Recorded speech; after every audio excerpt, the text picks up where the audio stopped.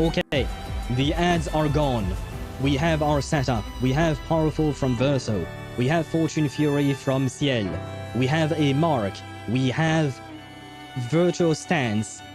And we have 3 Gradient Charges for the Gommage. Will Roulette finally give me the victory over Simon? Come on. Please believe! No! Roulette! And of course, Kohani cursed us. Kohani, how could you do this to me, man? All this setup, man. So now we are at 8 pity, going to 18. Just can we see if we can get an early P1? Because why not? Why not? 110 pull is all you need. 110 pull is indeed all you need. Can we win this again? Can we win this again? Come on. Intellect? No need for further introductions, Timekeeper. Now that I'm here, our cooperation is 200% confirmed. 200% confirmed. He says it, man. I'd like to hear your plans so the LSCC can prepare their next steps. Oh, brother. Well, thank you very much, Enigma, for showing up once more. On 110 pull. 110 pull is all you need. It is what they say, right? Well, it is what I say. But I do enjoy drinking wine. Would you like to join me for a cup of wine? Okay, I think we just reached pity, to be fair. Winning 50-50 pity. We go. Here we go. Yes. Come on. We need to see intellect of latest, right? Come on. We believe. We believe. This has to be her, right? I've never seen an animation like this before. It is her. Okay. Hello. She's so pretty. Oh, by the way, wait. Oh no. No, I want to show. No. No. I wanted to show you guys my progress on building Trigger, but I forgot and now I can't. God damn it. Oh, do I need a certificate for my mule too? Your mule is a Taoist? Is a mule a Taoist?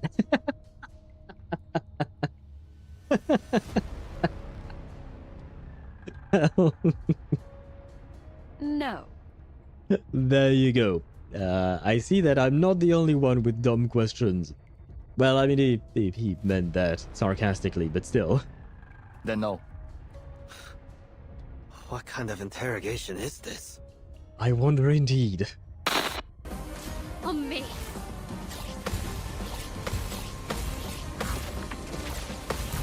Okay.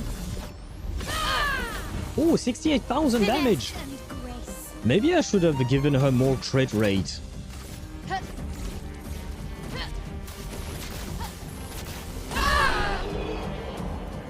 The one shot worked. The one shot roulette worked. God damn it. Thank you, Kwani. Thank you indeed. God damn. Alicia, I used to like you, but you're kind of a piece of shit when you're fighting. Just saying. GG, thank you, Monique.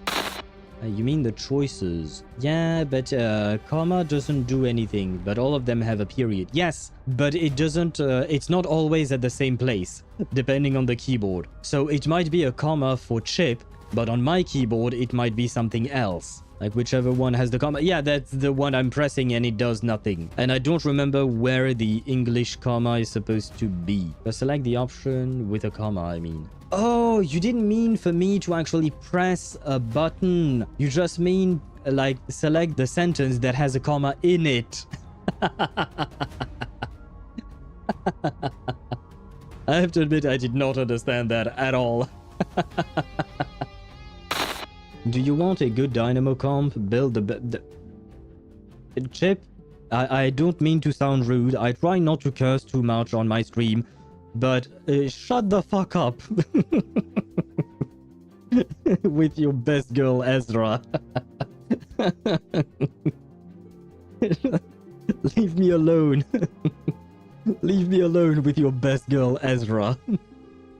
And the worst part is, now that I will be trying to build a blood tithe team for Sentinel, I kind of have a good excuse to build Ezra, just because Ezra is versatile. If you give him his 2 Euphorias, you can play him in blood tithe team, and you can play him in Dynamo teams. But god damn it, seriously? Emily Tosh is a good test subject for perfumes. You know what? That is a great point, Sparta. Tosh is a good test subject for perfumes. I myself need to buy a new one because mine is almost empty. So for the perfume, please come home to us. Okay, okay. Now all we have to do is win. All we have to do is win. Show me Emily. Come on, show me Emily. Show us Emily, I tell you. Wait, where is she? Yes! Hello, my name is Emily. There you go, Tosh. We got your Emily. Woo! Not gonna lie, I was kind of stressed. But we do be happy. Mostly poetic insults to use on Monoko. I'm currently comparing him to the backside of an owl. And, how is that an insult exactly, Verso? What do you have against Owl's backside? Why do you not like my ass? What is wrong with my ass? I've received compliments about my ass, I'll have you know, okay? Why do you not like my ass? What did I ever do to you? How dare you, Verso? God damn it. Why? Why is he the way he is? Now I don't like Verso anymore. Ah, my coins! Can I get my coins? No! No! Give me my coins. Yes! No! Yes! No! Oh my god, the game giving me false hope. How dare you, game. So let us see. Will this one temple going to 37 pity be enough to summon the man, the myth, the legend, Adler Enigma Hoffman? Pretty please? It is! All you need to do is show your face to me. Please, Barca! Okay, this is the 5-star, so this is a good start. At least we're not going to a very, very late pity. Please let us win. Please let us win. Let me see the man, the myth, the legend, the beautiful Jean. Wrong Animo Grandmaster. Fuck. Well, I mean, I'm not unhappy because it is Jean and I do like Jean. This guy is probably going to kick my ass a bunch of times. And I'm not entirely sure how I'm supposed to play. How do I... Okay, that's... Okay, I guess I can't really attack directly. Also, there is a door nearby. Ah, I will look for it once we lose. Finesse and precision. Ready to evade. Too early. Yep. Yeah. Yeah, I don't think we, yeah. No. No. No, no, I'm good. I'm good, thanks. Yeah. Yeah, we're gonna go that way, okay? There is no need to go talk to this person. Say before coming in. Wait, how does she cough? She doesn't breathe, right? Breathe, not breed. Fuck. Wrong word. I mean, I guess she doesn't breed either. Yeah, no, never mind.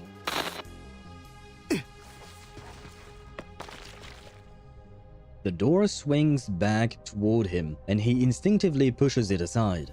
Ink droplets fly across his face. I have a joke to make about what just happened. I will not make said joke. I will remain a pure and innocent child who does not have his mind in the gutter. Yes, grunt like that, Guang. Wait, grunt like what? Wait. Is this what you wanted to hear, Aisha?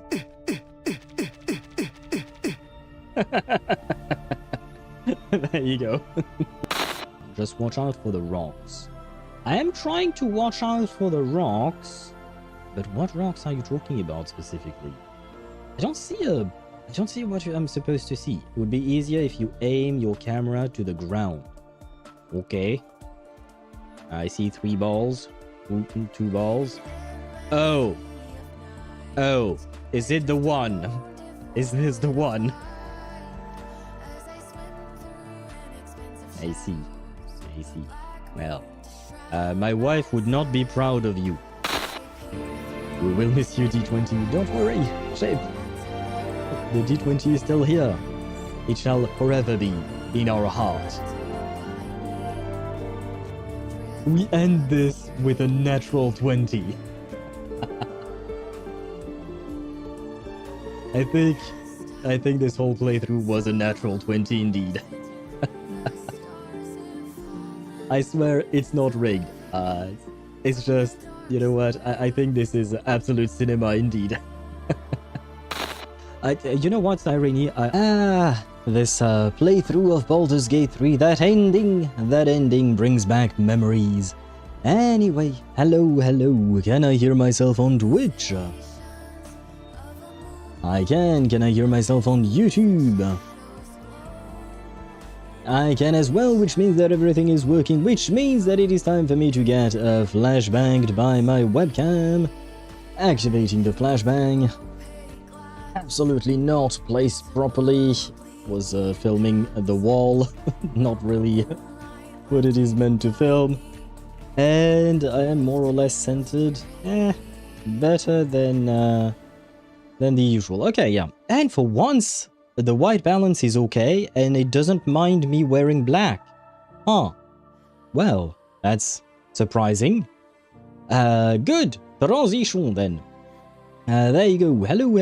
An owl jump scare. As you can see, I am here. We have started. And, well, we have a problem. Oh, no, never mind. I was going to say we have a problem because there is no first, nor is there a second today. For some reason, you guys have decided to boycott that command. But thankfully, Dan is here to to save us, and I shall say hi to Dan first then. Hello Dan, and welcome to the stream. I hope you're doing well. Bonjour indeed, and bon appétit having dinner. Bon appétit to you as well. I hope you enjoy your meal. But hello indeed, and thank you for being here. And then we have Tosh first, and then Chip second. Now, congratulations to both of you. Hello Tosh, and welcome to the stream. I hope you're doing well, and I hope you're having fun with your Dark Souls 1 playthrough, playing a Pyromancer Wanderer. I've no idea what those things are. I mean, a Pyromancer, you know, it's a dude that does fire things, right? Fire mage, I guess, that is wandering because he's a wanderer. I guess that's all I know, because I know very little about the game. I know you can play as a dude wearing nothing but underwear. I know that's a thing. Why is that a thing? I don't know. But I have seen that. And then hello to Kohani. Welcome to the stream, Kohani, and I hope you're doing well. Welcome in. And thank you for being here. 44 streams for Kohani, 91 streams for Chip, 16 streams for Dan. Congratulations to all of you, and I do thank you for your presence on these streams. You guys are what make these streams fun. That's it for the betting after 2 losses. I mean, you did won once and you lost twice. What does that make your what is it called? Stats, bet at chip. CH1P the second, there you go. We both did it. 272 over 274.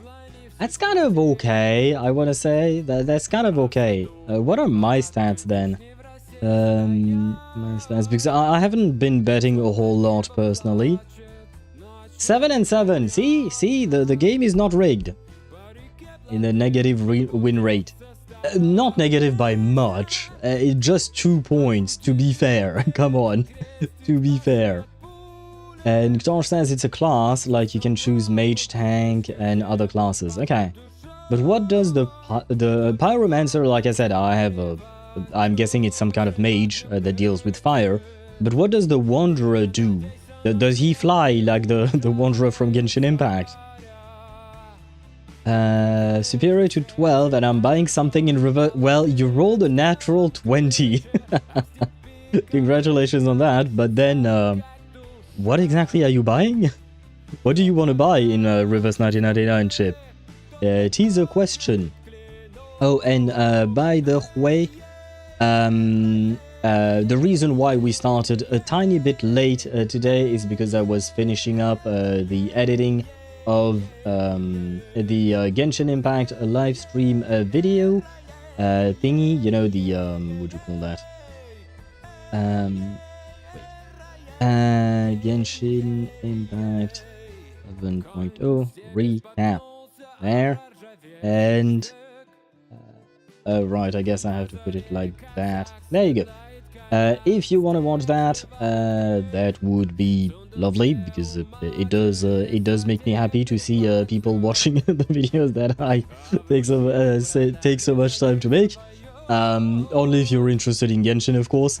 But more importantly, it gives you a brief overview of everything that is happening in Genshin Impact 7.0. There is a lot in that update. I have a lot of notes. I didn't manage to fit everything into that video because there was too much. But I tried to put in the most amount of details. One thing that I don't know why I got surprised, but somehow Alyosha is a 4-star, and or rather, Alyosha is a 4-star, and somehow it surprised me. For some reason, I had in mind that he was going to be a 5-star, even though I think we discussed the fact that he looks like a 4-star. So I don't know why I got surprised when I was watching the live stream. But the biggest surprise of them all is that Genshin Impact is turning into Counter-Strike. Well, more like Fortnite, I guess, maybe? I don't know. But the fact is that Genshin Impact is turning into a third-person shooter game, somehow, for some reason. Good morning, good afternoon, and good evening. And hello to you, Accelerator. Welcome to the stream. I hope you're doing well. Welcome in, welcome in. Good morning, good afternoon, and good evening to you. The Limbo Suitcase theme, collab theme set for main menu. Twins outfit, finally got her after 83 pulls. Okay, so that means you got them after at 13 pity after losing to someone. I don't remember whom. Oh, pata pata, unique garment. I will say, personally, this is my own personal choice, but, what do you call that? Personally, I really like the outfit for the twins. I think that it fits them. It looks better than their original Inside 0 and Inside 2 skins. For Flutterpage, not gonna lie, I'm not exactly a fan of her unique garment. It looks nice, but it doesn't suit my personal taste.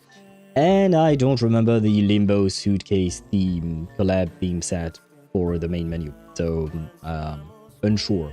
Special mention, Sentinel's garment as well. Yeah, that garment looks good. If I hadn't gotten the Sentinel's garment from the Battle Pass, I think I would have probably bought that new garment as well. But since I already have the one from the Battle Pass, and it does look good. The new one looks better, to be honest. The new one looks better. But, money. It costs money. You can roll 20 unless betting. And I'll definitely rig something. I swear I didn't. I even showed you. I told you. I showed you exactly how it works. There are ways for me to rig the dice, but it would... you know me, I'm lazy or efficient, however you want to call that. But the fact is that I don't want to spend too much time on something. As long as the thing works, I'm happy. So, you know, if I were to Like, I wouldn't actually rig anything just because that means more work, unnecessary work. I don't like unnecessary work. And hello, Immortal You. Welcome to the stream. I hope you're doing well. Welcome in, welcome in. And I don't know if the garment would rerun or not. I think Sentinel's garment should rerun, as far as I can tell. I don't think it's part of the collaboration. The only collaboration garment is the Flutter Page 1. So the Flutter Page 1 would not rerun, I think. But the Sentinel's garment, I think it's part of a different series. So it should rerun as far as I know. But unsure. Question, say yes if I should get the random afflatus box for the 100th pull. Reward, no. For P1 twins. Well, apparently you apparently the bot is disappointed that you're no longer betting, so it still wants you to gamble by pulling that random afflatus thing. Speaking of gamble, I tried to pull S1 on Soy Soy. Unfortunately, I didn't get it. I went up to 45 pity. I think I did like 2 or 3 10 pulls, more than what we did yesterday, and unfortunately I did not get the S1, and I'm out of Astrites and whatnot, so I'm gonna keep that pity that I built for Sheen when she releases, which should happen not next patch but probably the patch after that, I would assume. Either 3.7 or 3.8. My bet would be on 3.7 since it's supposed to be the end of the Mangzhou arc. But only time will tell. So yep, I'm gonna do 100 pulls tomorrow because new month. Not literally 100 pulls, but I'm almost at the 100th. 310 uni. Oh right, you get a free 10 pull from the shop. True. I forgot about that. Right, tomorrow is the 1st of August. Huh. Good luck to you. I don't know exactly what you want. Do you want, Immortal You, do you want P1 twins or do you want the random box? And if you want the random box, who would you want from the random box? P1 twins? Okay. Makes sense. It'll make them stronger for longer, right? Because I'm assuming that at some point the twins are going to get replaced, probably. Because they're collaboration characters. So, and they're a main DPS for a brand new archetype. So my assumption is that at some point they're gonna release a new main DPS for the Conduit archetype. So, you know, I'm assuming they're gonna get replaced at some point. It wins AoE damage. I guess they could make a single target damage dealer for Conduit. Why not? Why not? But I still expect the twins to be replaced at some point. Hopefully I get Spirit, Intellect, Beast, or Mineral. Right, you don't want Plant. And you don't want Star? Why not Star? I wonder. But Spirit, Intellect... Intellect, I know you want Aleph. Spirit, you want... No, Aleph you already have, sorry, I think. No, Spirit, you want Karen. I don't know who you want from Intellect, Chip. Nor do I know who you want from Beast or Mineral. And I'm assuming the random box, random afflatus box, it does not include limited characters such as Lucy, Jun Youngzhe, Paper Heron, etc., right? Sorry. Star is literally my biased afflatus. Oh, you have too many? Oh, fair enough. Fair enough, you have too many star characters. Makes sense. I mean, with the impromptu shit, it does make sense. Yo, I'm already stuck at the first boss. He doesn't take damage, man. There is a note saying get away, but I can't run anywhere. But he can also break columns or however you spell that around him, so maybe I have to collapse the area to kill him.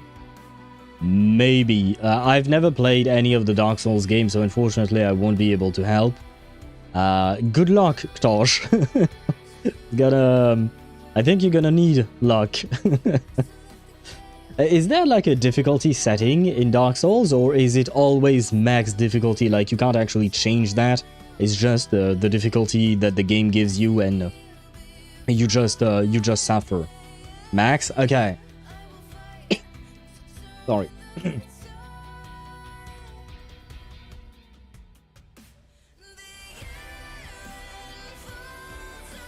There is no difficulty. Okay, I see.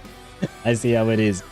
Well, Rip Tosh, it was nice knowing you for the past year and a half, I think. But Ktosh will no longer be among us for a little bit, I think. Same, Karen feels irreplaceable. Karen does feel irreplaceable for now. Until basically they bury Dynamo as an archetype, if it ever happens. I hope not. I hope they don't bury the Dynamo archetype, but maybe at some point I mean, in a few years it will most likely happen, but for now I think the Dynamo archetype is relatively safe, I would assume.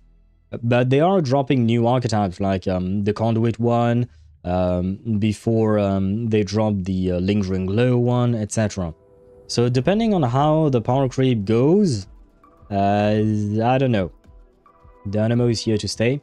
For a year or two more, sure. Unless they don't drop new characters.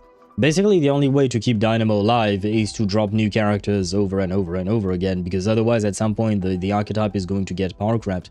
Just like what happened with the plant archetype, right?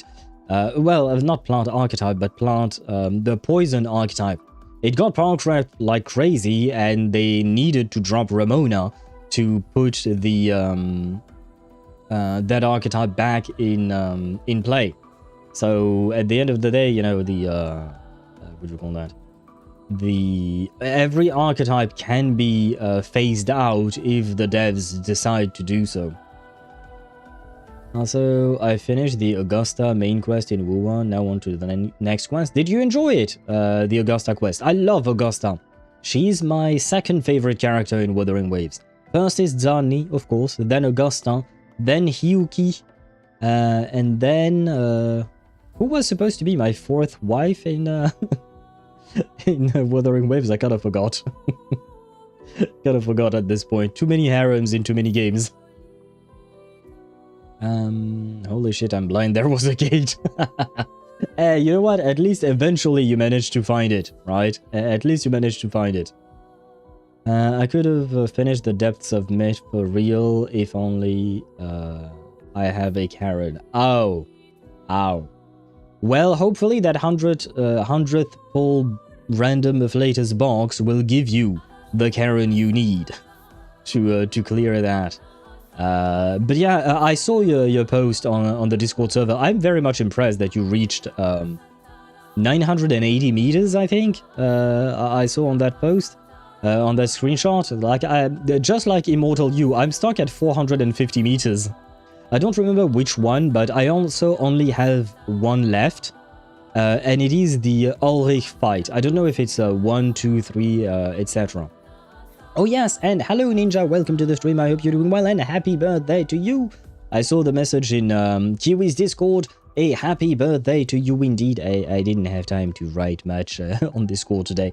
But a happy birthday indeed, and I hope that you will have a wonderful party for your birthday, and that you don't have too many gray hairs. But I think you're relatively young, probably early 20s, I think. But anyways. No grey hair for you. And a happy birthday and a wonderful party. Thank you for the lurk here. I hope you will enjoy the rest of your day.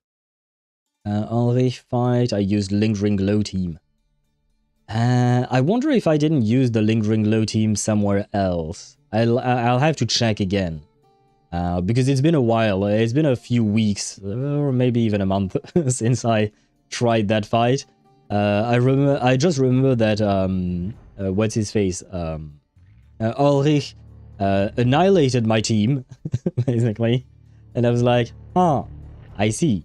Like after 3 or 4 turns or something like that. Lingering Glow plus Andronala. Okay, for the stun or the charm or the...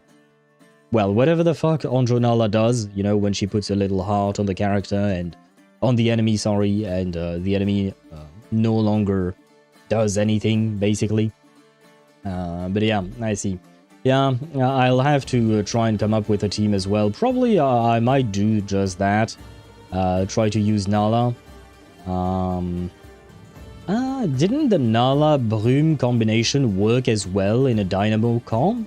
I think? I vaguely remember people mentioning that a long time ago.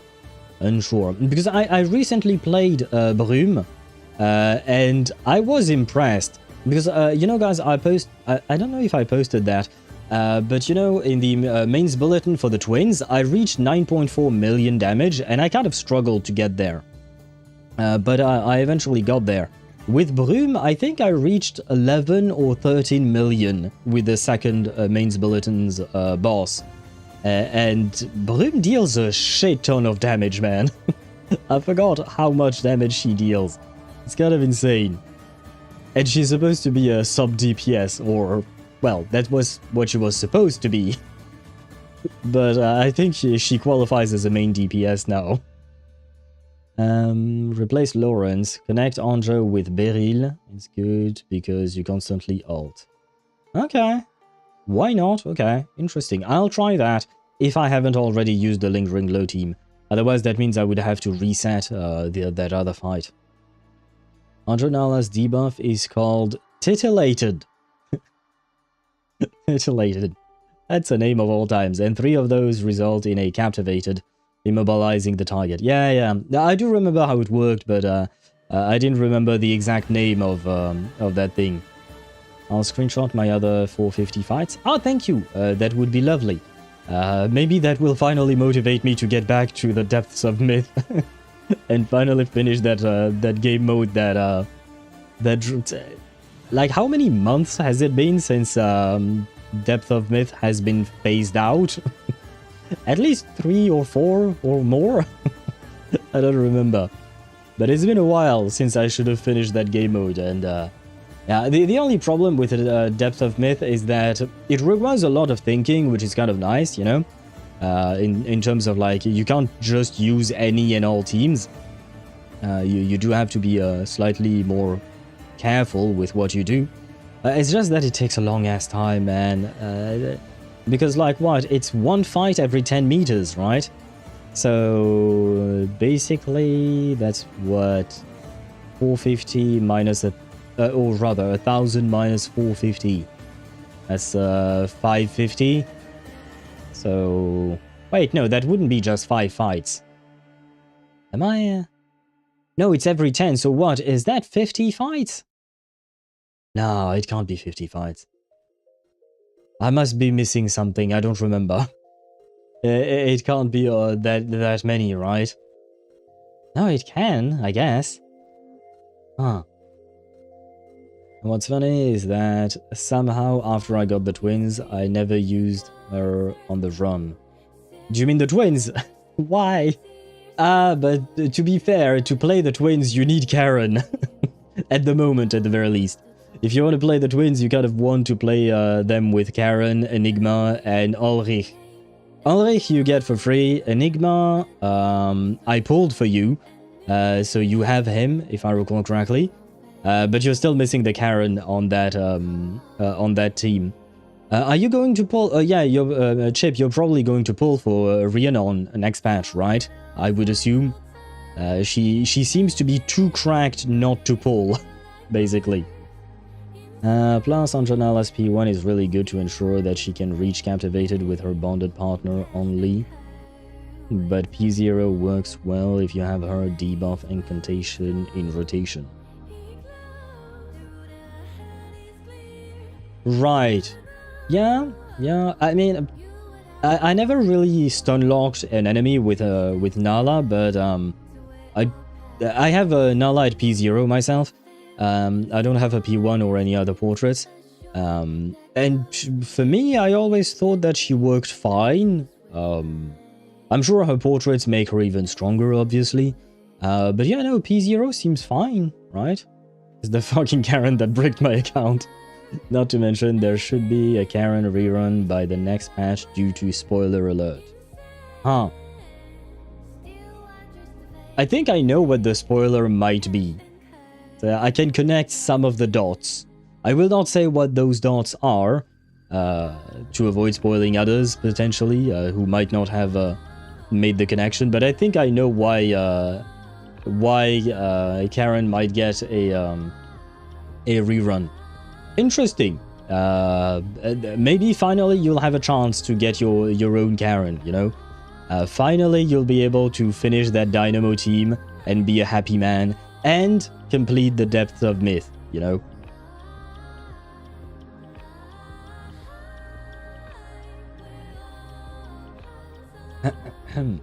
You know what? I know it's only been 35 minutes of yapping, but I am going to launch the game. Because I wanted to go through a little something together, which is the, what do you call that? The yearly thing. I don't remember what it is called, but you know, the yearly review giving you statistics about your account and whatnot. I'm kind of curious to see that myself, and I figured why not share with the class, you know, to showcase what the fuck happened to my account. And I think you will see that I have not completed a lot of the end games, especially Deadly Assaults, in the past few weeks. Although I will say I'm still struggling with the Deadly Assault. I redid some of the fights, and I'm so close. I'm missing like 400 points, I think, to get that last star in Deadly Assault, so it's very, very disappointing. But it is what it is. I've seen the Pata Pata rerun coming to this patch, and I finally knew the pattern. Oh wait, what is the pattern for Flutter page? Because that, I have to admit, I don't know. My current team for the assist wins is Flutter page, Ulrich, Enigma. Oh right, Enigma. Okay. The idea is to set up Flutter page's channeling and pulsing field level 3 for the Twins ultimate. The Twins ultimate is very, very damaging, right? In the sense that like it deals a lot of damage, and I'm quite impressed. But I feel like I'm missing some of the subtleties of how the Twins work. I need to actually take the time to read their kit. Although I guess the way they are played might change once we get more conduit characters, so next patch basically, right? So it's just oh, and speaking of ZZZ, got suggestion which to pick for the free character. What characters do you have, Chip, and what characters do you want to play? It's always the first question I need to ask before I can try and give you some piece of advice. And hello Mihai, welcome to the stream. I hope you're doing well. Welcome in, welcome in. May sound a bit heartless, but I'm honestly quite indifferent to what may happen to Paimon in 7.0. Man, what? Our emergency food! We need emergency food, especially in a region like Snezhnaya, man! Especially in a region like Snezhnaya. Bruh, poor emergency food. And already got Toriga. I like Hugo, Rat, and Sandy. I do not recommend Hugo. Because he's about to get power crept by Uma, aka Sigrid. So I can't exactly recommend Hugo. Let me check, by the way, what are these characters. You know what? Let me switch scenes because I have the game launched. So that way we can all see it together. There. Abrupt transition. There and this thing, right? Yeah. Hugo I can't recommend because he's about to be power crept by Sigrid. Sambi is a why not, but it's she's on the lower parts of the list. Basically, the two main ones that are worth it at the moment are Lucia, because she is the premium support for Rupture teams. If you don't have a Rupture team, then she won't really serve you much. And then there is Jane, because Jane keeps winning, and we love Jane. Jane is a bit easier to slot in because she does not require to be in a Rupture team. She requires to be in an Anomaly team, but there are many Anomaly teams. And if you pick Jane, you can play Jane with Remielle, for instance. So that could definitely be a thing as well. So depends. I mean, if you prefer Hugo, Rat, and Sandy, then I would recommend the Rat. The Rat is stronger overall and a better value to an account than Hugo and Sandy at the moment, at the very least. Was about to get that Spook Shack as well, forgot the name. Do you mean Yuzuha? Yuzuha is kind of a must. Well, she's not exactly a must. She kind of... well, you know what? If you don't have Yuzuha, it's okay. Pull for Remielle, Chip. They don't exactly perform the same exact role, but they kind of do. No, Lucia? Oh, Lucia is Spook Shack? Oh yeah, I forgot she is. I forgot she is. For me, Spook Shack was Manato, Alice, and Yuzuha. I forgot Lucia is in there, you're right. Spook Shack is good if you have a Rupture team. Like I had mentioned yesterday to someone who dropped by the stream, Rupture, we have basically if you want to play Shifu, you want me to completely look the whatever you seek. I will devote myself wholeheartedly. Tentacle hentai. You want to become a hero too? Vacuum cleaner. If you want to play one of these characters, Lucia the goat is the way to go. If you don't care about any of these characters, then you don't really need Lucia. Unless there will be a new Rupture agent later down the line. But I can't exactly predict that, so... For now, all I can say is just, yeah, that. Like I said, Hugo, not great, because he's an attacker. Asset confirmed. Preparing to move out. And, I mean, Rupture is kind of similar to Attack, it's just a fancier version of Attack. And we have Yidari for Ice Rupture. And then we are about to get Sigrid for Ice Attack. We already had Ellen for Ice Attack. So Hugo is kind of in a niche that is overfilled, I guess. So he's not really anywhere needed. And then Jane, normally you can play Jane with Alice and Yuzuha. You can play Jane with Alice and Remielle. You can play Jane, Remielle, Valina. Plenty of combinations to be had with Jane, and at the moment she would probably be the strongest pick for you, maybe. If I have Sat Rex, right? Okay. Any W engines recommendation besides the best in slot? I will get Toriga's Wenjin. Shit. I think she can work with Fusion Compiler. No. Not Fusion Compiler. Weeping Gemini. I remember I talked about it, I think, with... No, wait. Maybe I'm confusing things. Give me a sec. Trigger's W engine is good for her, but Trigger is seeing less and less usage overall because there are other characters that are stunners and do the job better than her.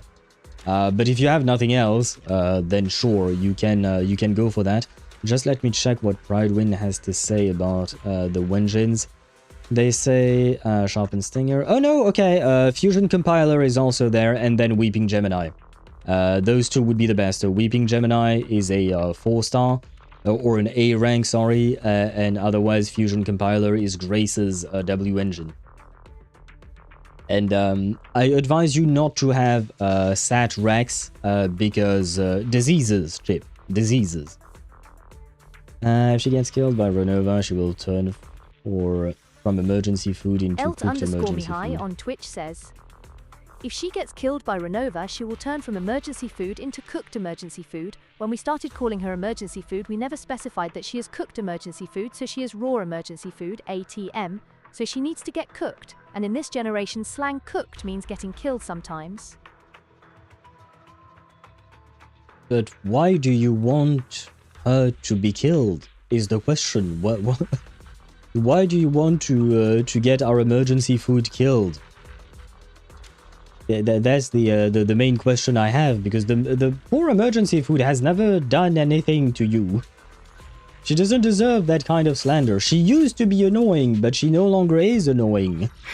Which alias should I use this This is what time? we call revenge best served when cold. What do you mean? About Paimon?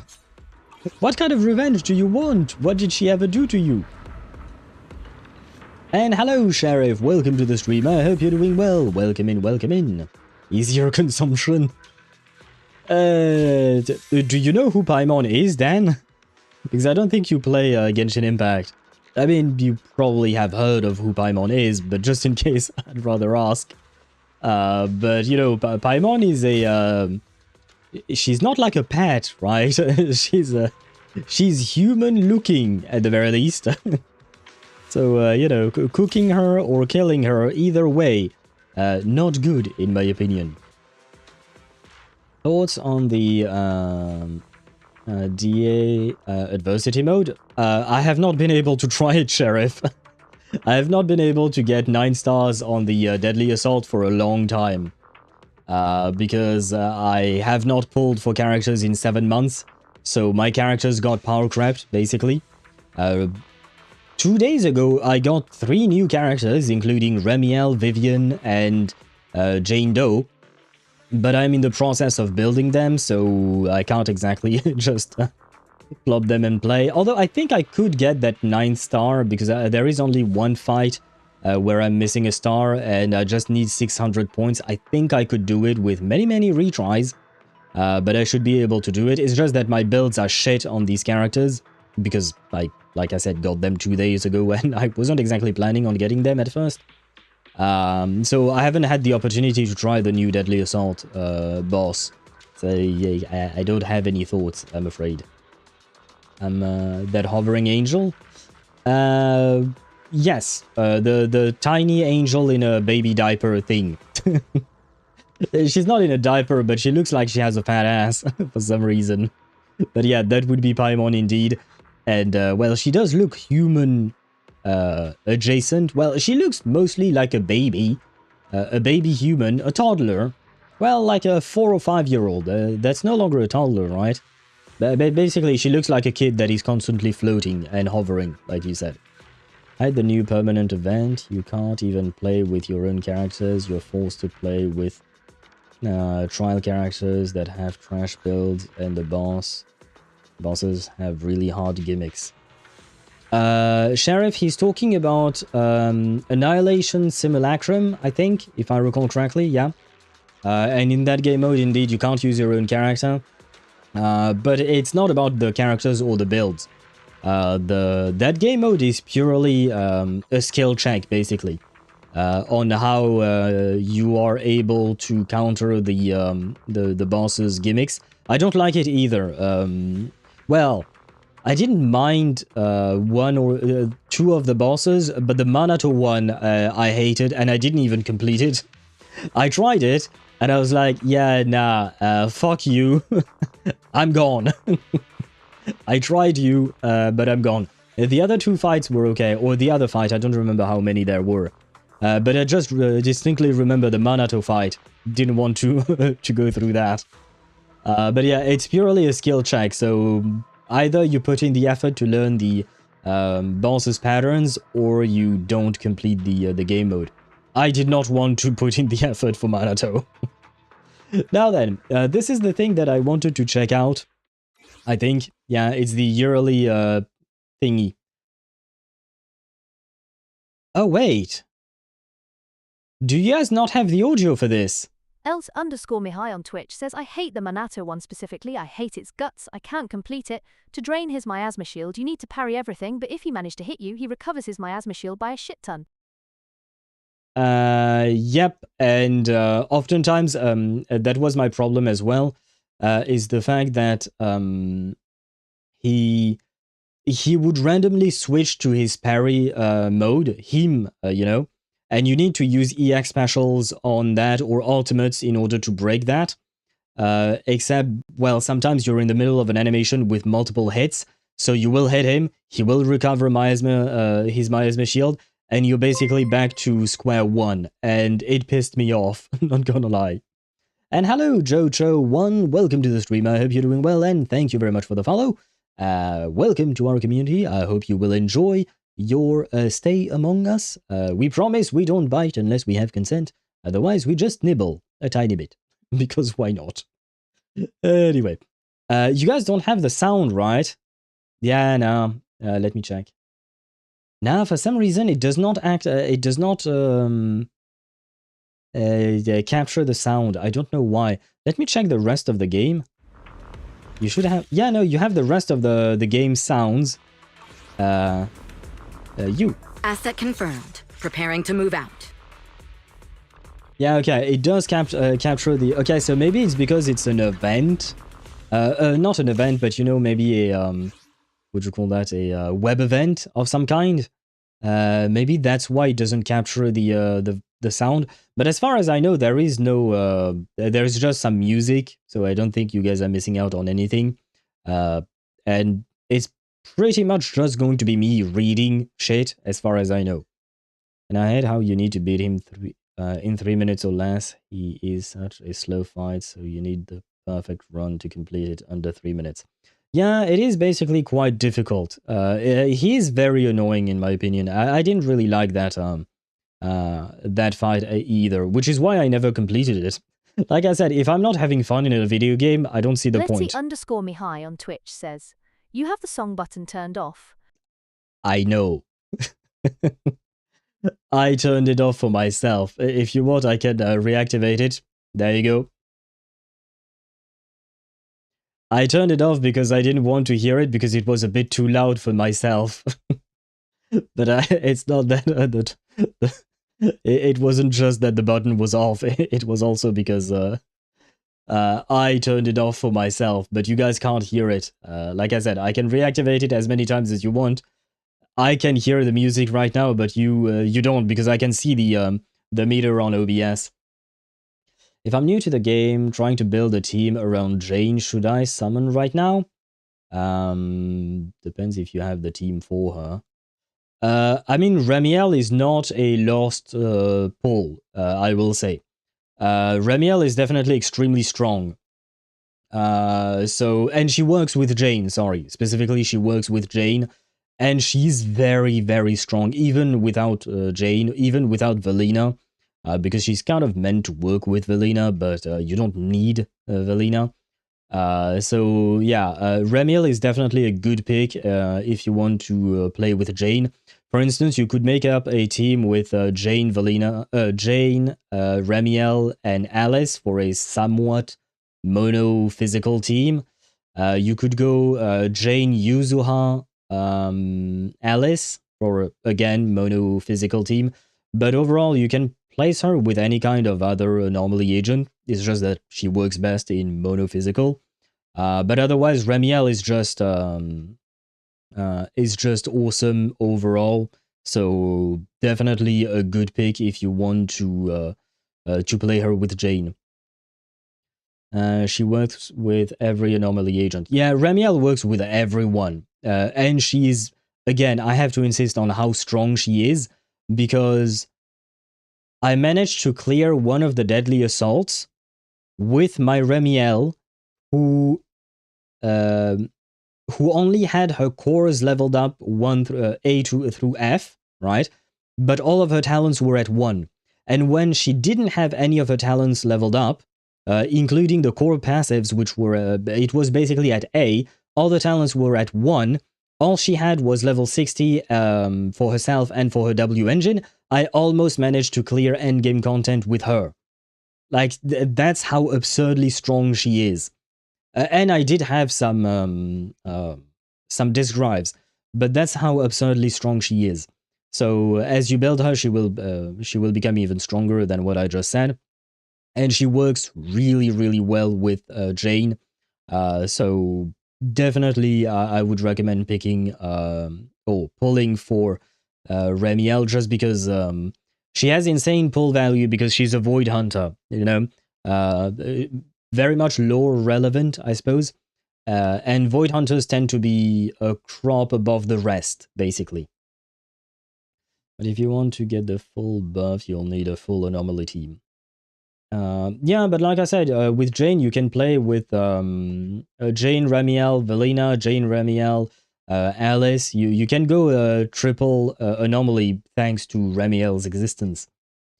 I use Piper on field. Piper actually is quite good as well. Swavy mentioned her to me. I didn't want to build Piper because I don't like Piper, but yeah. Piper is actually quite good as an anomaly agent, and she does work quite well again in monophysical for Jane. And hello, Swavy. Hey, hello to you, and welcome to the stream. I hope you're doing well. Kind of a coincidence that you showed up as soon as I mentioned your name. Did I summon you somehow? But hello to you and welcome in. What stage of progression should I start doing things outside of story? You can do that anytime you want. You can do anything you want, and it doesn't really matter. If you're talking about like side quests, I don't have that many to show you, I'm afraid, because I've completed most of them. Is it here? Yeah. Because the main quests are the red things, world quests or side quests are the blue ones, green ones are the event quests. Events, I would argue you should do immediately because they have time-limited rewards. So if you don't do them on time, you will be missing out on some of these rewards. As for side quests, you can do them honestly whenever you feel like it. It doesn't really matter. All they are going to do is give you a bit more lore, I guess. I mean, this one is not actually about lore. This one is about a specific game mode. But it's just going to level up your account to 60. I can't show you the level up thing, but yeah. It's just going to help you level up that, which will unlock more things. It will unlock more game modes and functions. So do it whenever you feel like it. There is no real order to it, as far as I can tell. Oh, and same thing with what Chip mentioned, character stories. You can pretty much do them whenever you want. I don't think any of the character stories have major spoilers about the ongoing plot, right?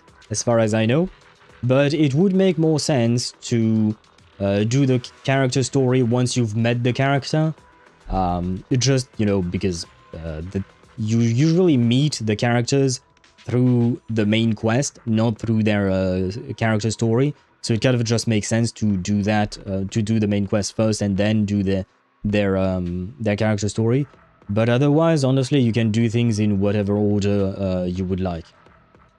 And we finished story? Yes, today we will finish the story. We haven't finished it yet. We barely we haven't even restarted. I just wanted to go through this thing, but I keep yapping about other things.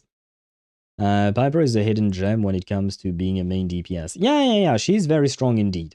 Nongong, Remy, any anomaly agent. True, yeah, Nongong Yu does work because Nongong Yu is a stunner that is actually an anomaly agent. She is an anomaly agent masquerading as a stunner. She should not be a stunner.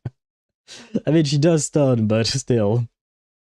She carried me in those early days, her and Harumasa. Yeah, Harumasa was quite good when he released. He was okay, I will say. He was okay. If I were to lose my 50-50 to Yanagi, would Miyabi, Yanagi, and Yuzuha be stronger than Miyabi, Bernice, and Yuzuha? Probably, maybe. Because Yanagi is kind of meant to be played with Miyabi. She works really well just because with her EX special, she can trigger disorders, which will fill up 2 blue balls for Miyabi. I don't know if it would be stronger than Bernice. I think so, because I feel like Yanagi synergizes better than Bernice, but unsure. Unsure indeed. Oh damn, the natural 1. I see. Poor Chip. Click to watch. Authorization? Yes, you have my authorization. Whoa, so many ad sponsors. Looks like last year's show was a real hit. If we air all these ads, our show's basically gonna turn into a little bit of this and that, squeezed between commercials.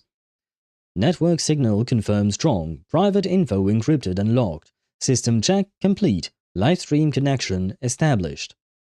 Wait, yo, going live already, Fairy? Did all of that just get broadcast? Gotta pull it together real quick. I'm the host here. Is it actually EOS the host, or is it Wise controlling EOS as the host? Because I have to admit, I have questions. Anything but betting big. Jesus. The bot is trying to take care of you, my man. Trying to take care of you. To avoid betting big, because it's dangerous. My most played agent, it was still Evelyn, just like last year. I thought it would be Ishwan. Oh, really? Huh. I didn't know. Are you an Evelyn fan, Sheriff? Because I don't think I know who's your favorite character in ZZZ.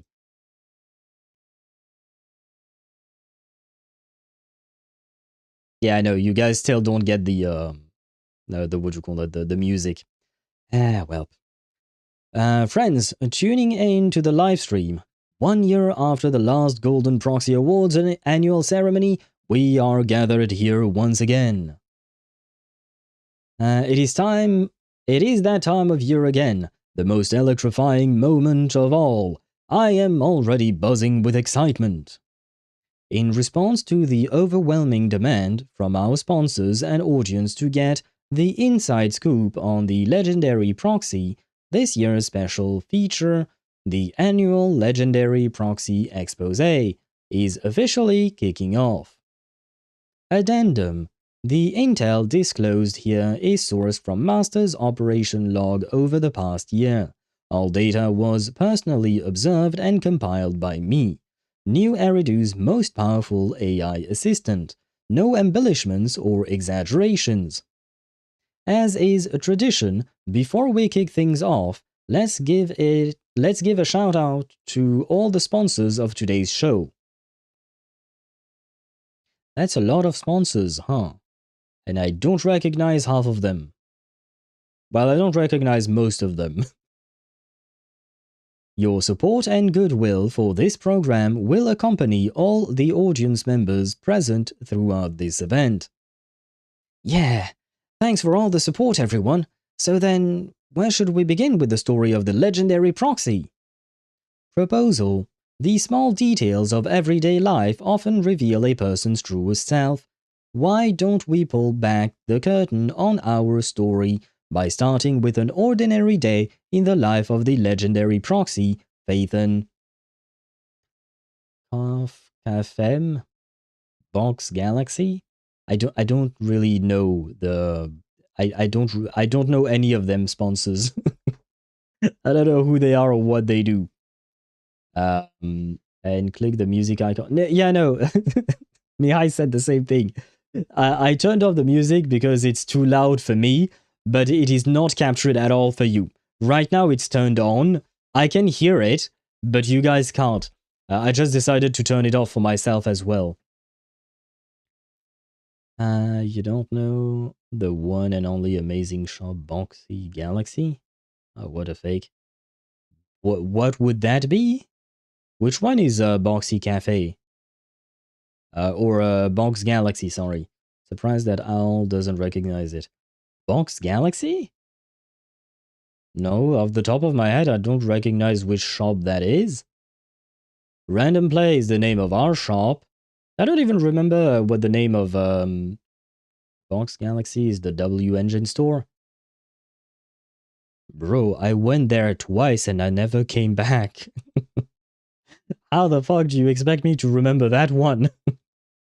I know which one it is, right? It's if you look at Random Play that way, you go left. I mean, maybe my camera is messed up, but you go that way. You keep going. You turn around the corner right, and it's in a little corner, right in front of the metro station and in front of the venue for the Angels of Delusions, right? I know where it is. But yeah, I've been there.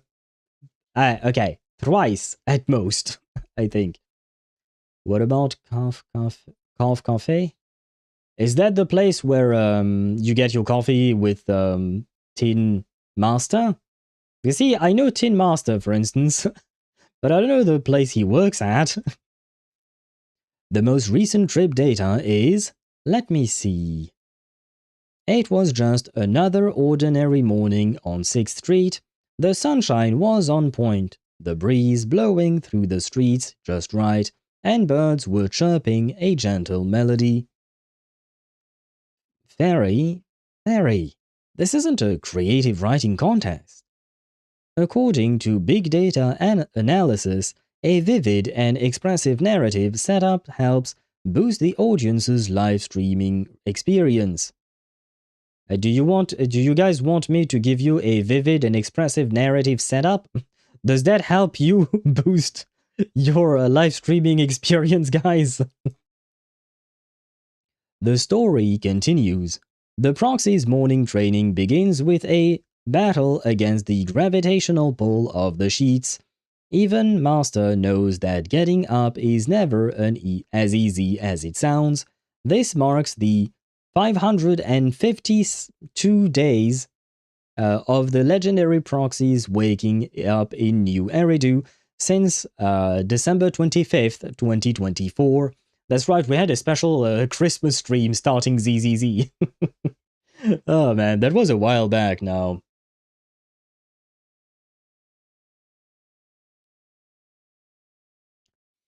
And hello Sparta, welcome to the stream. I hope you're doing well. Welcome in, welcome in. In this nation where the gods have never shown favor to Her Majesty, I have to get Piero. He keeps convincing me. I don't think Piero is going to come out anytime soon though, right? Because he hasn't been teased. So my expectations is that if he does come out, it would be late into the 7.x rotation or cycle, I would say. But he does look really good. And I hope that he does come out as is. But we've never had a bearded man as a playable character, unfortunately. And before Piero will be gommaged. That could very well happen. So that means almost a perfect attendance. Oh, almost a perfect attendance. Why is it seriously impressive? What do you mean almost a perfect attendance? Did I miss doing my dailies at some point? No, not that I can see. Because I have a spreadsheet for that. It's not to see whether or not I've done my dailies, it's to record how much time I spend on my games, but what do you mean almost? When have I ever missed a daily in ZZZ? Aside from good mornings, I've noticed Master also has quite a number of midnight logins. The time distribution ratio breakdown is roughly as follows. Wait, hold on, Fairy. This is our most top secret data at Random Play. After getting up, Belle and Wise must have already started working. Let's take a look at his daily errands. Hold your horses. There is one key item on Master's pre-work schedule that hasn't been revealed yet. Savoring a cup of Tin Master's special. Ah yeah, there you go, Cough Cafe. Made by Tin Master. There you go. But it's been a while since I've been to Cough Cafe. I mean, we've been in Phylum Heights for a while, and now we're in Roscaelifer, so I haven't been in 6th Street for a while. That's right. Whether it's coffee or tea, Wise loved them both.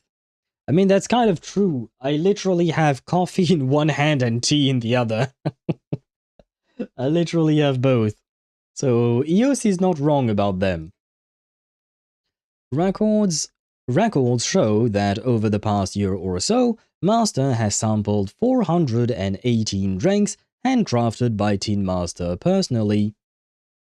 No matter how exhausted Wise might be from the night before, one rich, full-bodied cup of coffee is all it takes to get back in top form. Thank you, Tin Master. One Tin Master special a day keeps the drowsiness away and awakens the legend within. One coffee down, and now it's finally time to reveal what the legendary Proxy actually does, right? Everyone in the stream can't wait. Right, guys? You can't wait, apparently. It's EO saying it, man. If he keeps monologuing like this, he will be legendary. Yeah, or he won't be playable at all. That's my worry, unfortunately. And why do you want me to sue? Who do you want me to sue, Ktosh, and why? You still need to learn more about Master's work schedule, EOS.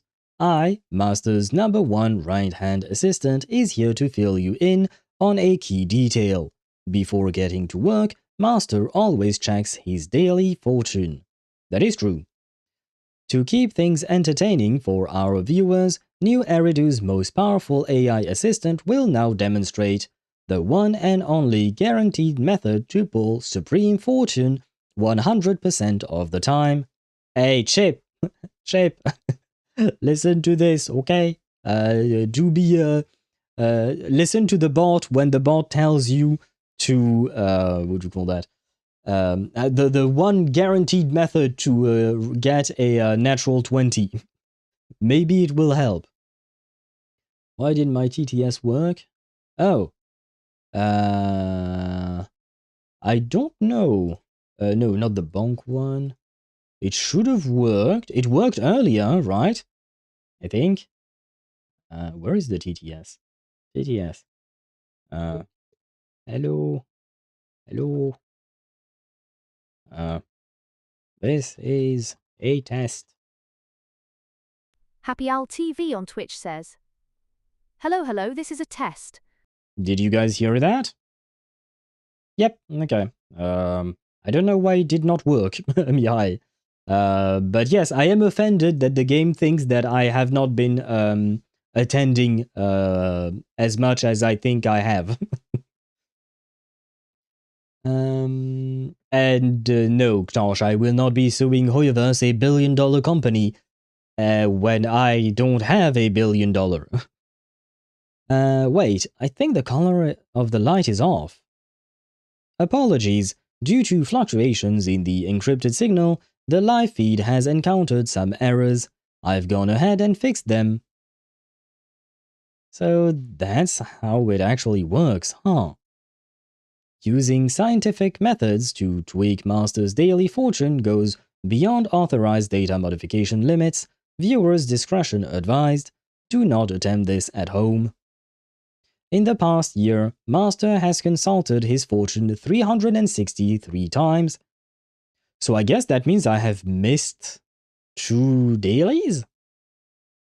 Earning a total of 1,919,632 dennies and 1,880 polychromes. On June 16th, 2025, the golden flash of a Supreme Fortune made its grand debut, sending onlookers into a frenzy. Over the past year, Supreme Fortune has smiled upon Master 14 times. Is that a lot? Because I don't know what the probability of this thing is. I don't know.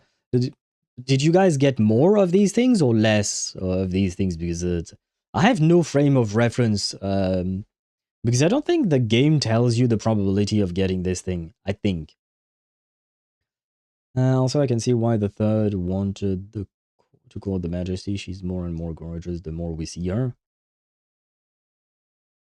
In your mind, probably, because otherwise her model hasn't changed. But yes, she definitely is very pretty. Oh, does it work? Oh, does it really work? I guess maybe my bot and what do you call that? And Fairy are not the same. I think, Chip. Hence why you rolled a 1 somehow. Let me check if it works. For me, at least. Well, never mind. I rolled a 6. Twitch has it out for me. I've been using GTS so much it refuses to work for me. I don't know why it did that. Why it didn't sound. I don't know if it came from Twitch or if it came from a speaker bot, which is the bot that I use for speaking, I think. Anyway. There seems to be some unspoken bond between the legendary Proxy and Supreme Fortune, something that goes beyond what the data can explain. Come, divine your fortune at Swabian Temple anytime, and get a good fortune reading every single day. Fairy's friendly reminder, when good fortune comes knocking, business tends to boom right along with it. Speaking of business, while at Yunque Summit, Wise actually made full use of his experience running this video store in Swabian Temple Restoration Project. Under Master's dedicated management, Swabian Temple has now reached Restoration Level 45. Verdict: outside of the video store, Master remains New Eridu's most business-savvy manager. I mean, that's just the max level, it's not that difficult to reach. That's right. While reviving the temple, we also got to know a lot of friends from Phylum Heights, like Sweetie from Yumsha Sin. Of course, they had to mention her. Wise just can't stop talking about the tea snacks she prepared. Yeah, I'm sure that's all he talks about, the snacks. Speaking of which, even though Wise has been swamped with new business at Phylum Heights, he never forgot about our own random play. Affirmative. Master has opened a branch of random play in Phylum Heights, and according to the cash flow data, the total revenue across all locations over the past year amounts to 8,346,101 dennies. Not bad at all for our total revenue. Looks like there is no shortage of film lovers among the residents of Phylum Heights and Buastrum. Emphasis: the video store's booming business owes a big thanks to one agent in particular, so this program is proud to award them the honorary title of Promoter of the Year. Oh, I wonder who's that? Because I've been using this thing to gather, the talent material, so I don't know who I use the most. So who exactly is this esteemed Promoter of the Year? Time for the big reveal. Reveal? Ah, Evelyn. Well, of course, wife would be there. I don't know. What fire agents have I put? Oh, maybe when I was considering pulling for Banyue? I use her a lot? Or maybe she was my default? Because, like, for instance, right now I'm using Ishuan or Astrayao, I think, for some ether stuff for Vivian or things like that. So, kind of surprised, not gonna lie, because I don't really pay attention to who I'm using or not. It just depends on what type of talent material I want. Big surprise, Ishuan was mine. Ah! Have you built a lot of... Do you do the same? Do you just choose the character based on what talent material you want?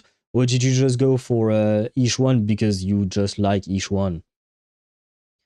For me, apparently, I used Nicole the most to promote the store. Eh, that's good, Mihai.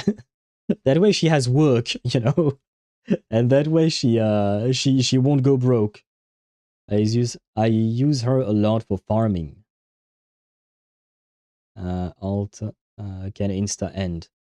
Yeah, but this is not about the farming, right? This is about the promoter of the store, right, in Random Play.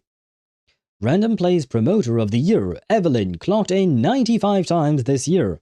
Thank you, Evelyn, for all the hard work over the past year. Yes, I do thank you. Oh, whoops, promoter. Oh, okay, so you were thinking about the character you use the most. I hope it's gonna be Evelyn. Because otherwise I would be very disappointed, but it should be. I think I've been using her most of the time. Maybe not always in endgame content, but outside of it, I think so. Need to dip out now, grabbing something to eat. Bon appetit to you, and a good night to you if you do go to sleep, Chip. A good night indeed. And I wish you sweet dreams of a Jane Doe, because why not? I just realized my friendship with Evelyn is at level 1. I don't know how that even happened. I got her day 1. Oh god.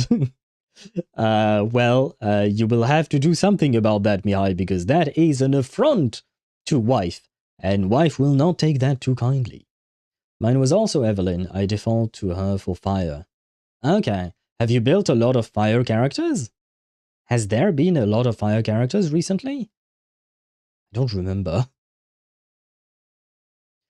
The video store's business is on fire, and Evelyn deserves major credit for that. Of course she deserves it. She's wife, of course she deserves credit. That's the daily life of a proxy for you. Next up, the exciting reveal of what the job actually involves. But before we get to the next big reveal, a word from our sponsors. We're going to a commercial already? Don't we need some kind of lead-in first? I haven't even processed what's going on yet. All promotional content has been rigorously vetted by yours truly and is definitely worth your precious time.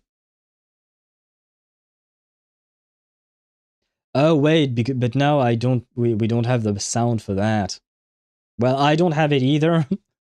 So there is that, because I deactivated it. Wait, I can earn 10 polychromes by just watching this? Yay, I think. Oh yeah! Nice. I'll take that. The music coming through the headset is so heavenly. No surprise there. It's the Angels of Delusion. If you're into their shows, make sure to check out the tickets at 404. Oh, right, that's the name of the place. The music is not, I just reactivated it for a second. The music is not from the, what do you call that? From the, Angels of Delusions. Is something completely different. But, Fairy, wasn't that ad break a little too abrupt? I was about to reveal the next story of the legendary Proxy. Let's start again from their companions. Besides the Angels of Delusions, how many new friends has Wise made? Show us the stats, Fairy. Over the past year, Master has established official partnership with 18 agents, bringing the total number of partner agents to 35. Now that's one impressive network. Well, not really, given the fact that I haven't pulled anyone in 7 months. Aside from the past couple of days when we got 3 characters. Do they count these last 3 characters? I don't think so, right? So I would be at 21 now, or at 38 in total at the moment. But yeah, I haven't pulled anyone in 7 months, so this number is kind of skewed. With all these agents by our side, no commission is too tough. And let's not forget about all of our Bangbu buddies. We seriously couldn't have made it in Roscaelifer without their help. Data shows that over the past year, Master's Bangbu companions have increased by 9. The video store has never been livelier. I mean, there is a reason why I have like 600 pulls saved on the Bangbu banner. I don't pull on that banner. Oh god. My friendship with her boss is higher than with her. Got level 3 friendship with Astra. And I got only her in her most recent banner, where you could choose between her, Soldier Zero, and I forgot who else. I see, I know what banner you're talking about. Well, that means you have forgotten about wife, and I will say, how dare you, Mihai. How dare you indeed. Time to get to work, my boy, and level up that shit as soon as possible. That's right. I'm super happy to make so many Bangbu friends too. The newly met agents and Bangbu have brought many new stories to the legendary Proxy too. Agreed. New partners mean new business. Now let's dive into the actual records together and uncover the secrets of the legendary Proxy's work. Video records and extra travel logs retrieved. Master's footprints can be found in every corner of New Eridu. Disclaimer, this stream only covers part of the record. Master's full itinerary is classified at the highest level and won't be made public for now. We appreciate your understanding. This is a group photo from Phylum Heights. It was a bit rushed when we took it, but everyone from Yunkwei Summit is wearing the brightest smiles. That just makes you feel so happy. No, I'm not happy. Do you want to know why I'm not happy? Where is George? On top of that, Wise is not smiling. But where is George? Where is the bird? Where is Ishwan's bird? Sag. No burb. The legendary Proxy story in Phylum Heights began at Swimbian Temple, a place you can visit yourself to seek out your own story, dear audiences. I remember this one. It's from the Fantasy Resort Beach Music Festival. That midsummer. Oh, matter how much time passes, I can't forget these memorable days. A huge shout out to Swabian Temple and Spook Shack for their generous support of this program. If any of our viewers are going through a rough patch, why not swing by either of these spots for some help? Let's not talk about that one. This one, a group photo from the special to Delulu's performance. 404 Live House on Gilded Carrot Day was absolutely buzzing with activity. These are, oh yeah, we might have... These are from the movie theater. Wait, these? Live feed has been temporarily cut. Reason, unrelated footage outside of the scope of this stream's content has been revealed. Suspected, system filtering error. How could she do this to us? Fairy, why? And hello Kumo, welcome to the stream. I hope you're doing well. Welcome in, welcome in.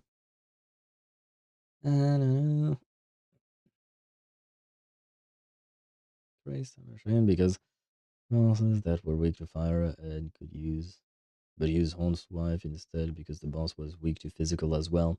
I mean, I suppose it makes sense. You use whoever would give you the strongest, the higher score. I would assume probably. Good, I got Seed.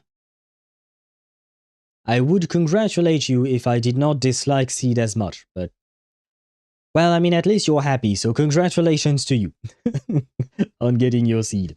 I am not a Seed fan. I do like her gameplay, though. I will say that. It's just a tiny little accident. The rest of the show will totally go on as planned. Oh yeah, shout out to Gravity Cinema for the support. Even in a new year, we definitely won't resist the allure of the big screen. Now that we have taken in those gorgeous group photos, let's dive in and reveal which agents has forged a deep partnership with the legendary Proxy. I bet everyone's super curious too. So far, Master has successfully leveled up 21 agents to level 60. Right, I haven't done a lot of trust events and trust leveling up for quite some time, not gonna lie. Collection outfit count? How many outfits do I have? I think the only one I bought was Ye Shungguang? Oh no, and Mibibi. I have two. Outside of the free ones, I mean. I have Mibibi's and Ye Shungguang. Yeah, right. I forgot about that.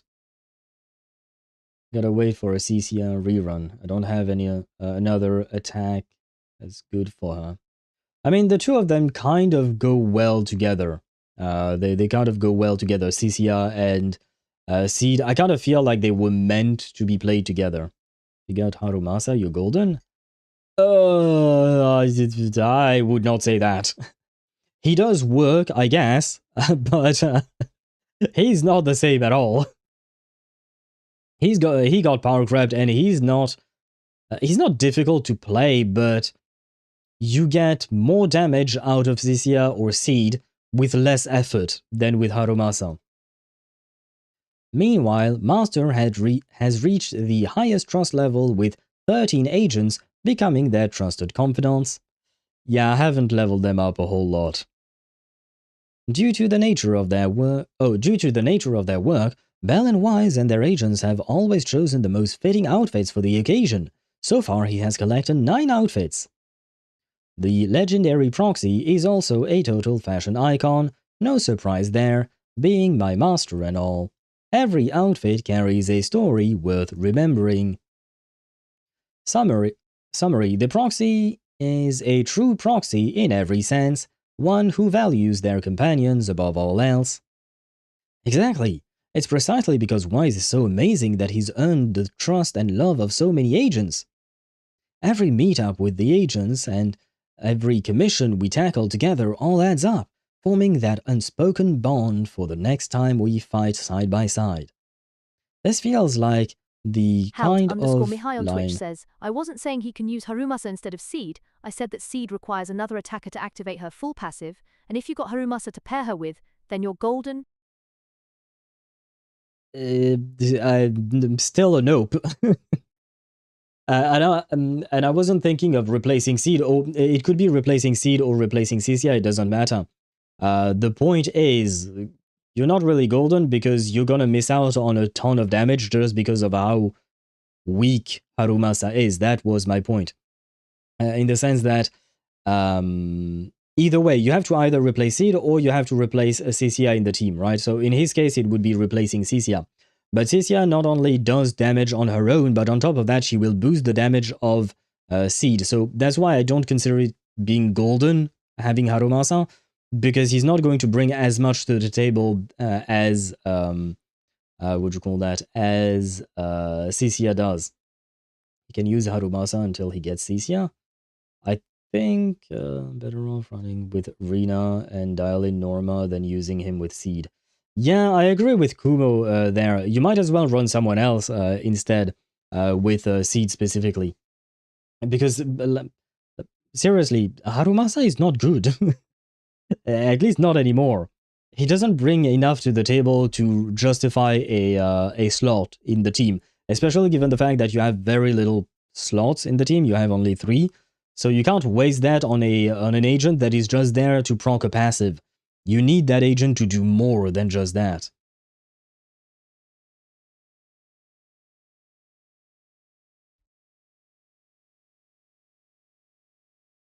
We've talked about what happens outside of the Hollow. Now, what about within? The true mark of Master's excellence is the top-tier skill he brings to the battlefield when fighting shoulder to shoulder with his agents. And yes, I got tired of voicing Fairy the way I did before. In the segments ahead, you'll see Wise pulling off some amazing moves at Scout Outpost and the Hollow.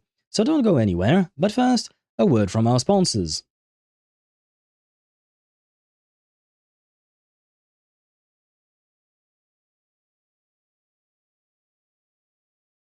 Was that the was that the meme with well, it wasn't a meme originally, it was just a fight with Gojo? I didn't think they would include that here. But there was that as well. Oh, it was in the video that I think Mihai shared. Might have been. Yeah, the animation from Dilon Gu. Give me my rewards. Yay. 10 astrites, 10 polychrome at a time, and slowly we will rebuild our funds for what's her name?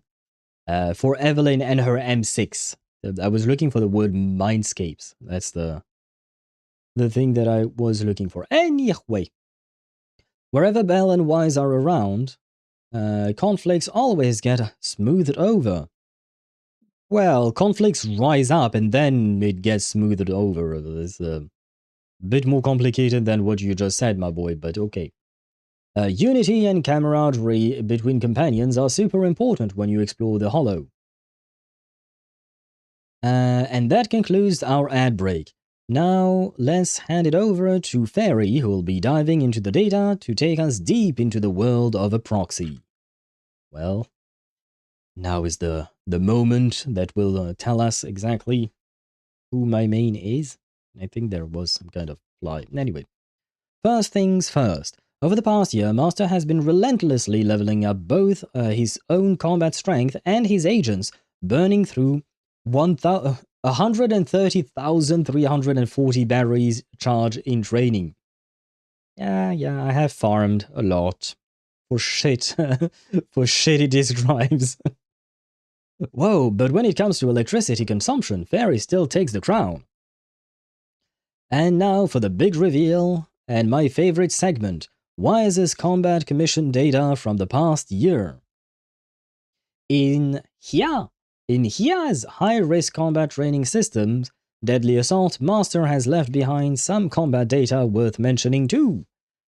Not really, no. Over the past year, Master has participated in 28 seasons of Deadly Assault. Oh yeah, I have participated. Cleared it is another problem. Not a single one missed. Wise is really something else. Yeah. I've been struggling like crazy. You can see it. The last 11 of them I didn't get 9 stars. And I get I guess the first 2 are the ones where I didn't get 6 plus stars. But yeah. For 11 of them I didn't get 9 stars, but Power Creep do be crazy. Legendary Proxy's goal is never simply to participate. In Deadly Assault seasons...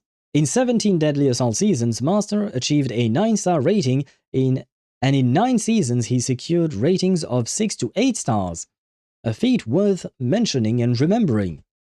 According to the historical battle records, Master achieved the highest challenge score of the year in Season 16 of Deadly Assault that began on July 25th.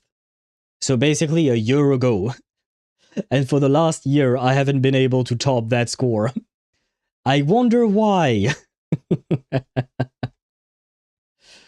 That day, Master faced Miasmic Fiend Unfathomable, Miasma Priest, and Notorious Pompeii, without backing down, and carved out a legendary record of 81,789. Data can only tell so much. Master's brilliance deserves a more direct visual showcase. Everyone, take a good look. Wait, what are we showing? The image captures a well-known internet legend. Whenever 3 Void Hunter rank agents are on the same team, there is always a lack of DPS. Huh? I suspect that everyone is just expressing their desire to spend more time with the Proxy in a humble way? What do you mean there is a lack of DPS? I guess they don't buff each other. But they are all DPS characters. I think the only Void Hunter who is not a DPS character is actually Remielle, and even then, I mean, she's an off-field DPS, I guess. But you could probably play her a bit on-field. Why not? But still. Not gonna lie, Pyroise would probably be better than him for Seed.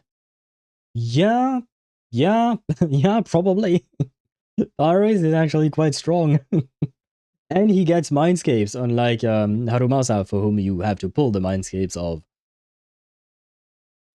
That's Belle and Wise for you. Though something feels a little off. Please don't go believing every rumor you hear, everyone.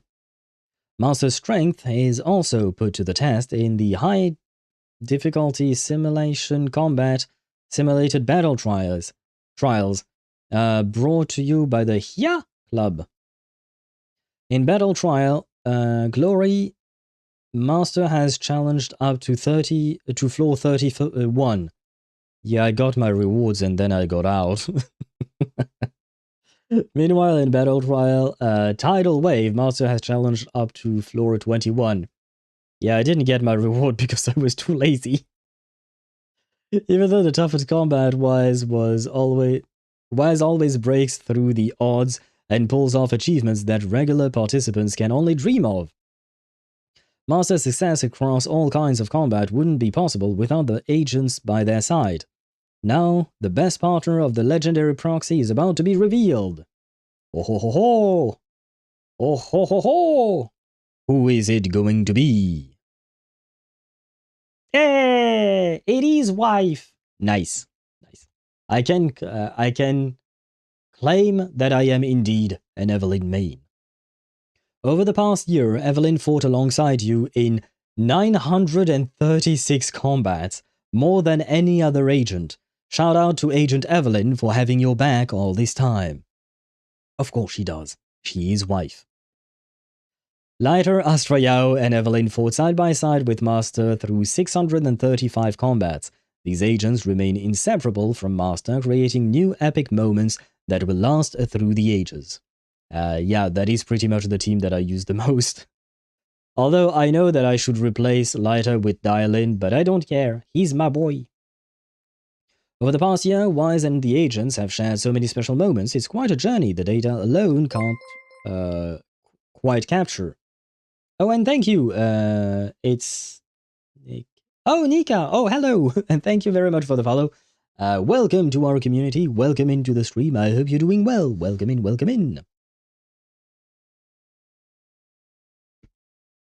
I be reading, and not gonna lie, I'm killing my voice right now with reading all of this shit. But, wait, how long is this thing to read? Holy shit, has it already been like an hour of reading, I think? Bruh. Only video footage can let the audience truly feel the magic of those moments. Every fight we share with our agents, every chance encounter and reunion, they all weave together the most unforgettable chapter of the past year. And now the moment you've all been waiting for, the legendary Proxy's best moment of the year is about to be revealed. What? Oh, I'm supposed to pick a moment? Ah. Okay. Ah.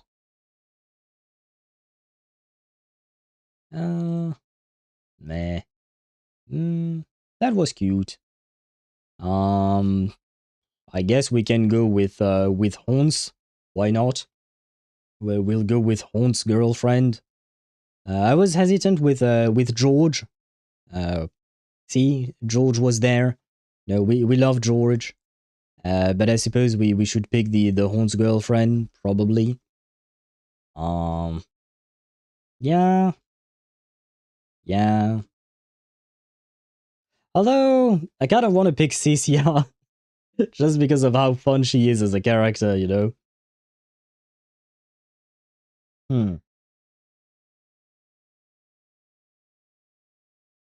Does Miyabi Vivian Premiere work with Remielle? Yes. You can make them work together. Maybe kind of does work with Remielle, not the most optimal though. Premiere does work really well though. Yeah, Premiere would be the best partner out of these three for Remielle specifically, but all of them technically work relatively well. It's not like there are major anti-synergies between them, I will say. So you can try and mix and match these characters together. Though you have to have Remielle in the middle, so either Miyabi, Vivian Remielle, Miyabi, Premiere Remielle, that's a bit of a weird one, I would say. Vivian, Premiere Remielle, that would also work. You can go triple anomaly as long as Remielle is in the mix, basically. Main anti-synergy with Miyabi, Remielle, is that Remielle really wants Velino. Right, yeah, I know, but I don't really consider that an anti-synergy. But yes, her best in slot would be, would indeed be Velina. Let's go with Hans. And you said if you read like every text box, the chat included, I think it takes 2 hours. Oh, you mean these things on the side? No, I'm not going to read all of that. Yeah, we have a main story to finish on top of that. This part is the story we experienced together with Xiao Guang. Back then, we entered the Hollow with Senior Xiao Guang and Miss Zhao to investigate and find clues about the creator and Senior Ye. In the Hollow, the Qingming sword triggered a resonance and the group encountered a mysterious bamboo named Lockspring. It knew the history of the first generation Void Hunter Sunbringer and guided everyone to investigate the source of the miasma anomaly. In the hollow, Xiaoguang collapsed from exhaustion while protecting Wise, losing all 5 senses and full. I don't really need a recap. I've been through this quest. Yeah, no, I'm gonna skip that because I'm not gonna lie, after reading everything for an hour right now, my voice is dying and I don't really need to read a recap of the story that we've been through. I remember the story, it wasn't that long ago. Yeah, okay. We're gonna skip a few things here.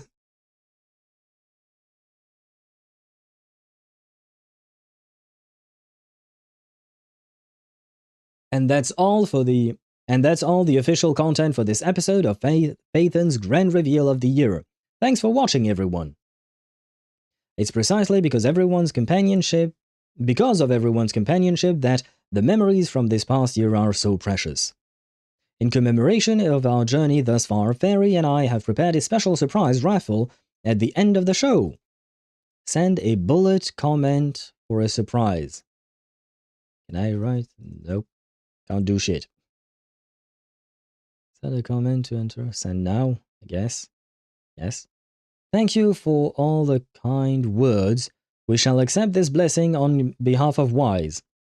The winning results are in. Congratulations. I have to connect. Connecting. Oh shit, wait. Oh no, there is still no sound. There is still no sound from... I mean, I can hear it. It's just music. It's just background music. It's not actually any kind of dialogue. Hello, everyone. We've already settled into our new place in Roscaelifer.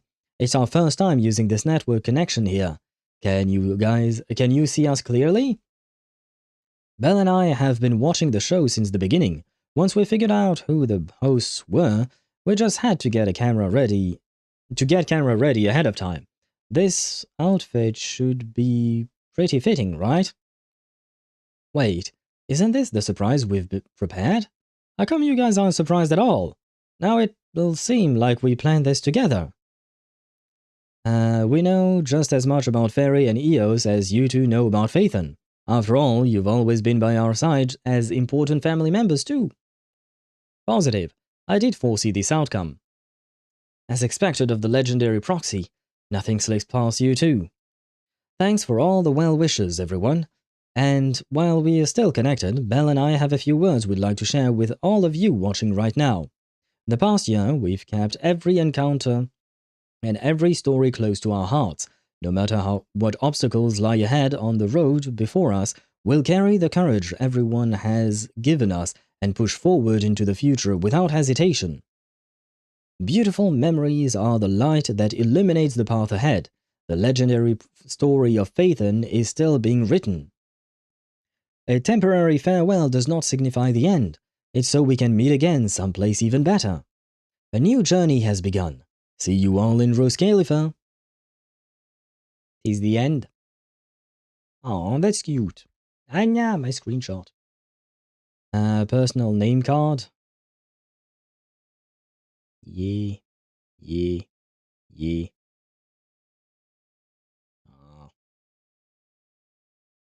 Sure. Autofill. Okay, save. Yes. Going back. Missions. Num num num. Rewards. Num num num. Share. There you go. Are you happy now? Yeah. There we go. I believe we are done. Probably. There. It only took us an hour. About an hour, I would say. But we are done and I am confirmed. I'll protect you from any danger. An Evelyn maid. And that's what makes me the most happy. Does Remielle work like Vivian? I mean, like she's a sub DPS. Yeah, kind of, but I mean, technically speaking, Kumo is right. She's more like Yuzua in the sense that she's supposed to be a support, but she does deal a shit ton of damage on her own. So she kind of fills both category of being a sub DPS and a support. This is literally the Sandrone Tea Time reading section from the Not Right story all over again. Yeah, true that. I forgot about that, but yeah, that one was rough. Interesting, but rough, because that was a lot of reading. Did you know that when a short person waves at you, it's called a microwave? Why, Mihai? Why? Why did you turn yourself into a Sino main all of a sudden? How many battles did you have with Evelyn? I think we had 935 or something like that. I think. And 630 something were with Astrayao and Laita. Something like that. It's a good question, Kumo. I don't remember the exact number. I think it was in the 900 something. And I only had 762 with my most used character. Which one was your most used character? Sorry, I don't think I know which one it was. Did you forget I've always been a Sino main? The hours I've spent in your chat sending dad jokes. Yeah, and yet you've never pulled for Sino. Which, you know, it's surprising somehow. Well, not exactly surprising. Shongyite? I'm assuming you mean Ye Shungguang and Kumo? Okay. Why not? I mean, she's quite fun to play, Ye Shungguang, I mean. Together, the three of you enter the Scarmal Hollow. After a long journey, you finally reach your destination, Roswick. All right. From here on, there is no need to worry about being spotted by my subordinates. Oh, right. I think it replays the dialogue that we have already seen yesterday. There are no scheduled patrols in Roswick today. What are you two doing?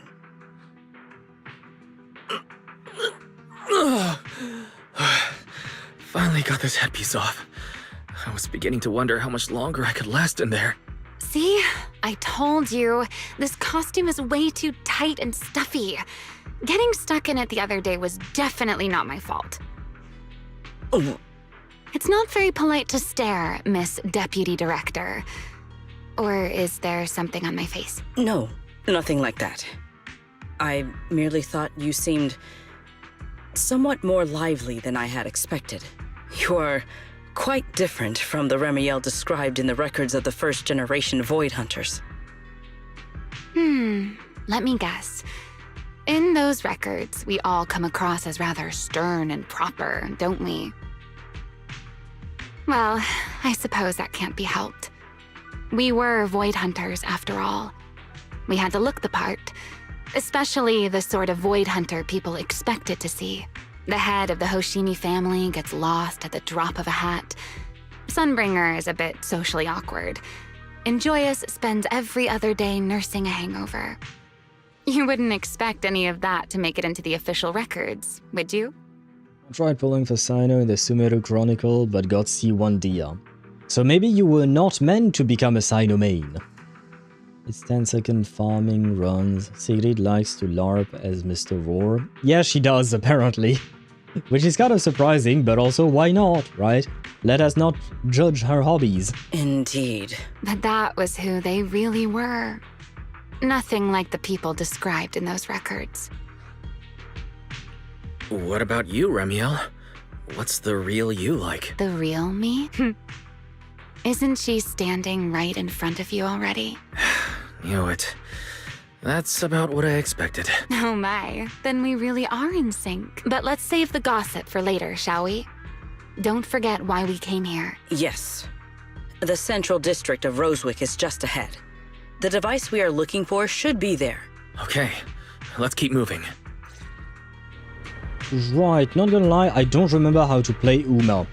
I made a video about it, but I've already forgotten.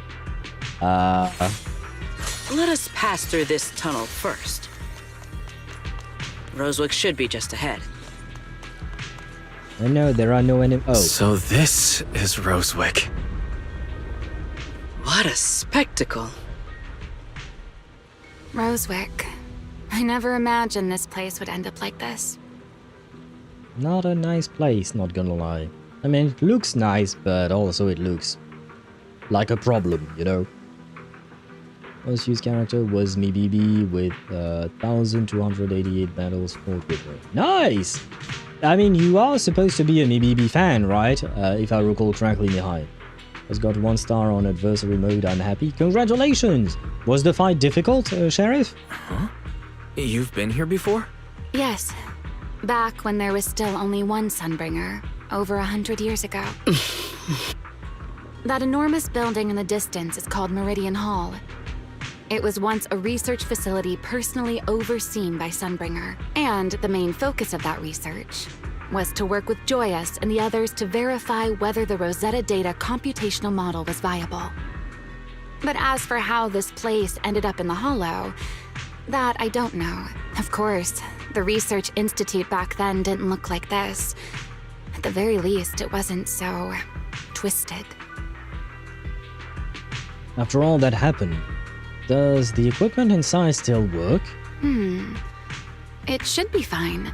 Many of the facilities inside Meridian Hall were made of porcelain, so they should be pretty ether resistant. As for the spatial structure, we'll have to rely on the back door that Sunbringer left behind. You'll see when we get there. He asked, back door?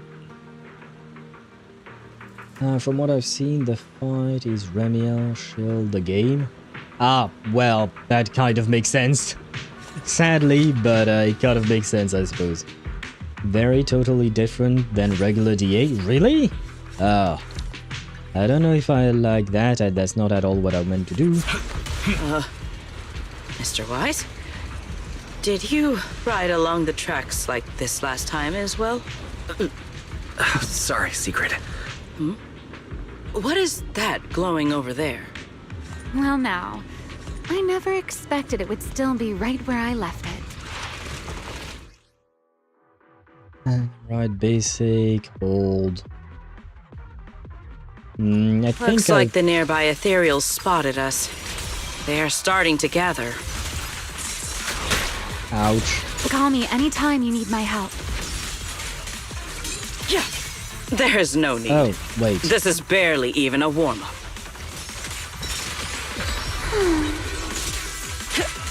Might as well. This is a strange team, but we don't exactly have a choice. That's not what I meant to do.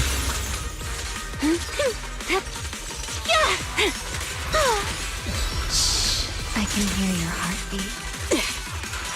Shatter! Oh, right, wait, no.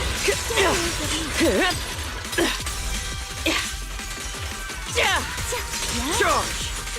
My spear guards the skies! Freeze! Oh, damn. Frost and lightning! Even the frost trembles. Victory! Indomitable! Huh. The window Dealt to with, use her special for now. spear is quite small, I think. Let us go see what that glowing object is. If I did it properly, which I'm not even sure I did properly, not gonna lie. But yeah, you're supposed to hold basic when the thing is blue. But I think you might... Yeah, The window seems small, but I guess you get used to it? Huh. Well, only time will tell. This object bears a strong resemblance to certain devices within the CCD. It just looks like 4 cubes together. Wait, that's 4? 1, 2, 3, 4. Yes. Yes, both are Sunbringer's creations after all. I'm surprised this key hasn't been affected by the spatial distortions.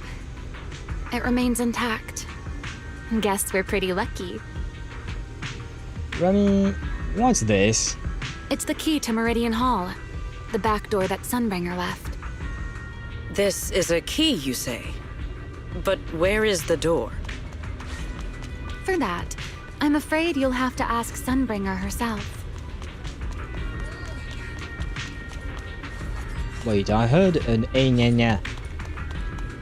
there a bamboo somewhere?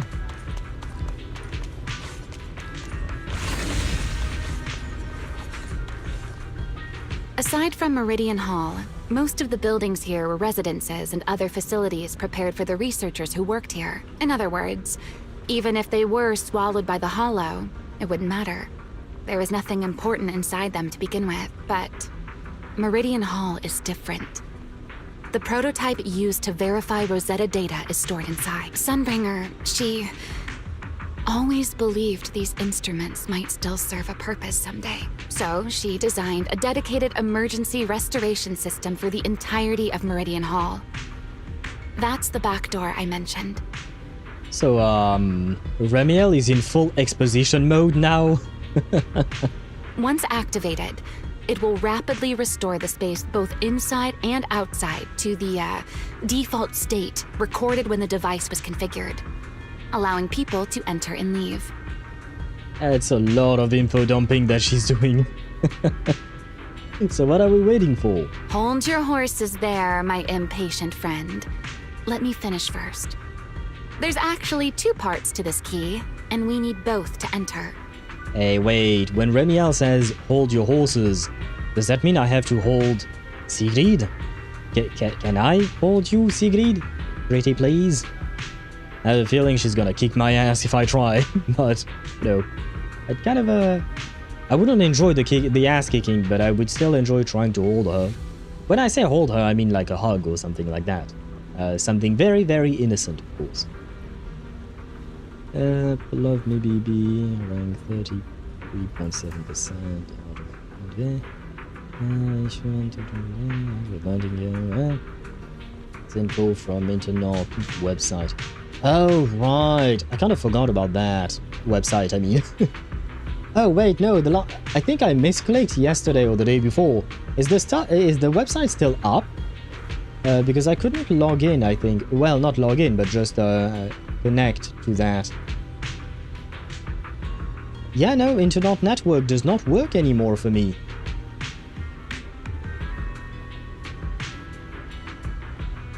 Oh, do you mean internet space? Because there were the website I was thinking of was internet-network.com, but I guess now there is an internet.space as well. Huh. Yes, it is still up. Okay, so you and I are not talking about the same website then. Okay. Well, I'll check out that other website later on then.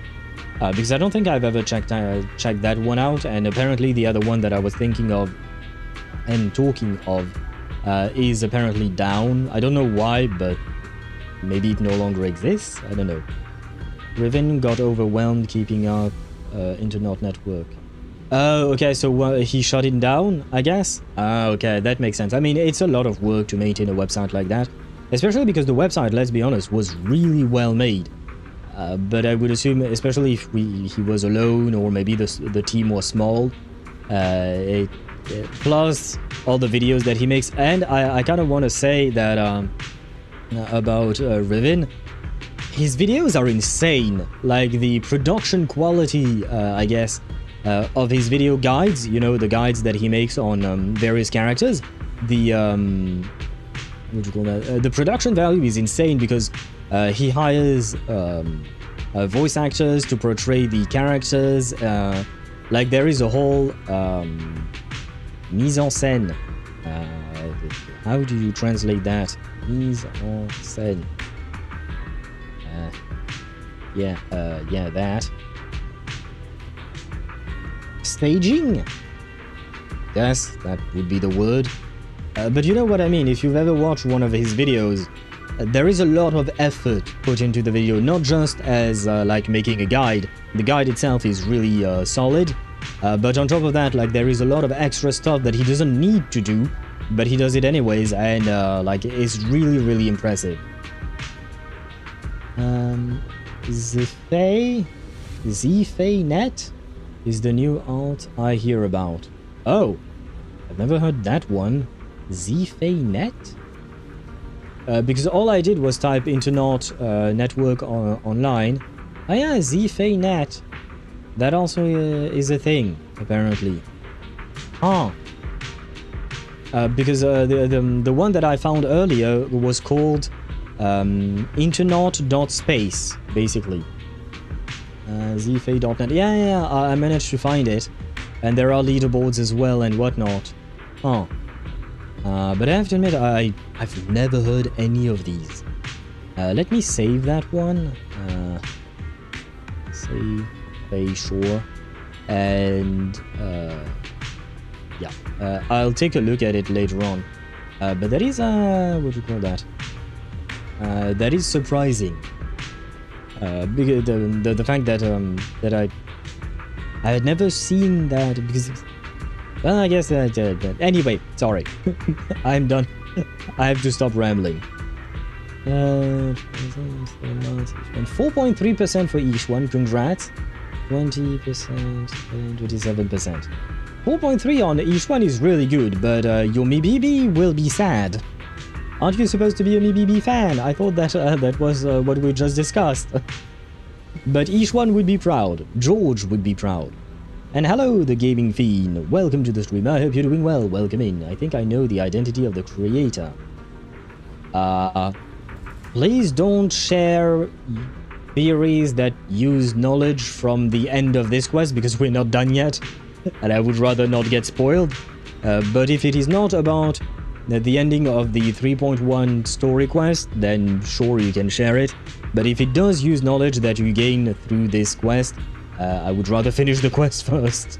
Back then, Sunbringer gave each of us Void Hunters a copy of the key, just in case the unexpected happened.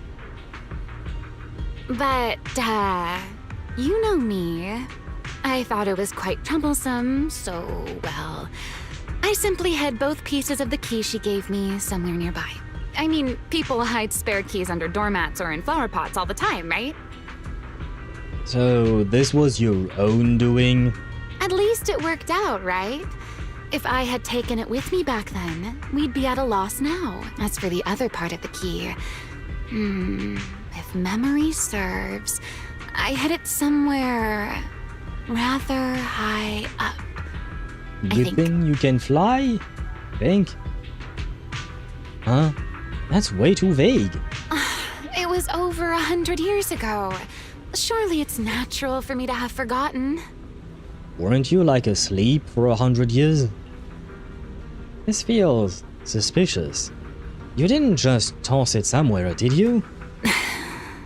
You sure are sharp. But careful there, Detective Wise.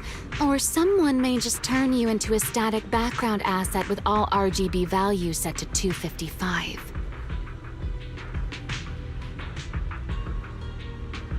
What? Static background asset with all RGB values set to 255? That just means white. If you set all of the RGB values to 255, that would be white. What kind of a threat is this? I'm so confused by this woman.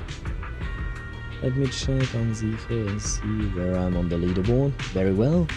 It is not from the game, it is my best guess. I think she is Tiamat, the primordial goddess of chaos, mother of all monsters. Oh, you mean like you're trying to connect the creator to some kind of real world folklore or mythology or things like that? Why not? But I don't know what evidence you are basing that on. Other than the whole chaos, the mother of all monsters part. I mean, the creator is indeed the mother or father. We don't know. Let's not assume the creator's gender. We don't know. But yeah, the parent of all the Ethereals, I suppose. But I don't really know where exactly what exactly you're connecting from the game to the lore of Tiamat. So that's the part where I am just like, why not? I don't have arguments in favor or against, I guess. You two, let us cut the chatter. Since this part is still here, it stands to reason that the nearby spatial structure has not changed too drastically. Let us check the high ground nearby first. Perhaps we will find other clues. Okay, but before that, let's put this part of the key into the device.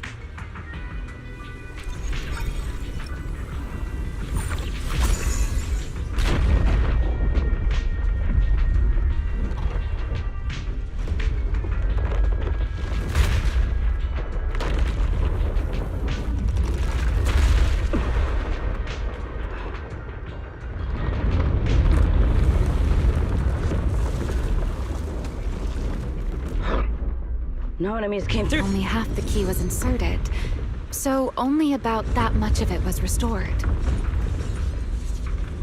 This way. It seems there is a path leading higher up. Right. Let's take a look. It is not you guys. I hate these guys. An ambush. No, Time to shine, yes. my partner in crime.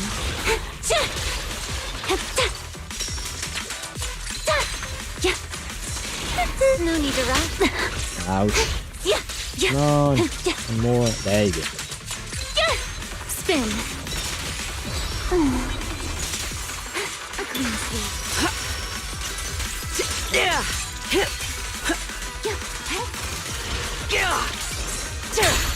I shan't retreat. There's no escape. Oh shit! Break through. Break them. Sharp as ice. Come on. Leave nothing standing. Shadow. Prepare to attack. You are cornered. Still not giving up. I'm slightly confused about our dear Uma's gameplay. I keep not looking at what the fuck is going on with the character itself, and I keep looking at this thing.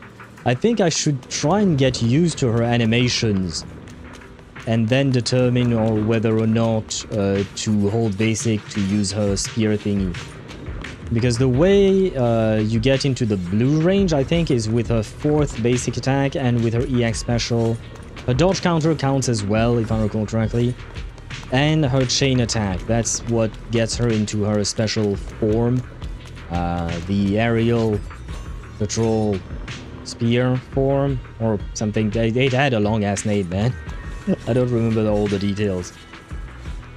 Zife, my best build character, is apparently Tentacle Wife with a 4.08, BB 13.04, Lishwa 13.40.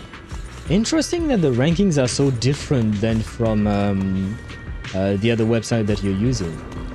Well, 2 of her children appear, Bashmu and Gerda Blulu. And the creator is confirmed to be female in 2.0 story.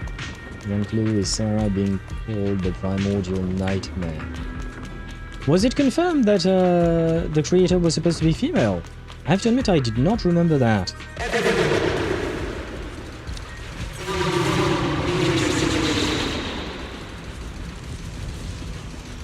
I did not like that voice. Enemies? That's Sunbringer.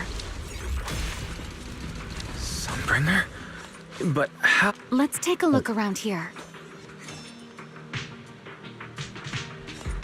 I didn't think he would get cut off like that. I see it. The other half of the key is over there.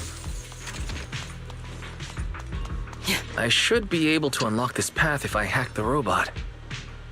Bro, can you stop moving the camera without my consent? I did not realize you were capable of such things. Oh. I've dealt with all sorts. Oh. Fucking hell. I didn't think that would cut him off Problem either. Solved. Let's keep moving. Oh, the bot? Oh, okay, the bot drops from that thing. Okay, interesting. Seems we'll need to find another way around. I seem to remember a very beautiful spot up ahead. You can see the entire Meridian Hall from up this high.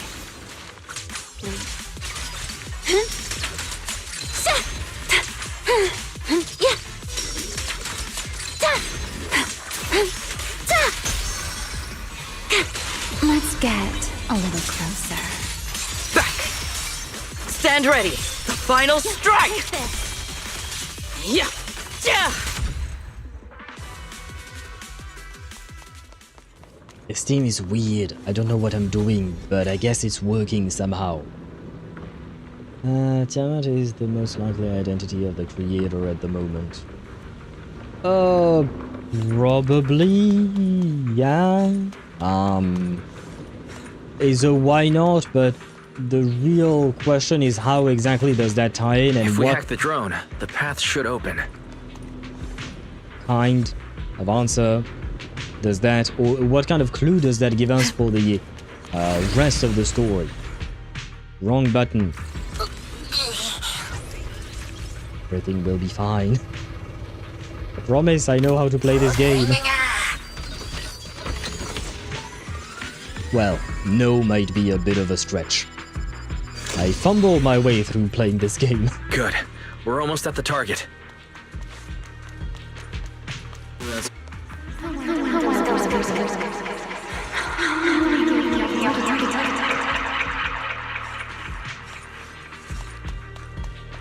I truly do miss who I used to be. Sad Remielle noises.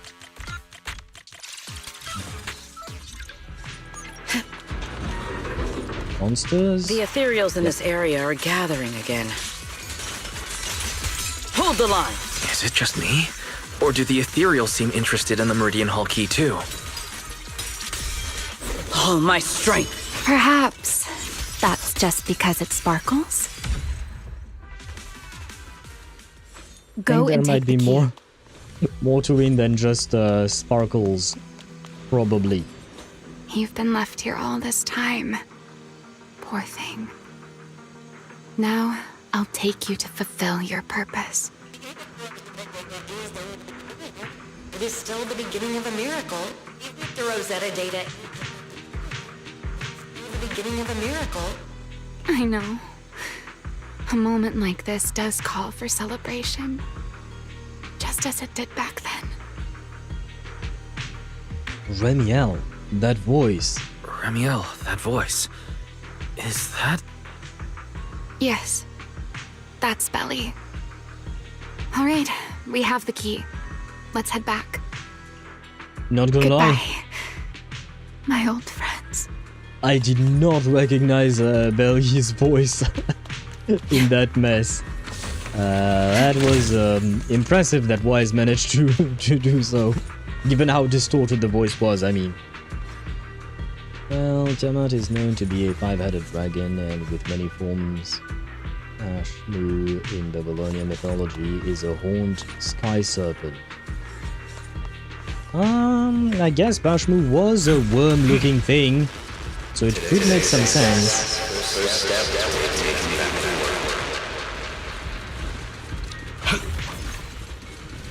Celebrate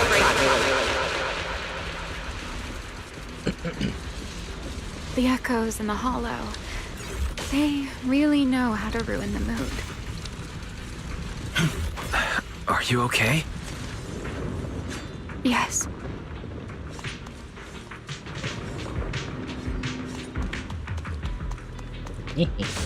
Mine. What I was saying, sorry, was I guess, yeah, it would make some sense given what Bashmu looks like. Do we know anything more then about Goethe Blulu? And its real life counterpart? Well, real life counterpart. Mythological counterpart, I guess.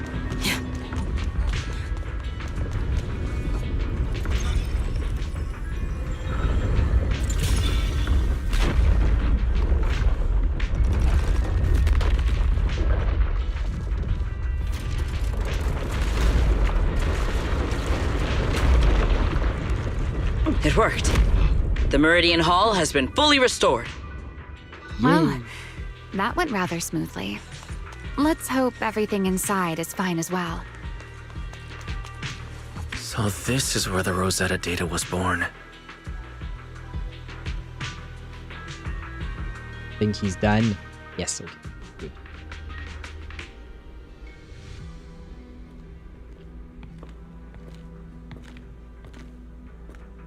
The space here is still shifting. The entire building should have returned to its original state by now, should it not? Through just now, did they? Yeah, perhaps there's a delay. The device is over 100 years old after all. A little instability is to be expected, I suppose. That little idle animation, I was not expecting it, but she looked adorable! It seems the environmental changes won't affect our exploration much. Let us keep moving forward. Why are there Ethereals here as well? If you aren't paying rent, I'm afraid I must ask you to move out.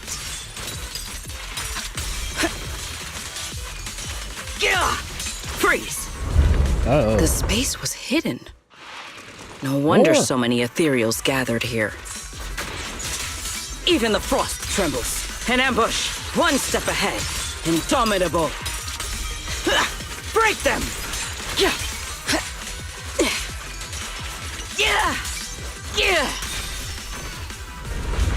Is this the last one?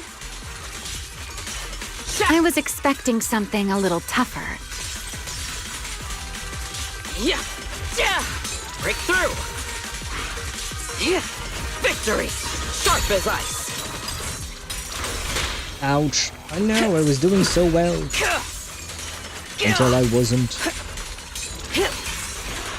Oh.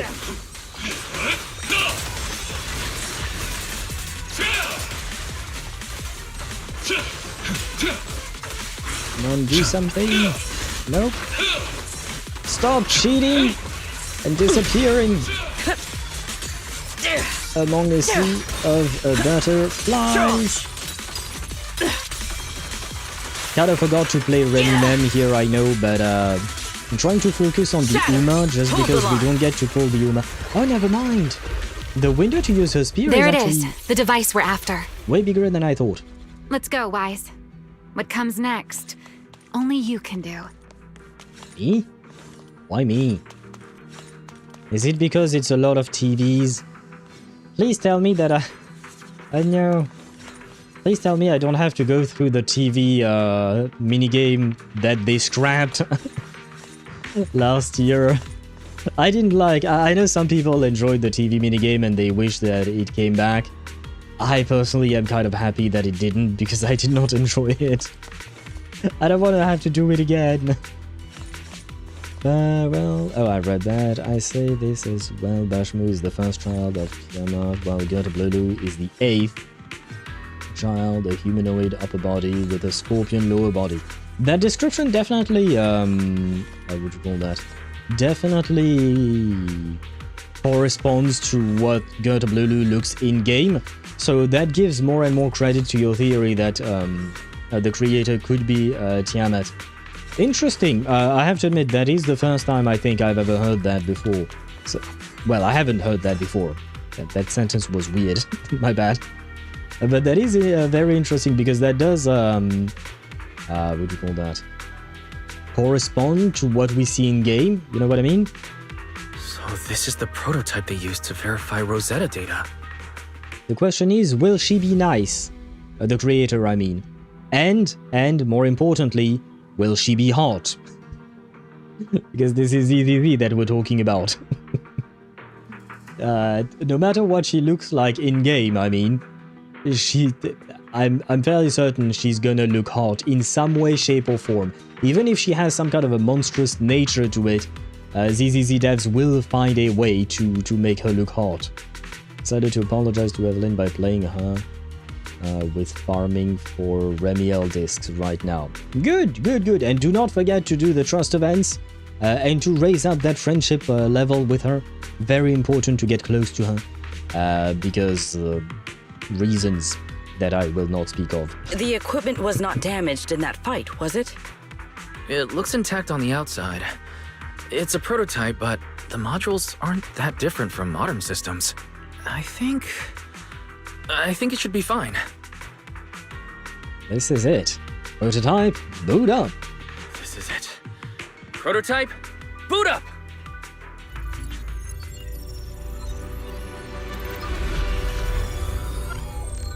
We did it! Nice. Seeing these screens light up again after all this time feels strange. Well, can you work with it? Anything unclear?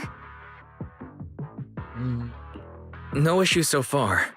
If anything, it's been suspiciously smooth. This system feels remarkably similar to the HDD. I mean, the HDD had to come from somewhere, I guess, or rather, I guess we could say that the HDD was most likely inspired by this system, I would assume. Maybe Helios Academy, well, Carol co-opted Sunbringer's work to put it into hers, and that's how the HDD was born.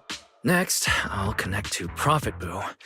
He'll act as a relay node and mask our Rosetta data request as normal traffic. To minimize exposure, we'll only pull essential data from the CCD and handle the rest locally. I only managed to install the essential modules on Prophet Boo, and with most of the bandwidth reserved for Rosetta data transmission, the connection may be a little rough. You establish the connection to the outside of the hollow.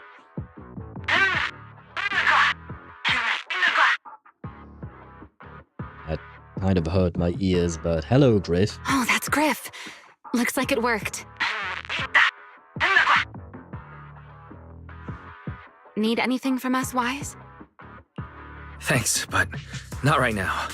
I've got this. Understood. We will keep watch for any Ethereals and keep the area secure. Link bandwidth stable. Traffic disguise deployed. Target side response seems normal. Starting designated path prediction calculations. As expected of a hollow specialist, the aura is completely different. Watching him, it truly occurred to me that Rosetta data was born here. Yes, exactly. Link bandwidth stable. Verification unit synchronization complete. Professor, can you hear me? We can begin with data extraction. Is that OG Sunbringer? Oh, wait. I never thought about it, but Wise has grey, silvery hair. So does OG Sunbringer and Eldrada and Racina and Linvern, right? Could it be? Because we don't know who Wise and Belle's parents are. And to mention, Belle dyed her hair blue, so it doesn't count. Her eyebrows are still grey-ish. So, we don't know who the parents of the siblings are. Could it be that they are related to Lady Sunbringer in some way, shape, or form? I know, there are plenty of characters in anime, generally speaking, that have grey hair or whitish hair. I mean, if I just take that at face value, then we would be related, or Wise and Belle would be related to Seth and Severian, because they also have silver hair. I don't know. Because of the parallel they just drew, you know, showing us Wise standing in front of these screens and then showing us Sunbringer, I was like, maybe there is something to it, you know? Whereas the thought of us being related to Severian and Seth, less so, you know? One of Tiamat's other abilities is to control salt water and make anything that touches become transformed into a monster. My best guess, she desired to turn all of humanity into her children. It's gonna be a hard... I think we're gonna have a hard time convincing her that we already have mothers. We don't need another one. Interesting, so in a way, maybe... what do you call that? Maybe the creator is kind of like the Fraxidus in Wuthering Waves. I don't know the gaming fiend if you play Wuthering Waves, but in Wuthering Waves there is a faction called the Fraxidus. It's basically a group of terrorists and their goal is to fuse humans with monsters called tacit discords. And I think if the creator is like Tiamat and she wants to turn all of humanity into her children, aka make monsters of us, maybe in a way we could link the two stories. I know they are different games, they have nothing in common, they're not made by the same company or anything, but you know, it's just a parallel to be drawn. Kind of like, you know, the parallel that we drew when I was playing Expedition 33, and all of a sudden there were like multiple stories that we did that were related to paintings and world within paintings and stuff like that. It was kind of a funny coincidence that it would happen that way. Oh, you sound like a douche, but I remember why I stopped playing Evelyn now. Because for some reason I always felt like her attacks get interrupted way too easily. And that feeling seems to have never left. My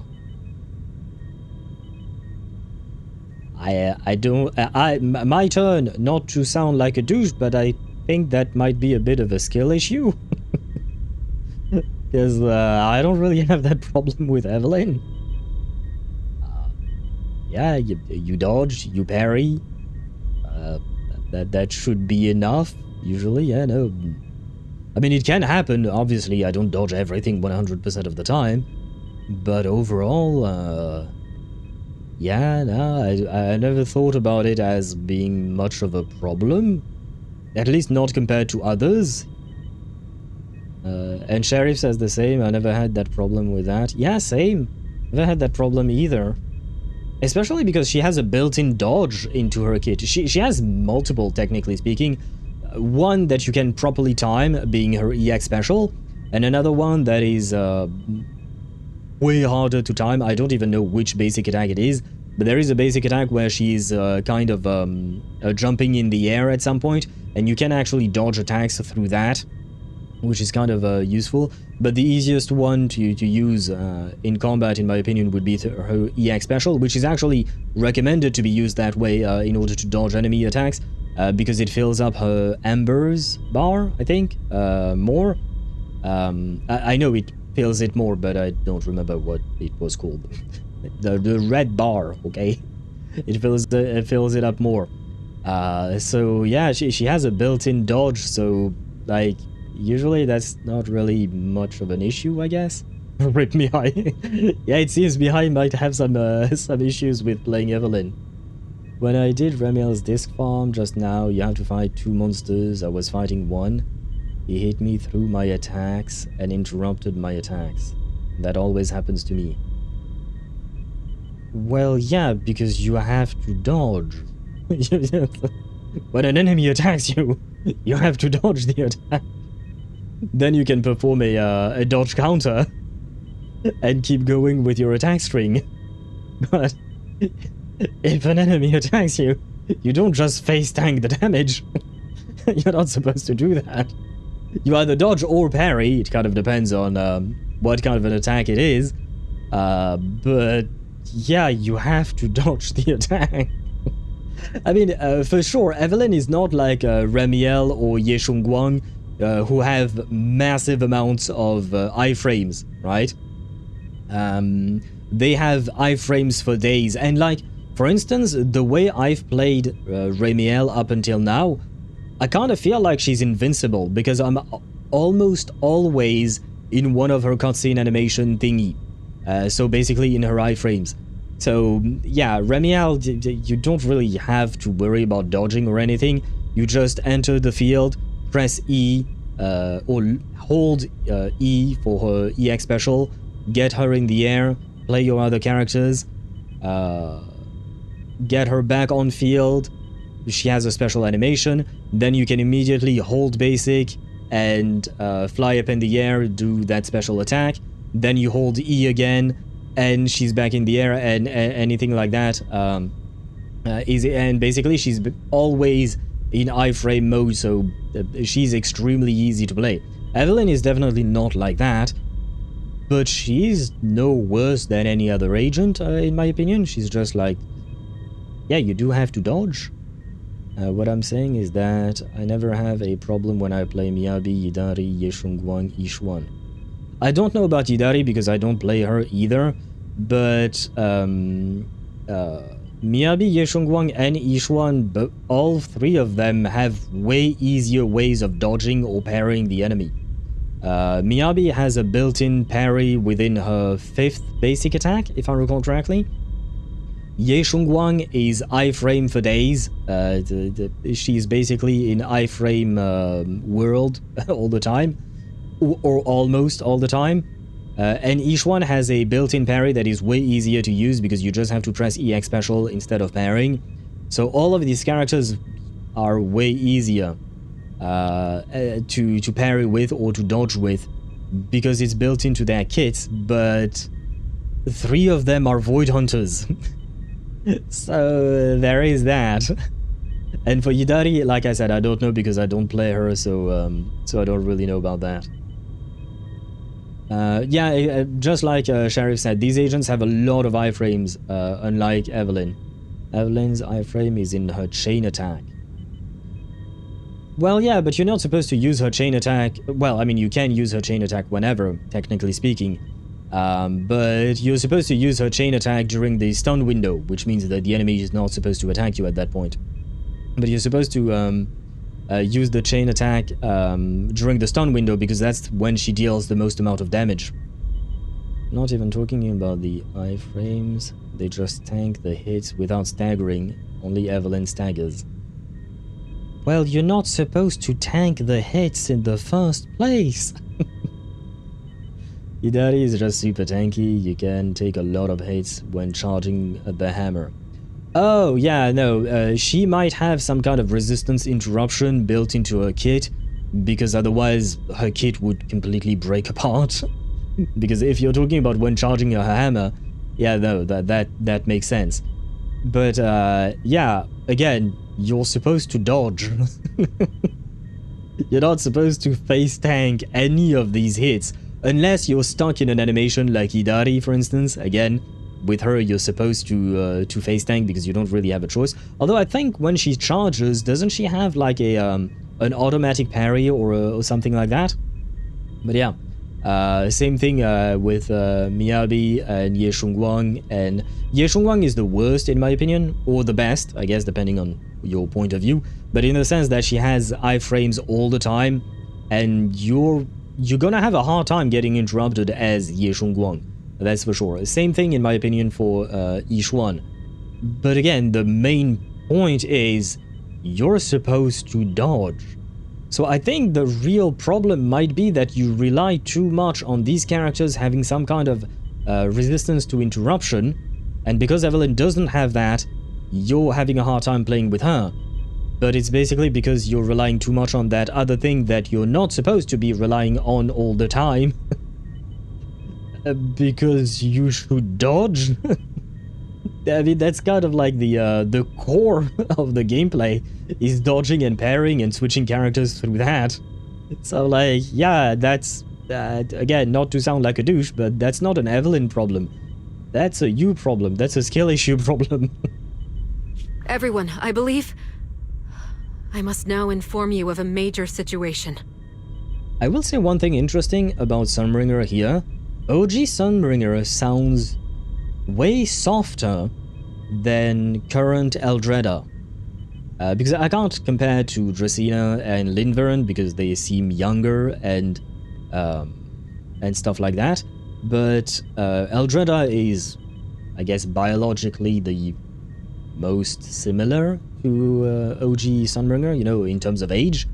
And she sounds way harsher overall, colder even, whereas OG Sunbringer sounds softer and warmer somewhat, I will say, and she's very pretty, by the way. I will say that. Mihai, what's your wording here? I'm not understanding what you're trying to say, or I'm missing the point. I think it's what I said, Sheriff, is the fact that Mihai relies a lot on the fact that all of these other characters have a lot of resistance to interruption, whereas Evelyn does not. So these characters can take hits, without getting staggered and interrupted, whereas Evelyn cannot.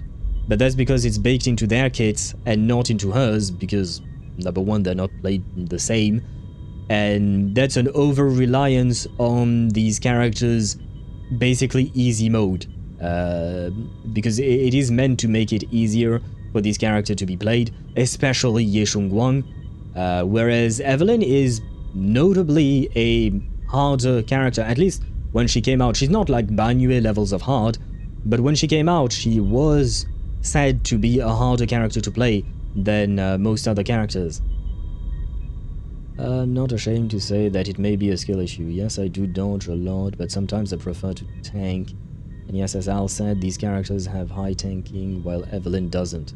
Yeah, but that's not a problem with Evelyn as a character.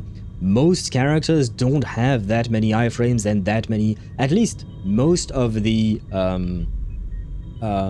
older character, because Evelyn is a relatively old character by this point. I think it's been a year and a half since she released, but most of the older characters don't have that many iframes and don't have that much interruptions to resistance, because their animations are completely different than more recent characters.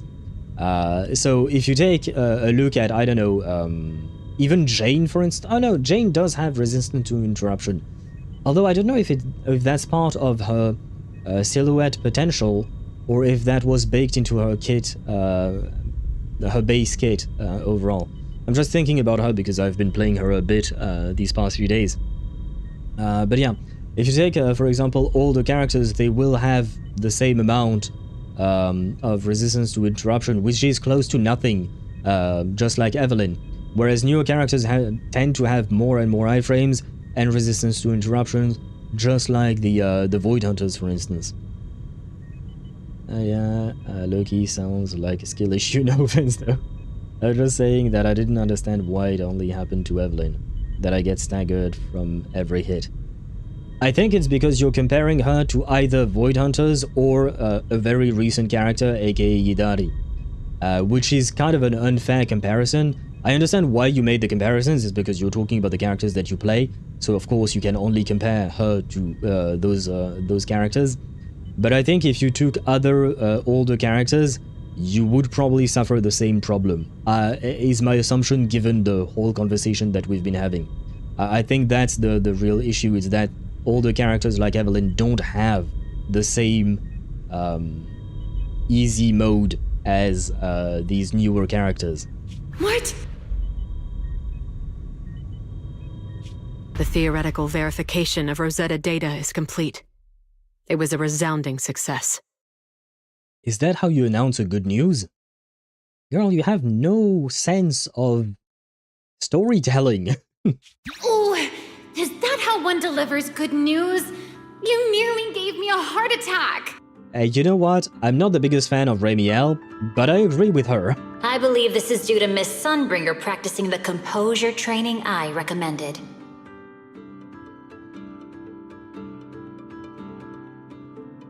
Is that Mibibi's ancestor? Why does Mibibi's ancestor look exactly like Mibibi? I guess they're family, so it could make sense. But look! Mibibi's ancestor has way taller ears.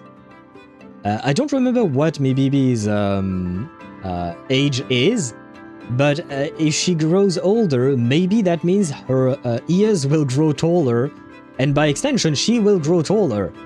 Through the ears, at least. The Mimibi genes are strong. They do seem very strong in the sense that, yeah, it is kind of impressive that they look so similar. Although I'm guessing they did that on purpose, probably. To be frank, Evelyn's playstyle is chain attack dependent when stunned. Yeah, pretty much, but outside of the stun window, you do have to build up her resources so that you can have at least 4 chain attacks, I would say. That's the minimum recommended.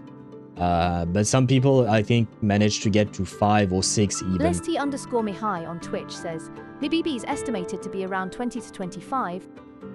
So she's not going to grow anymore.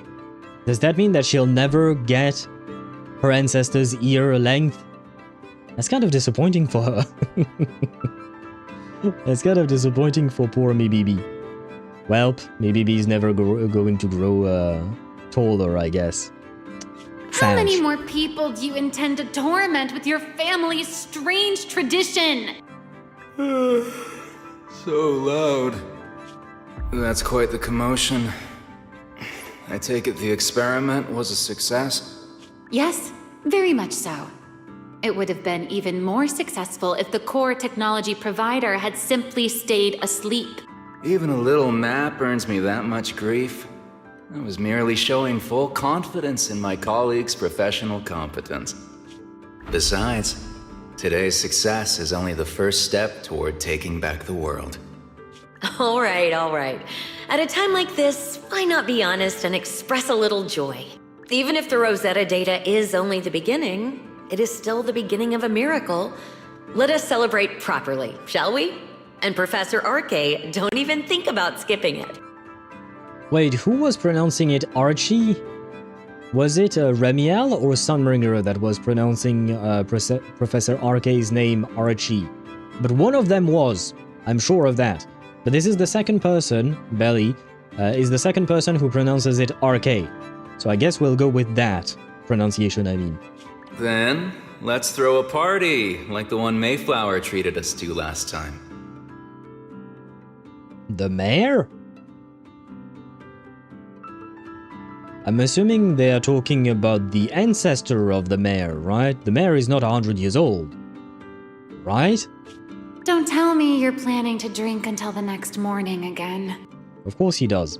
The professor will throw him out, just like last time. Mayflower lineage, yes. Interesting. So, I guess even back then the Mayflower were prominent, the family? I guess maybe it kind of makes sense. I'm assuming maybe Mayflower, the mayor, was named after, you know, the boat that came to the US, and it does have like a historical significance that throughout the ages we still talk about. So maybe that could make some sense, I guess. Maybe B will forever remain short. Don't tell her that. Let her have some hope. Joyce's voice here sounds different than the last time we've seen him. Does it? I have to admit I do not remember. Sounds very laid back. He does. I definitely agree with you there. I have a problem with Void Hunters now. Why? What did they ever do to you? Then let us hold a ball with soft drinks only. Hey, you people. Back then, we thought taking back the world was only a matter of time. As long as our companions were by our side, there was nothing we couldn't do. We could even go anywhere. In the end, none of us reached the promised destination. Well, maybe you guys were a bit overly ambitious, but I would say reconquering the world is also just a matter of time. It's just that it's a time that doesn't happen in your lifetime. No. I don't even know if it will happen in Wise's lifetime. I think it would, given the fact that he's supposed to be the protagonist of the story.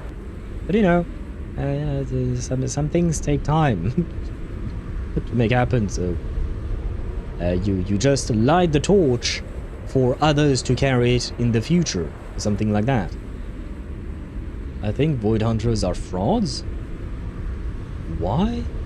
Because now they're pushing the narrative that they are Void Hunters because of their weapon rather than their achievement. I don't think that's the case.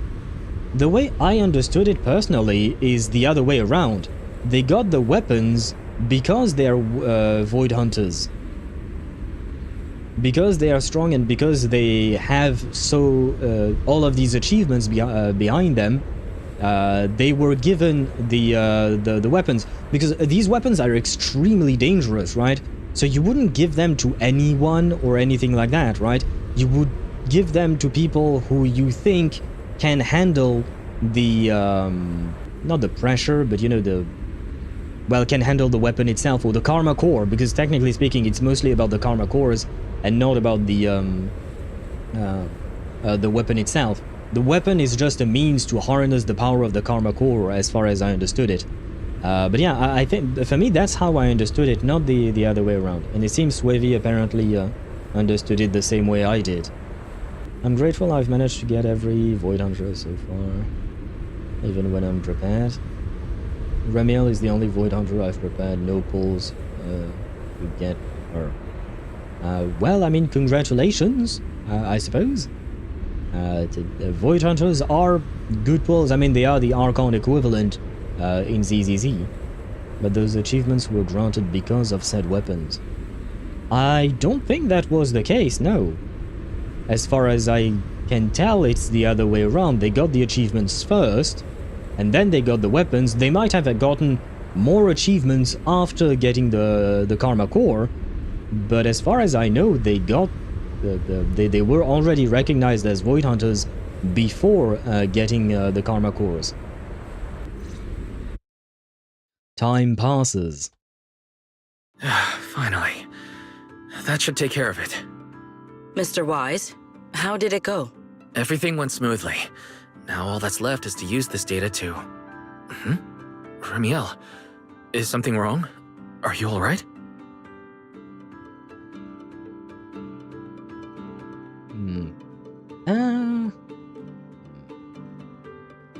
Yeah, I think so. Wait, I'd have to rewatch the, you know the video that we watched on Wednesday?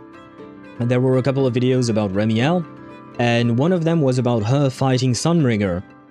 And that fight was meant for her to join the Void Hunter Club, I think. It was some kind of a test, I think. And at the end, if I recall correctly, Sunbringer does say, welcome to the fold, right?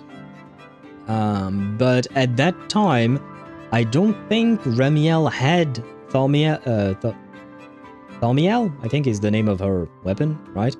I don't think she had the core back then, so she was accepted into the Void Hunters, or as a Void Hunter, not because of the weapon, but because of whatever the fuck she did before that. Not gonna lie, I don't know what she did or not. But as far as I can remember, that's how it went. Let's not start a Sparta 3.0.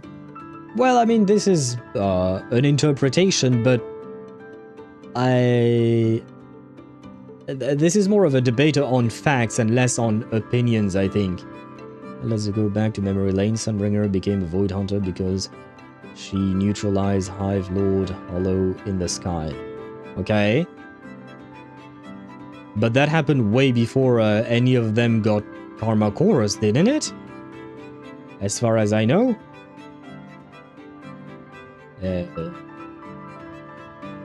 Yeah, I think so.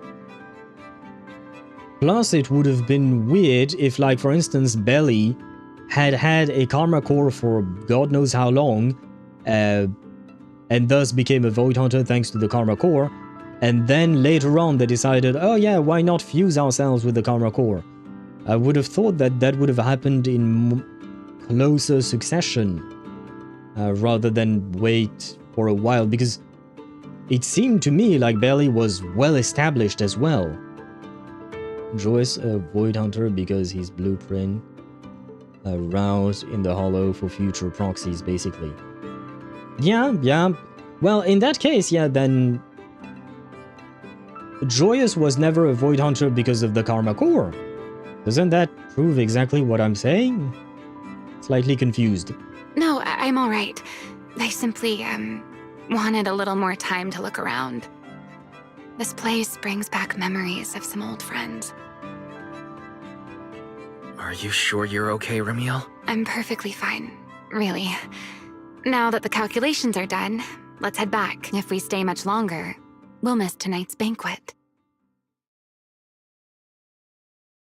You successfully upload the complete path data to Prophet Boo. Afterward, you change back into Mr. Roar, oh god, into the Mr. Roar costume and return together to the Anna Gang's hideout.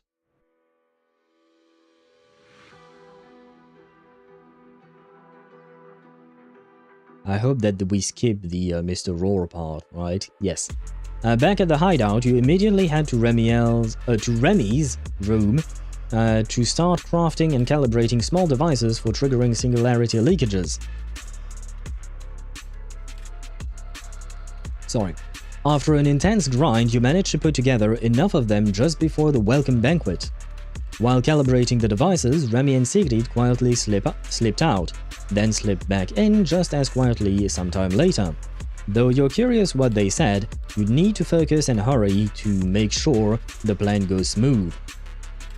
My bet is that they went out to make out because we love Yuri, and they came back. Professor RK discovered the common characteristics of Hollow and founder of Helios Academy. Yeah. Again, that is not necessitating any of the Karma core or the weapons. So I'm kind of very confused because I feel like you're just proving my point. Also, remember, Mibibi never used the power of her weapon. We only saw her start to use it after her patch. And she was slashed, and when she slashed the Hollow, Mibibi was built different. That is very true. That is very true. She never used it before her patch and that storyline. And even then, the reason she had to use it was because events were being manipulated in that sense. But otherwise, she was already a Void Hunter before she ever even used the what do you call that? The sword. So yeah, I'm with Swevy on that one. And Void Hunter weapon have some sort of life in them of some shape or form. Yes, kinda. I guess now that we know that the weapons have karma cores within them, I wonder if the thing that you describe as a shape of life is actually like a part of the creator. I wonder if that could be the thing, like an aspect of the creator or something like that. And hello, Superior Miyabi Gunner 8004. Hello to you and welcome to the stream. I hope you're doing well. Welcome in. Miyabi has tailless. Ye Shengguang's sword has 2 souls within them, if I recall. Yeah. I still don't see how any of that proves your point. On the contrary, for me, you're just giving me ammo to prove my point so far, at the very least. I'm waiting for what you think proves your point. Because, again, for now, I don't see it. Right, Remielle and Sigrid were making out. This should be everything. Here, Sigrid. You got my instructions earlier, right? Yes, Mr. Wise. I simply need to place these devices at your designated locations, correct? Yeah. Once the imposter appears, I'll activate the devices and create a small singularity leakage at the venue. Meanwhile, I'll use Thaumiel's power to immobilize both it and everyone at the venue. Then, before it has time to react, I'll drag it through the leakage and into the Hollow. Finally, we subdue it and rescue Dracaena. How? I still don't really know how we're supposed to save Dracaena. Like, can we just remove Gerta Blulu from Dracaena somehow? A bit confused. Oh no, I already given up on my point and trying to deflect. Oh! Okay. Okay, no, I did not understand that at all. Very well. I guess that we can agree that the Void Hunters, as far as we know, are not frauds, right? They are what do you call that? But to be fair to you, for instance, Ye Shengguang only became a Void Hunter after she started using the weapon, right? So to be fair to you, recent Void Hunters, at the very least, were just that. On the other hand, there is Yishuan, for instance, who was said to be Void Hunter level. She was offered the title, but she herself never used the power of the sword because she saw what happened to her sister, right? And yet, see, there are still people who can become Void Hunters without the need to resort to using these Void Hunter weapons. Probably Remy Mem, like how she helped us. Oh, right, you mean when she pulled Thaumiel out of us? Oh, right, okay, yeah, that would make sense. Oh, yeah, that's a good idea, Swivy, yeah, that would make sense. Very well. Understood. I will do everything in my power to help you enter the venue unnoticed. Do you think you can be a Void Hunter? Me? Happy Owl TV? Me? No? No. Your weapon is an owl? Just like George! Because technically speaking, George is kind of a manifestation of the sword, isn't it? Mixed in with Yishuan's auric ink, if I recall correctly. I could maybe make an owl. I kind of wish I could. But otherwise, really not sure, man. I don't have the physique for fighting. I used to, but that was like 10 years ago. Hey, maybe closer to 15 years ago, even. I don't have the knowledge. Like, I don't think I can make any kind of discoveries or anything like that, so... Maybe being a Void Hunter, I think I would need to rely on a Karma Core for that to happen. However, if the worst case scenario occurs, if, in the end, our conclusions are proven wrong, and this was all fabricated by Mr. Wise... Why the fuck would I fabricate all of this shit? Seriously. Then the banquet will become the place where you arrest both the fugitive who attempted to assassinate Aldreda and the fugitive who attempted to assassinate Dracena. I imagine Wise would have no objections to that, would you? No, I promise. I mean, it's not like I can fight you, Sigrid. I mean, I guess maybe Pyrois. Oh, I wonder. Could Pyrois beat Sigrid? Sigrid is said to be on par with a Void Hunter in terms of combat strength. Which is interesting, by the way. But I wonder where Pyrois stands in all of that. Because I think Pyrois could be way stronger than anyone thinks. But at the same time, I also think that maybe we haven't tapped into its power entirely or completely. So we kind of nerfed, where we don't have Pyrois at full power. I think Pyrois at full power could probably beat up anyone, but at the moment it might not truly be the case. Your expertise is debating. Debate your way to a Void Hunter. Why not? Why not? I guess that could work. I could be the diplomat Void Hunter or something like that. You know, someone who debate to bring people to negotiate with others and bring people together, hopefully, and try to pull in resources. Oh, basically I would be Mayflower, right? I would be the mayor, and I would try to keep things together by just talking to people. I would yap people to death. That is my secret weapon, the yapping. I would yap so much that people would just die. That reminds me of a meme that I saw recently, and it was about Daredevil and Mysterio, I think was the name of that character from Marvel.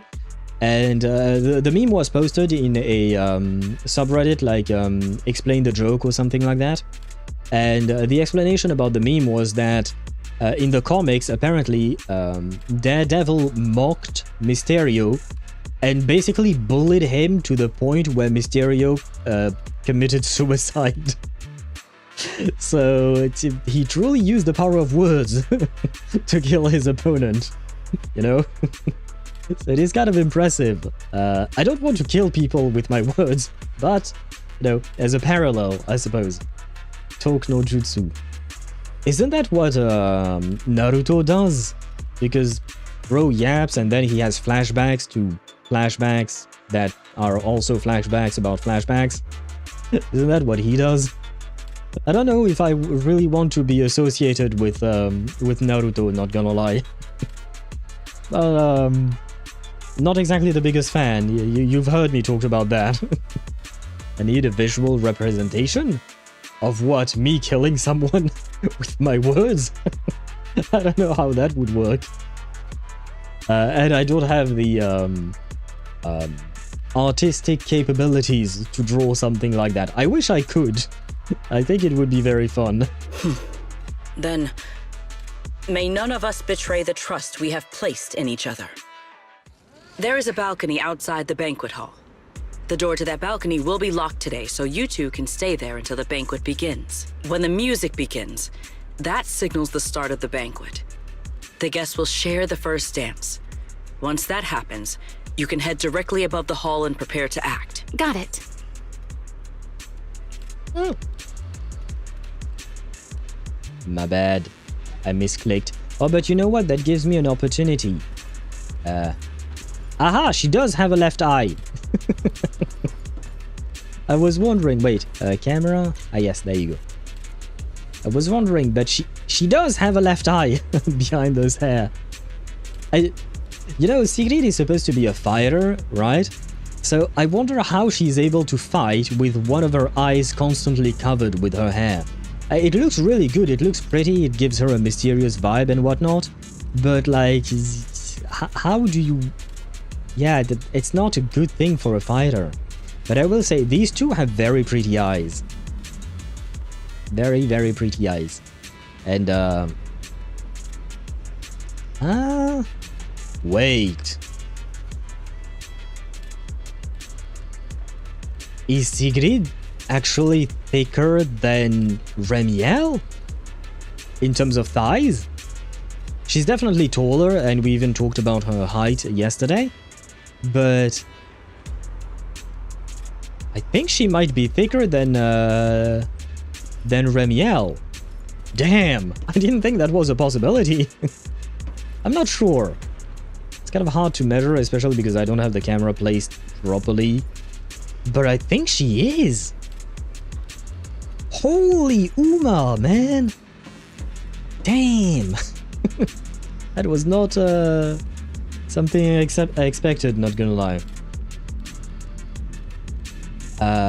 Teach you something in French. If I applied for a job in France, what opening should I go with? What do you mean exactly? Opening? Like, do you mean on your on the cover letter when you start the meeting with the person? Like, bonjour. I'm not sure what you mean. What I start off with. But again, in what when in an interview? Bonjour works fine. First you greet the person, and then you usually you answer their questions. And then what? And then I guess you talk about yourself. Once they ask you about yourself, you can start talking about what you've done in the past.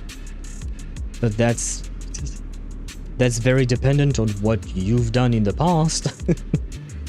Like, it's not some kind of one translation fits all. How do you do it in French? Well, I don't know how you would do it, because, like I said, it depends on what you've done in your past. Because you talk about your qualifications, right? There is no special way of doing it in French. You just make sentences. I'm really confused. I'm really confused as to what you're asking from me, because like I don't know.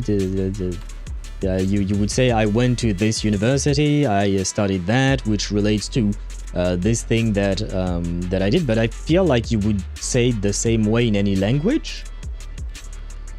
Yes, it is in French, like the language. Ah, je suis allé à telle université. Je suis allé à telle université. J'ai étudié la biologie, la géologie, la psychologie. J'ai du coup 2 diplômes qui sont liés à ce que je suis en train de faire aujourd'hui. I'm just highly... Do you just want me to give you my CV? Like, my past? I can't exactly talk about everything. Because, for instance, like, you would probably state the specific universities that you've been to, and I'm not going to do that because I don't want to give too many clues about where I'm from. I mean, you already know where I'm from, but I don't want to give too many clues about which universities I've been to, because I've been to several. Well, 2, but still. But yeah, I'm just kind of confused. You just say, yeah, I've done that. J'ai fait un stage dans tel domaine. I did an internship in this kind of domain. J'ai travaillé pour telle entreprise. I worked for this company. It is again, I can't give you specifics because that would give too many clues about my personal life. But I don't know what else to say, because like I said, it's very, very dependent on what do you call that? On what you've done yourself in the past. Oh, but I was planning to apply to your university. Well, you have quite a few to choose from in the Paris area, but I will not tell you which one it is or which one they are. That's just too much, because I think it would be way too easy then to be able to find more information about me, information that I don't want to be put online. Well, I mean, yeah, I'm not exactly looking to dox myself, you know? Not really in my plans.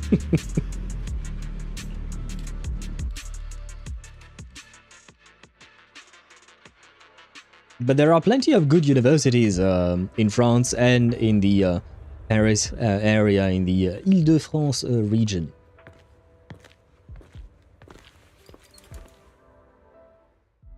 We are here. We are indeed. Next, I will head in and set up the device. There are surveillance cameras above the hall. Wise, you can connect to them from your end and confirm the situation. Got it. All right then. Please stay here and keep yourselves hidden. I will take my leave now. Let's use the camera to check on Sigrid. Can I talk to you? Didn't expect it to be a ball, of all places. At a ball, of all places. There's something wrong with the ball? Nothing.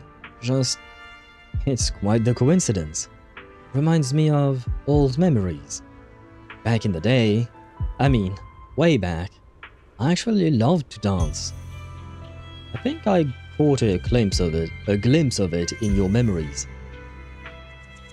Yeah, none of the others are really into dancing or anything like that. But every time, I end up dragging someone down with me.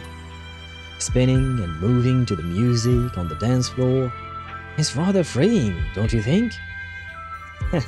Of course, that was ages ago. Oh, poor Remy Mem. She's in full remembrance mode. I'm in. Oh no, a soldier's coming this way. Don't worry, things will work out. What's going on? For the UMA.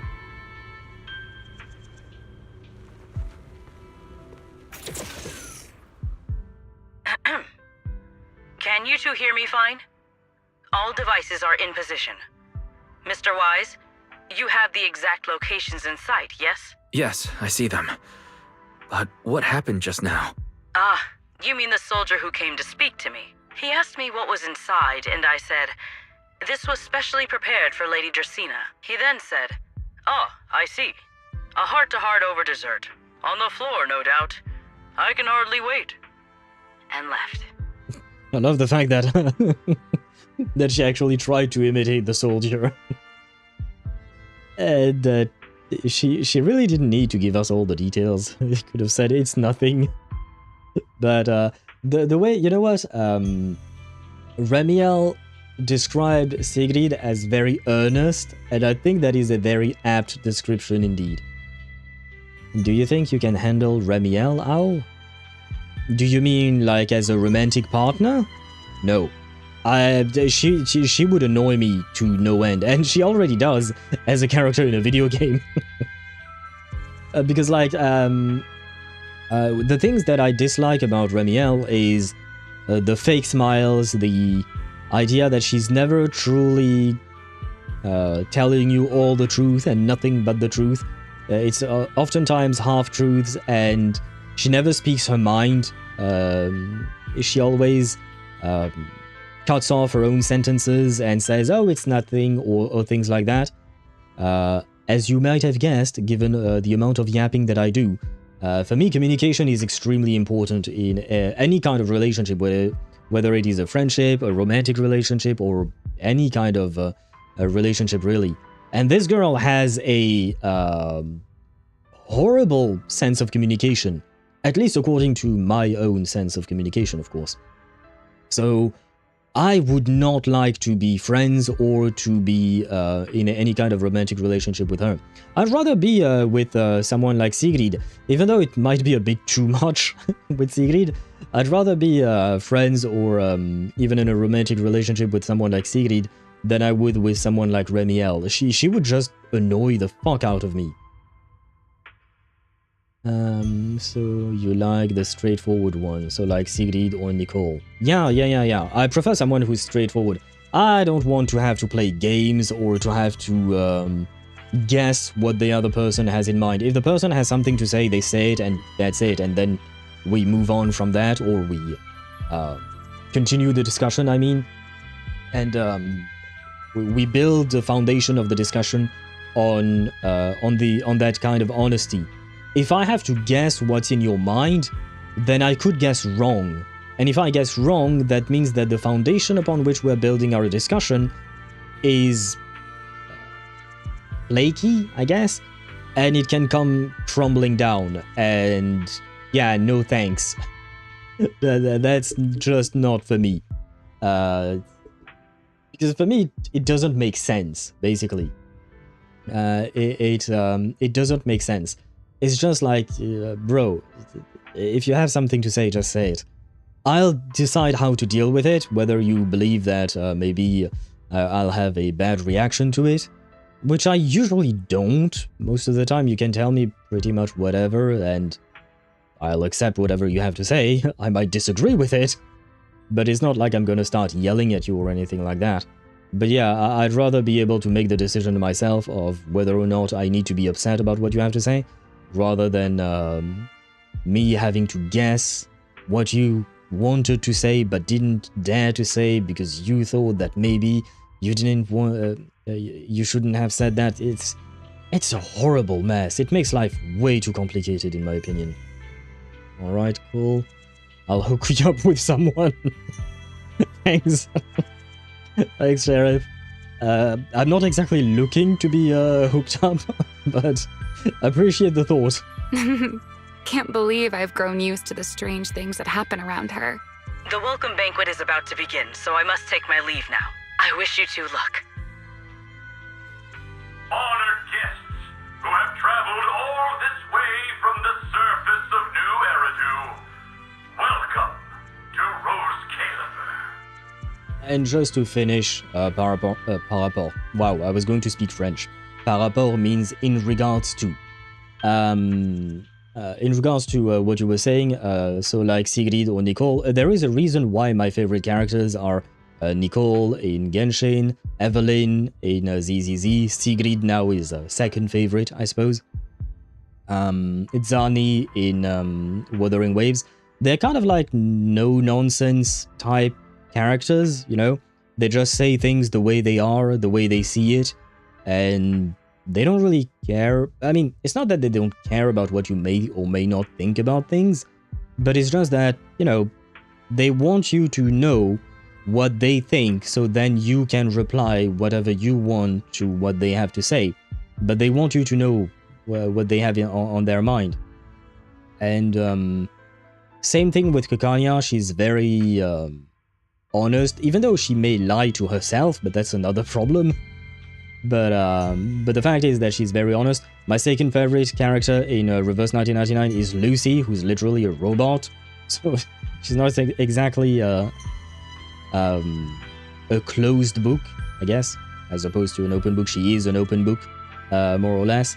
So yeah, there is a reason why these characters are my favorite, is because they embody traits that I personally find likable or attractive, even if we're talking about romantic relationships, is because of all of these things, you know?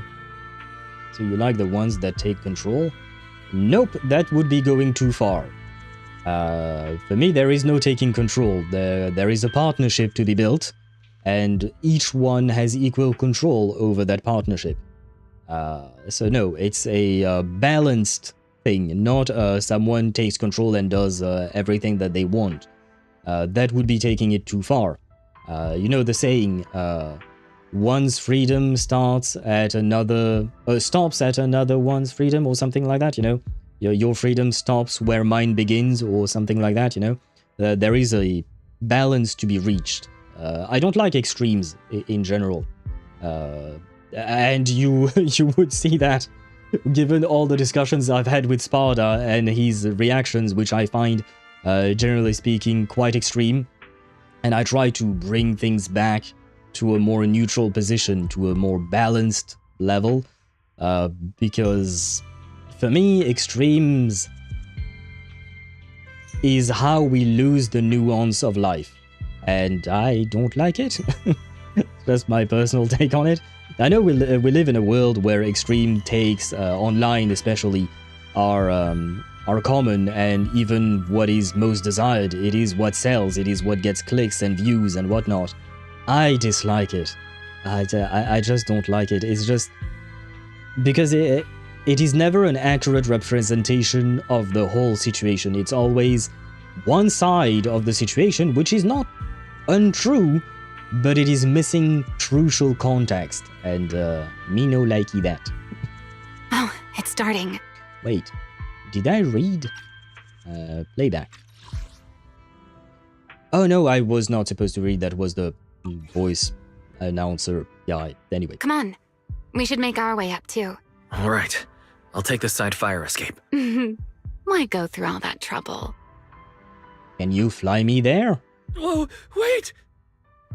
Now let us follow the music and dance with our partners. May we all have a wonderful evening. Everyone down there is dancing. Once the music ends, Greta Blulu will show up. Okay, I'm ready. Hey, what's on your mind? Remielle, stay down. What if someone sees you? Why would they? On such a beautiful night with lovely music, surely everyone's eyes are on their dance partner. And you? You were so calm a moment ago. Why so nervous now, Mr. Honor Student? Because we're about to kidnap one of the Sunbringers. What we're about to do could be considered an assassination. To the unsuspecting crowd below, we must look like a pair of unforgivable criminals. Relax. I've witnessed spectacles far grander than this. Oh, right. The music won't end for a while yet. So, to settle those nerves, shall we share a dance of our own? Oh. Huh? Dancing? Right here? Right now? Emerge? Is this really the time for that? You forgot the You're emerge. already my partner in crime. It's a little late to worry about propriety. For the record, I've never really danced before.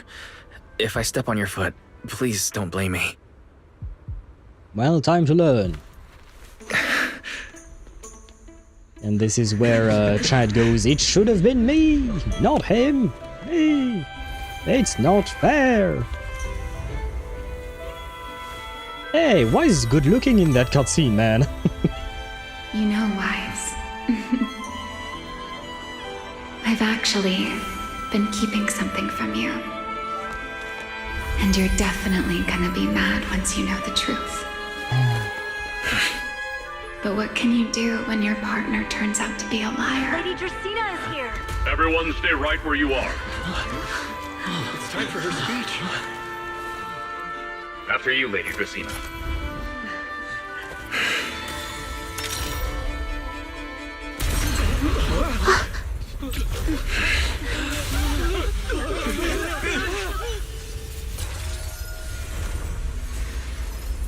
Remy? I'm sorry. Wise. As this dance draws to a close, it's time for us to say goodbye.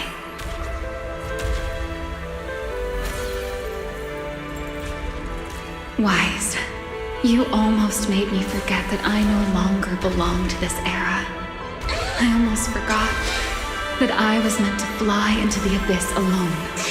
There's still a place for you to go back to. So from here on, let me handle this on my own. If you're that eager to die, then so be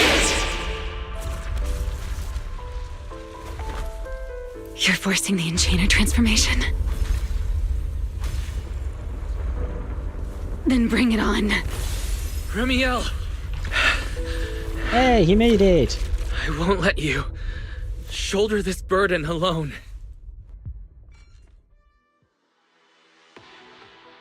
Does that mean I have to fight with Pyrois and Remielle? Remielle, if you ever freeze me with those feathers again, I'm plucking you like a chicken.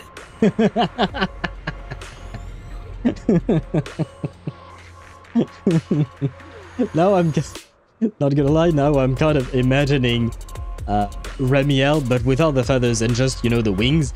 Because, I mean, basically she would just have chicken wings, you know, on her back.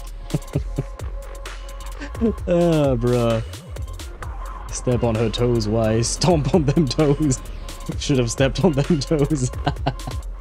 Yeah, maybe he should have, if he had known, right? But Wise is supposed to be nice, right? So he wouldn't have done it on purpose. Even if he had known, to be fair. I can see why you would hate her. Yeah, no, someone who does something like that, like, especially, I mean, it's not like I would ever be in a situation like that in real life where, you know, I have to fight some kind of monster or something and we concoct a plan. But, you know, the whole idea of you have some big decision or some big plan to enact and to do, but one of your partners in the group concocting that plan is lying to you and have their own plan in mind for some dumb reason. Oftentimes, in my opinion, it's dumb reasons. I mean, it's justifiable reasons, but I do feel it like it's kind of dumb. It's oftentimes, I wanted to protect you or something like that. It just pisses me off, man. It's just, bro, we can all work together. You don't have to shoulder your burden alone. We can work together, ask for help if you need help. We have a better chance of doing things together than we have if we go at it alone most of the time. That is true. So, like, just speak your mind. Let's do our thing together. Don't go on your own. So yes, she would indeed piss me off in real life. And hello there, welcome to the stream. I hope you're doing well. Welcome in, welcome in. I'm too late. We are talking about hate because Remy Mem. I don't hate her, but I would very much dislike having a person like her in my life. Because of the way she lies about things, the way she says half-truths about things. It's just annoying. Like, if you want something, let's talk. And even, like, for instance, if she has doubts in her mind about herself, about what she's doing and things like that, let's talk about it. Let's have a proper heart-to-heart, convey both of our feelings, and then we can try and find and figure out a path to move on to together. But she just wants to do things on her own, and for me, that's just a big nope. It's just annoying because it creates more problems than it solves, usually. Whether it is in real life or in TV shows, anime, movies, stories in general. In my opinion, characters like her create more issues than they solve by lying and doing things on their own. Even though they claim that it is for protecting others and whatnot, it's just... it doesn't work. From my own personal experience and from watching TV shows and stories, it just doesn't work. Girls had traumas, give her some time. Chongus did the same. Yeah, Chongus was slightly different. It isn't just about this last bit. Chongus at least was mostly honest about the rest of her life. Remielle was mostly playing games all the time, and that is not something that I personally like either.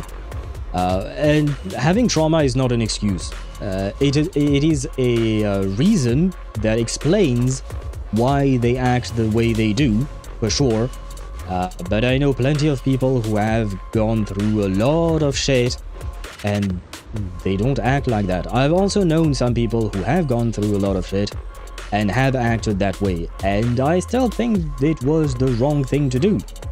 They may disagree, some of them actually agree because we had conversations afterwards, but some of them will probably still keep disagreeing, and that's fine. We all have our point of view, and my personal point of view is that for me, that's a big no.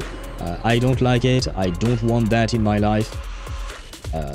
Again, it's a personal,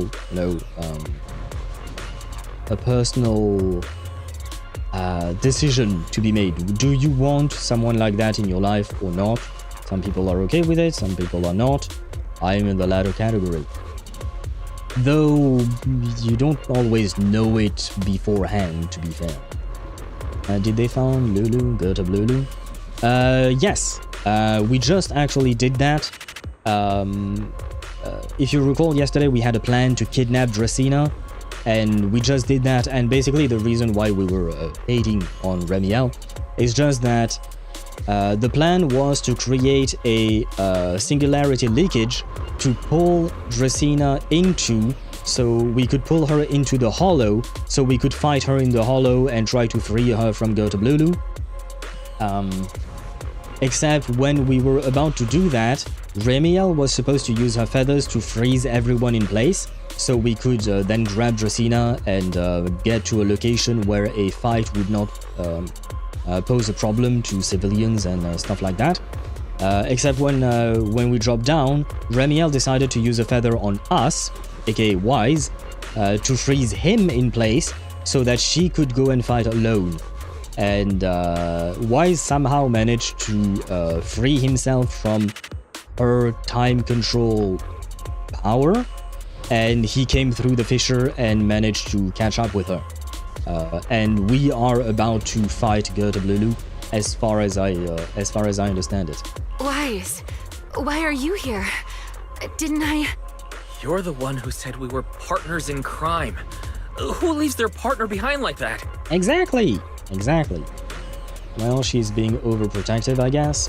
Probably part of it, I think, might be being overprotective.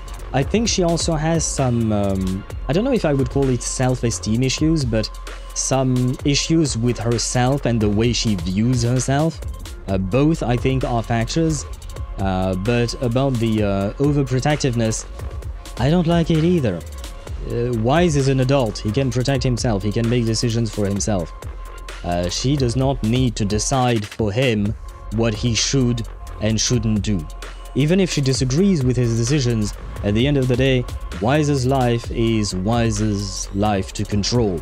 It is his decisions to put himself in danger if he wants to or not. It is not to someone else, anyone else, to decide whether the person should put themselves in danger or not.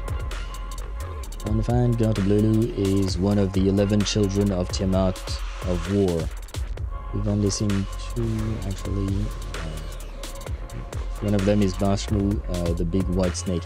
Yeah, there was a viewer earlier on YouTube site who mentioned that. I believe Bashmu is supposed to be the first, and Gerta Lulu is the 8th child of Tiamat. And that viewer's theory was that the creator in ZZZ is actually Tiamat, and it stands to reason, given the various pieces of information that we've discussed. It would make sense. It will make her understand. Yeah, surely he will, hopefully. Now that he's here and she doesn't exactly have a choice. Sorry, Save the apologies for later. Yes, we do have a Gerta Lulu to fight. You can apologize after this is over. What just happened? And what's that huge ether glow over there? That's Gerta Lulu's cocoon. Is it a cocoon of finality? Since we ruined its plans, it's trying to absorb nearby ether to make up for the energy deficit and force its fusion with the Karma Core. And completely devour Dracaena. Num num num, the kid. Huh. Well, don't eat kids, is what I always say. Probably. Like feathers and deep fry her Remielle to yum yum. Not gonna lie, when you say it like that, it sounds delicious. But, just the way I defended Paimon earlier, I will defend Remielle. Even though, like I said, I have my issues with her personality. But, let us not make her cooked emergency food. ZZZ lore deeper than it seems, way deeper than Exaltist and Creator. Yes, probably. I mean, there is a lot of world building being done in ZZZ. It's different than Genshin's, and it is different than HSR. But I feel like there is still the HoYoVerse, style of storytelling. In a way, it is a different storytelling again, but there is that artistic touch that HoYoVerse seems to have, in the fact that they are very much interested in building the world that the story evolves in, which is something that I really, really enjoy. Wait until the end, going to the moon? Wait, with Remielle? We've already gone to the moon with Columbina. Do we have to do that with Remielle as well? Wait, but the moon in ZZZ, it has a weird shape, man. I can't be certain how much longer she can hold on. Well, not the shape, but it has weird things on it. There is something wrong with the moon in ZZZ. Is there any way to stop it? Is there any way to stop it? Oh, he reads those lines, okay. Do you see those new ether growths nearby? Nope. Gertablulu created them. They're basically doing the equivalent of a blood transfusion, gathering ether from the air and feeding it into the rapidly growing cocoon. In other words, if we cut off those growths, we can stop the cocoon from growing any further. Are there... Oh no, he will read it, right? Are there any main arteries among those blood vessels? Sharp as ever. Good. I found 2 in total. Sever them both, and the energy supply across this entire area will fail. Then we can destroy the cocoon. Now that player 2 has joined the game, let's get ready to clear the stage at double speed.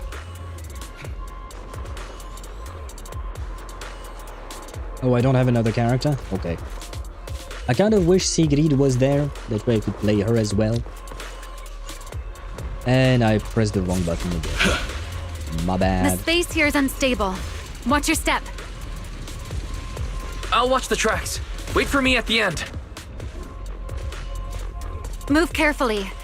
Something doesn't feel right. Wise! The cocoon's doing something! Watch out! The cocoon is sending out blasts at intervals. When they explode, get to the nearest cover immediately.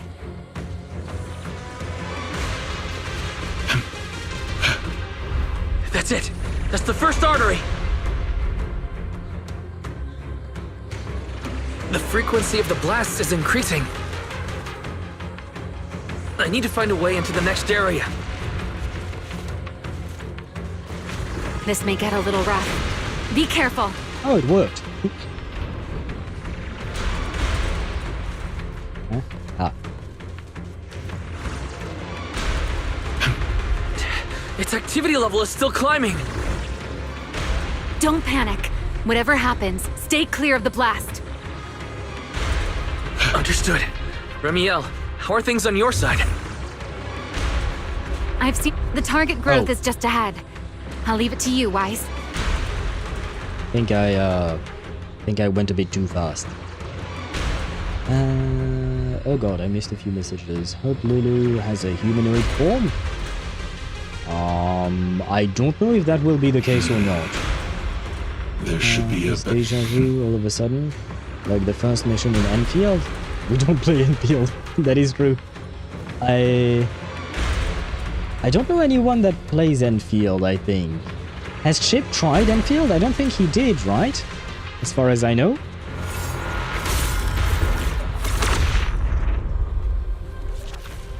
But yeah, I don't think we have This that route many looks viewers safer. Go this way. playing Enfield, so I know nothing Remielle, about Enfield. how's the personally. cocoon looking? Seems to be even more active than before.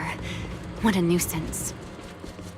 Rest for a moment. The blasts have grown stronger again.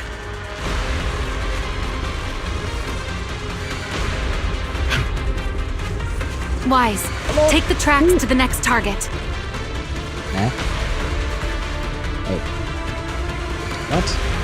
Ah, there you go.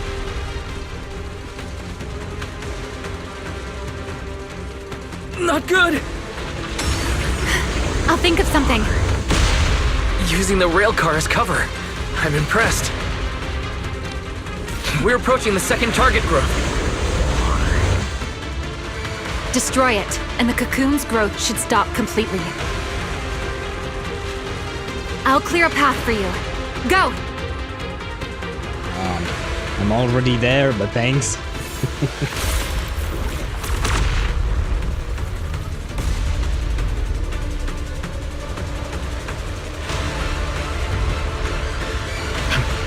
Oh no! Oh no! I went too fast. Oh, I got an achievement.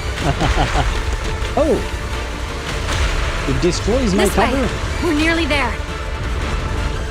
The closer I get to the cocoon, the stronger its reaction becomes. That only proves we've got it cornered. Move in during the gaps between explosions. Wise, ready to punch right through it? Kind of. Ready! Match my rhythm. Now!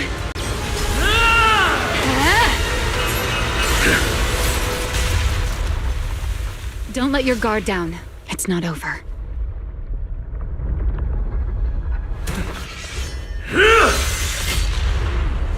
Too late. Evolution complete. Together!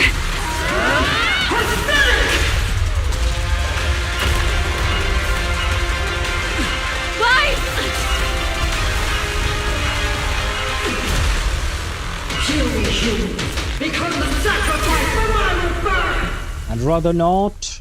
No, thank you. This is the power of the Chronicle. This is my evolution.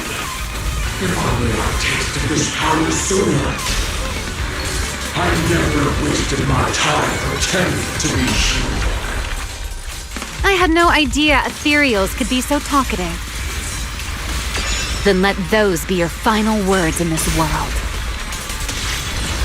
You are nothing but puny humans. Kneel before my power!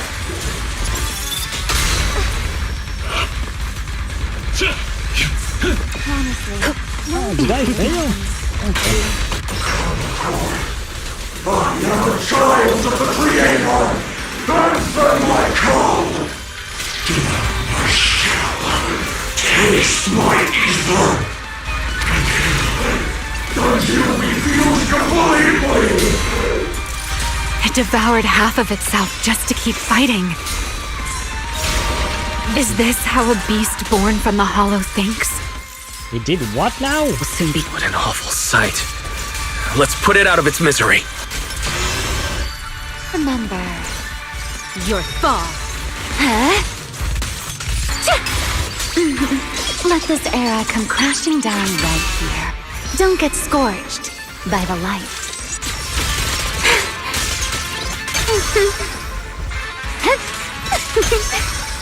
Let's get a little closer. Attack! Wield the blade with me! Restrain!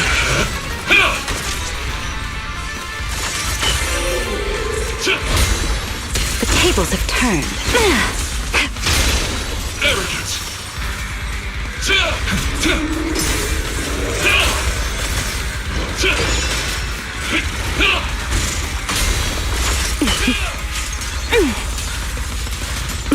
Suffocating now.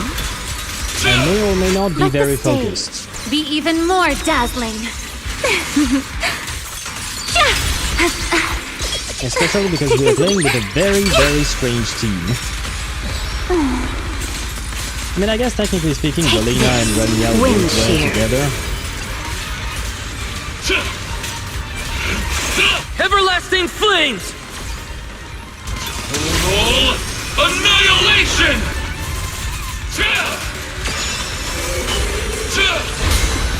Like the wind scatters the past, and you're next. Hyrois!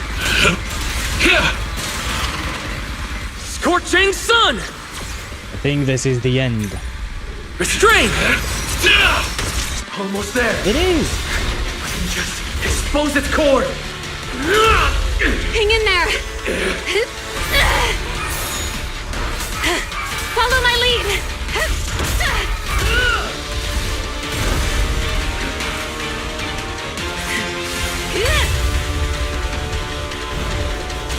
It's getting away. We have to catch it. Wise, you should take a breather. Now then, it's finally time to get serious! I'm counting on you, Remy! Wait, what? Why? Why am I taking a breather? I think we were doing fine. Oh god, what the f— Remy! Capture it alive and save Dracena from inside the core! It's been a long time since I fought in the skies, but this is my domain. Show me what else you have. Gird up, Lulu! It's charging up! Get ready for a ranged attack! Oh? You wish to test your firepower against mine? I don't know what's going on. Vanishing on me, are you? Hoping to catch me off guard?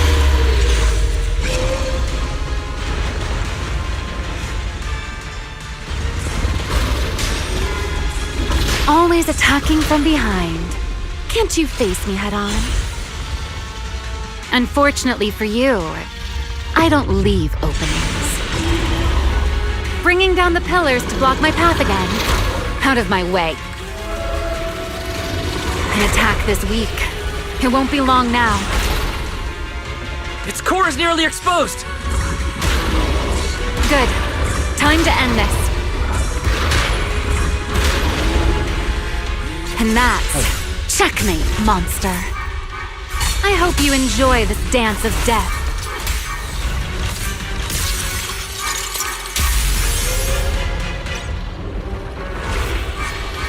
Nice.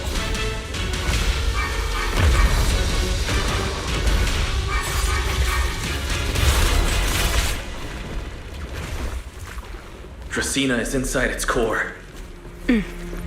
I'll handle this.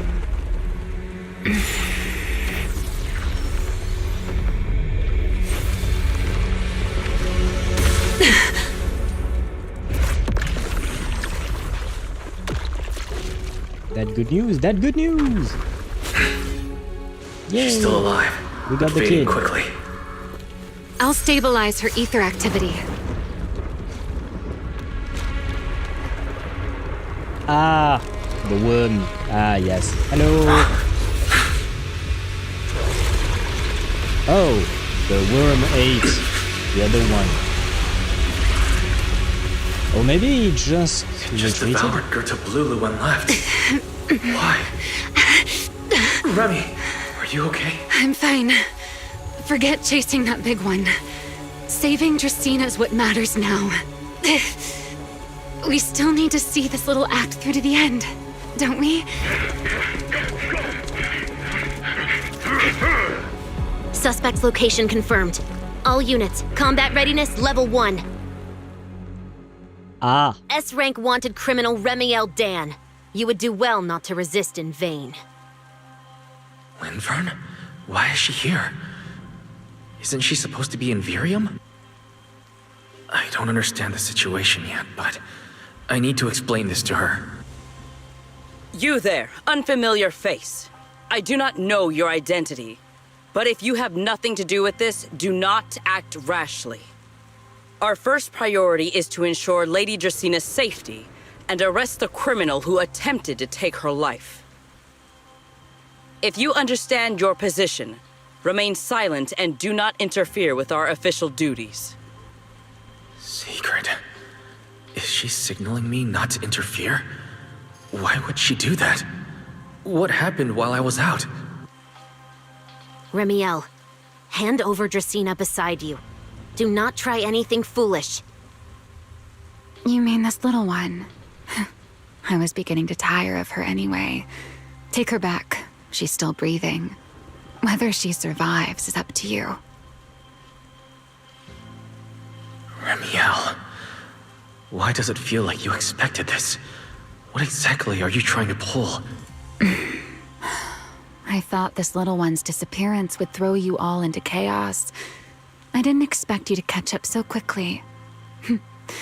How dull. Time to bring this game to a close.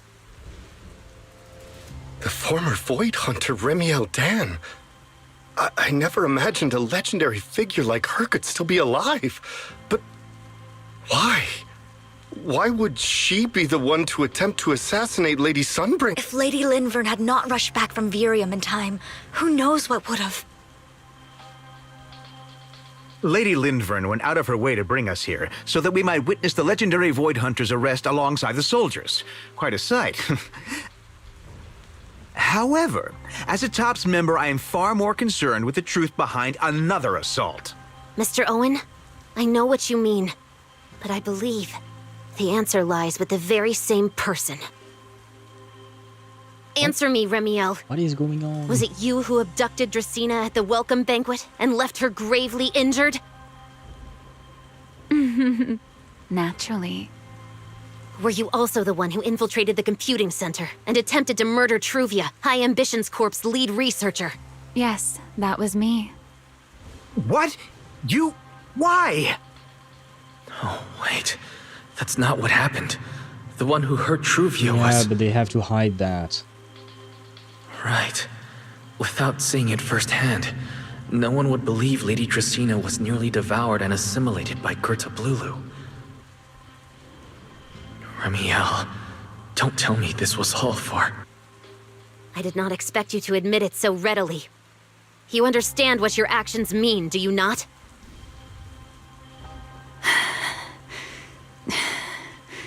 Of all times, now is when I've reached my limit. What a pain. It's not over yet. Remielle, do not attempt to resist. No, I won't resist. I'll simply vanish right before your eyes in an instant. Think we're about to lose the waifu? Sorry, but I'm done being a spectator. Well, maybe not. This performance of yours, you wouldn't mind one more joining in, would you? You want to share the stage with someone like me? Let's finish this act together. What are you trying to do? Rescuing my partner in crime. Until we meet again. Catch them! Lady Linford, send someone after them quickly! Not gonna lie, those soldiers were kind of pathetic. Pathetic, sorry. But they tried. They tried their best. There you go. Now I can finally read chat. Sorry, I was kind of absorbed between the fights and, you know, after that, the cutscenes. What did I miss in terms of chat? There was a lot we don't play in scene. I see a lot of shorts, but from the last chapter that it seems to go peak. Because the lot of YouTube short. The big field really adds immersion to real danger. Wait, because we were talking about Enfield at some point. And Sheriff says I played Enfield until in Wuling. I have to resource finding and make an entirely new factory again. Yeah, I'm done. I've already got time for that. Yeah, I know that a lot of people were turned away by the factory system, which takes a lot of time apparently. You can use another player's blueprints and it is done easy, is what they said. Oh, okay, interesting. Okay, it's a nice monster design. Yeah, apparently no humanoid design for new Gerta Blulu, I guess. I don't really know what to call that. Karma Core fused Gerta Blulu, or attempted karma core fusing Gertablulu. Make sure you listen closely to what the boss will say about the creator. You heard what Gertablulu said, it was a child of the creator, which is why I believe Tiamat is the creator. Nope, I did not hear what they said. I was busy trying to stay alive. That is why, while I understand why they do it, because it makes sense sometimes in fights, having dialogues in fight, but the problem is, like, when you're just watching a movie, you can listen to what the what the characters are saying during the fights. That's fine because you don't take an active part in the fight. But when you're playing the game, for me, I'm focused on the fight, especially when I'm with characters that I'm not used to playing at all. Remielle, I'm kind of used to playing now. I'm getting used to her and she's kind of easy to play. Pyro is, I don't play him all that often, and Velina, I simply don't have her. So for me, the fight is even more challenging in a way, because I don't know what I'm doing with these characters. Well, I know somewhat what I'm doing, but the fact is that when I'm fighting, I can't listen to what the enemies are saying, otherwise I'm taking hits in the face, basically. So it's kind of hard for me to keep up with what is being discussed, unfortunately, when the fight is ongoing. There you go, wouldn't let me do that. And besides, you need to exploring other resources and pylons to power too much, and for me at least. Fair enough. I mean, Sheriff, if you don't like the gameplay loop of Arknight's Enfield, that's fine. I played OG Arknights for a week or two, and I gave up because I didn't like the gameplay loop in that game. So I'm like, yeah, you know, if you don't enjoy something in a game, you might as well not do it. A game is supposed to entertain you at the end of the day. Is he Phaethon because Everlasting Flame, Scorching Sun? Do you mean, are you talking about Pyrois, Deidara? Could be, you could see it in that way. And why are you acting nonchalant? This is so cool. Who do you mean, me? Or them? Or what? That's me, what a chat. This was pure raise Phaethon. Yeah, Phaethon might be trying to pick up the Remielle. I mean, he literally did. Physically, he picked her up. What are you trying to do, bro? Shut up. Who are you? True. True, it was just a random soldier. No, it was Owen, I think. I don't even know who the fuck Owen is. I think we might have met him before, but like just once. Or something like that, so I'm just like, eh. Who the fuck are you, man? I guess he works for Tops, so he thinks he's important, you know? Enchainer, remember fused fully would make them an enchainer. Right, but he didn't manage to fuse fully, did he? Gertablulu, I mean, right? If I'm not mistaken, they managed to stop them. Oh no, not full, okay. Does that mean we managed to get the Karma Core back? Because I'm assuming maybe Bashmu came to pick up Gertablulu, maybe to get the Karma Core with him? Nope. Okay, so Bashmu escaped with Gertablulu and the Karma Core then, I would assume. But we got Shudbringer out. Oh, right, but the core is within Shudbringer. Okay, yeah, no, so we still got both. But not the core. Oh, wait, no, what? So Gertablulu fled with... No, Bashmu fled with Gertablulu and the core, but we got the kid back, basically. Gertie forced the fusion. Okay. Okay, so they got the core. The enemies got the core, but we got the kid. Can we make the exchange? Can we get the... Can we get the core and exchange the kid for it? Yeah, the QTE section acting nonchalant. Oh, do you mean me? I was just focused on the QTEs and the story, but...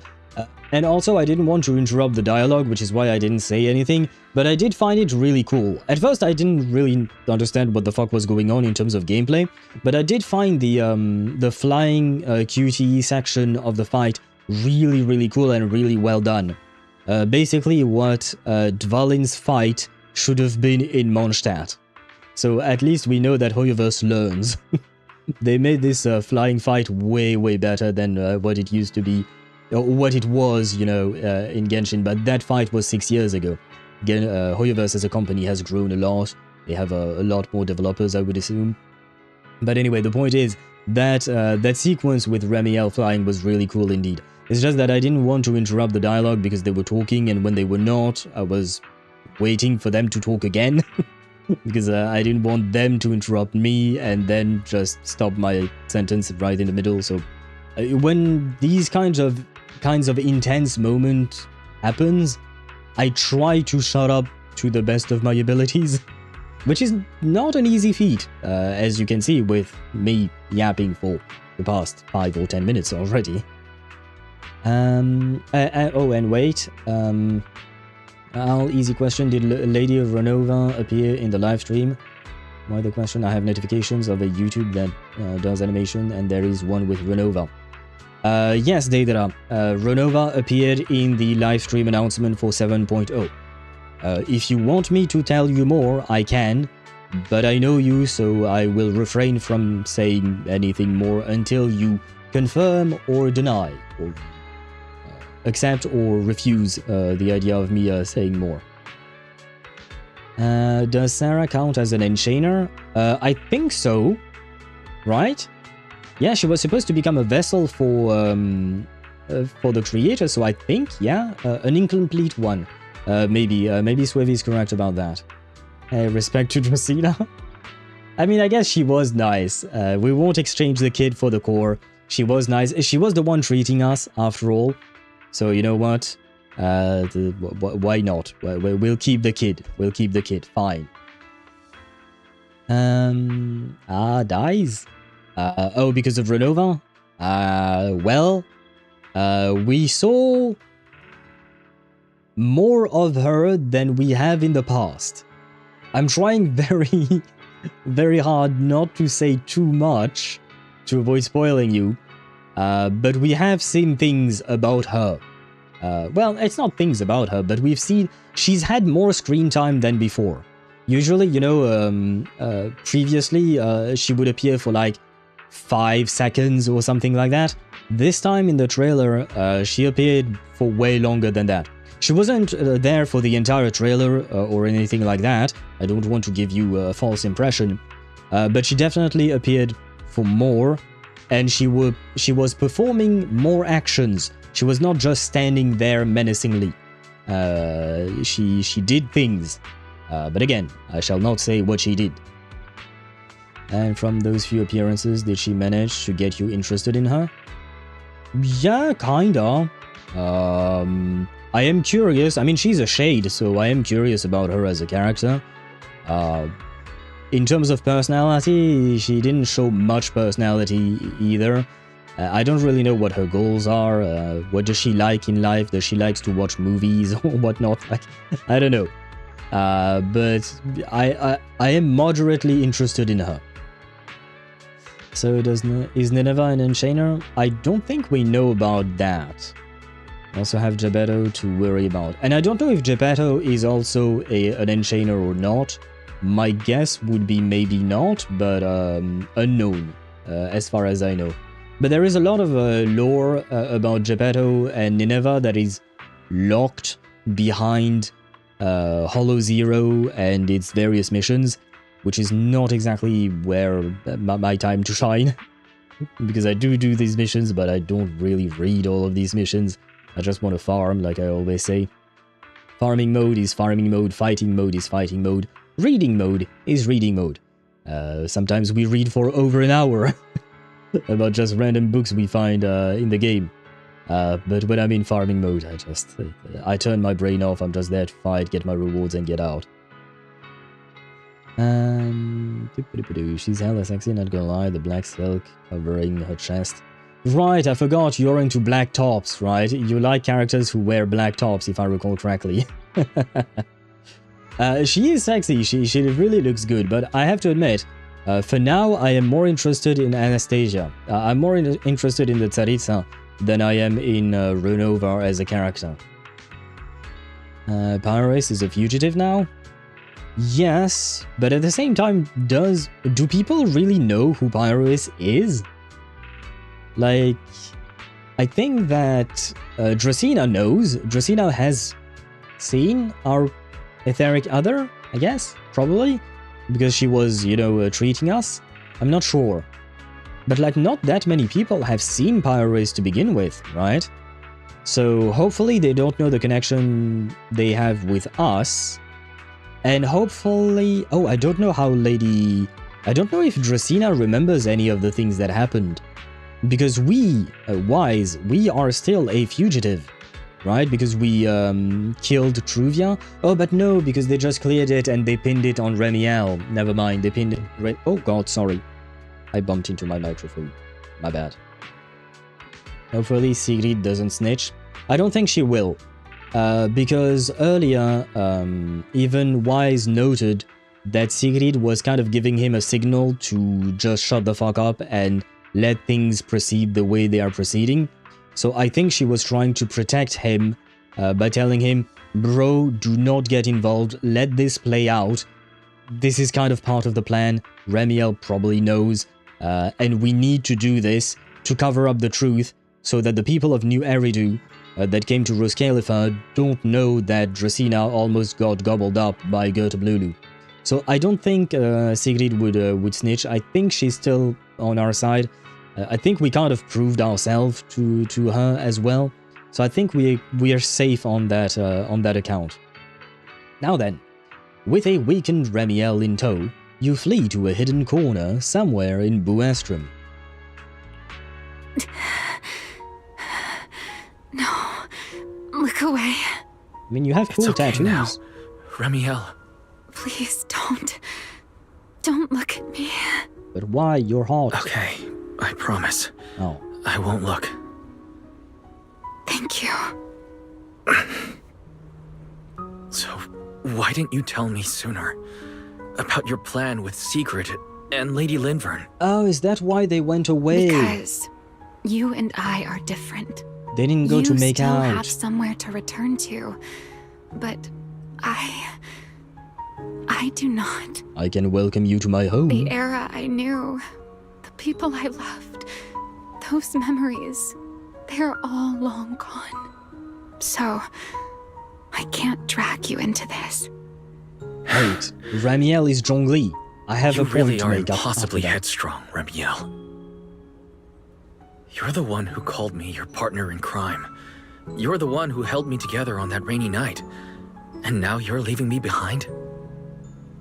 Did you forget you're over 100 years old already? How long are you going to keep acting like a cranky child? I get it. Sometimes, someone has to step up and do what must be done. What happened to Dracena and Truvia? Someone has to answer for all of it. But that doesn't mean you have to shoulder the burden all alone. Didn't you call me your partner in crime? Then act like it. Doing bad things together, running away together, getting ourselves wanted together. That's what partners do. What kind of partner takes all the heat alone? What kind of friend does that? Wait, we're friends now? You really are getting more silver-tongued by the day, Wise. I'm not trying to sweet-talk you. Can't you tell I'm really mad right now? I can hear it, Wise. I'm sorry. I shouldn't have done that, my dear partner in crime. We'll forgive you because you're hot. So, what are you gonna do now? I think I'll return to my refuge and rest for a while. The signs of the Enchainer transformation seem stable for now. There shouldn't be any major issues. You're not lying, right? As for what comes next, I'll leave that to Lindvern and Sigrid. I'm a little tired. Then I'm going with you. There's no need for that. I can walk on my own now. I know what you're thinking. I can't let Remielle out of my sight again, or who knows what outrageous thing she'll do on her own, right? I promise, this time I won't go anywhere. Really. I only want to rest by myself for a while. Once I've recovered a little more, I'll come see you again. I promise. And my point, Remielle is just like Zhongli, because she has those memories. But where are those who share the memories? This place is the same as she remembers, but where are those who share the memories? She wasn't drinking wine, but same deal. So Remielle is Zhongli, which means that Zhongli is a big, booba, pink-haired waifu. Yeah, I didn't think it through, did I? Anyway, pluck her feathers. You know what? That might not be a bad idea, Swavy, because that way she can't fly anymore, which means she can't flee anymore. Wise, I don't understand, girls. My ass. Yeah, no. Wise is wise to women, I will say. Doesn't he has pure raise as a passive? So you think it's a passive? He doesn't control it. Maybe it is. Maybe it is. Before you can answer, you hear the sound of wings beating behind you. You two will see each other again, right? Later, back at Amber Hall, you explain in detail to Belle and the others what happened. Perhaps because you are too exhausted. When you wake again, it is already the next morning. Oh, Wise, over here! Have some bacon. Thanks. Wait, Cecia is giving me food? Cecia never gives food, she takes food. Ketchup or mayo, manager? I've got motor oil on the table too, if that's more your thing. Bro, are you trying to kill me? You know I'm a human being, right? I'm not an intelligent construct. If I drink motor oil, I die. Billy, as much as we love you and you love us, there are things we can't do the same way you do, man. My first post on Reddit is from Renova Mains. Run, guys. I will her off. You will what? Her off. There is a missing word in the sentence. What are you going to do with her? Snezhnaya comes in about 11 days. I need to mentally prepare myself to max it out in day 1. There seems to be quite a lot to explore, I will say that, Mihai, in terms of like the maps. From what they've shown, there are at least 2 major regions. I don't know how big they are because they haven't actually showed the map or anything like that. They've showed parts of the map, but just looking at the environments and the different towns, and the fact that we need to use a train to get from one city to the other.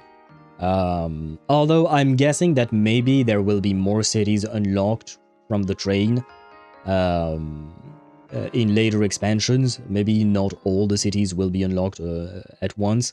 That would be my assumption. But I'm gonna guess that you're gonna have a field day. There will be a lot for you to do. Is my guess. Again, I don't really know all of everything. All of that happened in the span of a day, by the way. Yeah, that was a long-ass day, man. Well, no, I think it took a couple of days, because I think we slept twice. So I think it happened over 3 days. But those were very intense 3 days. The art holder off. Yeah, good luck with that, Daedra, because not many people can hold Renova off. That's why I said I need to mentally prepare myself. No way in hell in Snezhnaya will take a short while to fully explore. No way in hell Snezhnaya will take a short... Oh, you mean a short amount of time, perhaps? I guess? A short amount of time to explore? I would assume so. Also, you don't have to finish exploring day 1. You do realize that, right? You can do that in several sessions. Second post about her are like 20 screenshots of her. Renova mains are in party mode. Well, of course they would be. They see their main finally being more relevant to the actual story and Archon quest. Would you like an egg, Wise? No, you can give it to Cecilia. She can give me the bacon and I can give her the egg. I know she prefers eggs. Is it just me, or are you guys being overly friendly today? How can you say that? It's only been a day, and you're already skin and bones. Manager, breakfast is a sacred tradition at Amber Hall, and everyone's gotta have their fill. Besides, when Valina and Norma stopped by last night, they were just as... They were just as worried as the rest of us? Did the voice line cut off for you as well, or was it a me problem? He kind of did not finish his sentence, I think. At least no, I didn't hear him finish his sentence. Anyway, not all that important. I think there was another missing voice line at some point earlier, yesterday or the day before. Little details. But, by the way, breakfast is a sacred tradition at Amber Hall. We've barely been here for a week, brother. Do we really have sacred traditions already? Or do you just mean at Amber Hall, generally speaking, in that specific house? Seriously, that was way too close. I was so worried. Whew, thank goodness everything worked out. Yeah, thankfully. You're still worried about Truvia, aren't you? I think she's still in intensive care.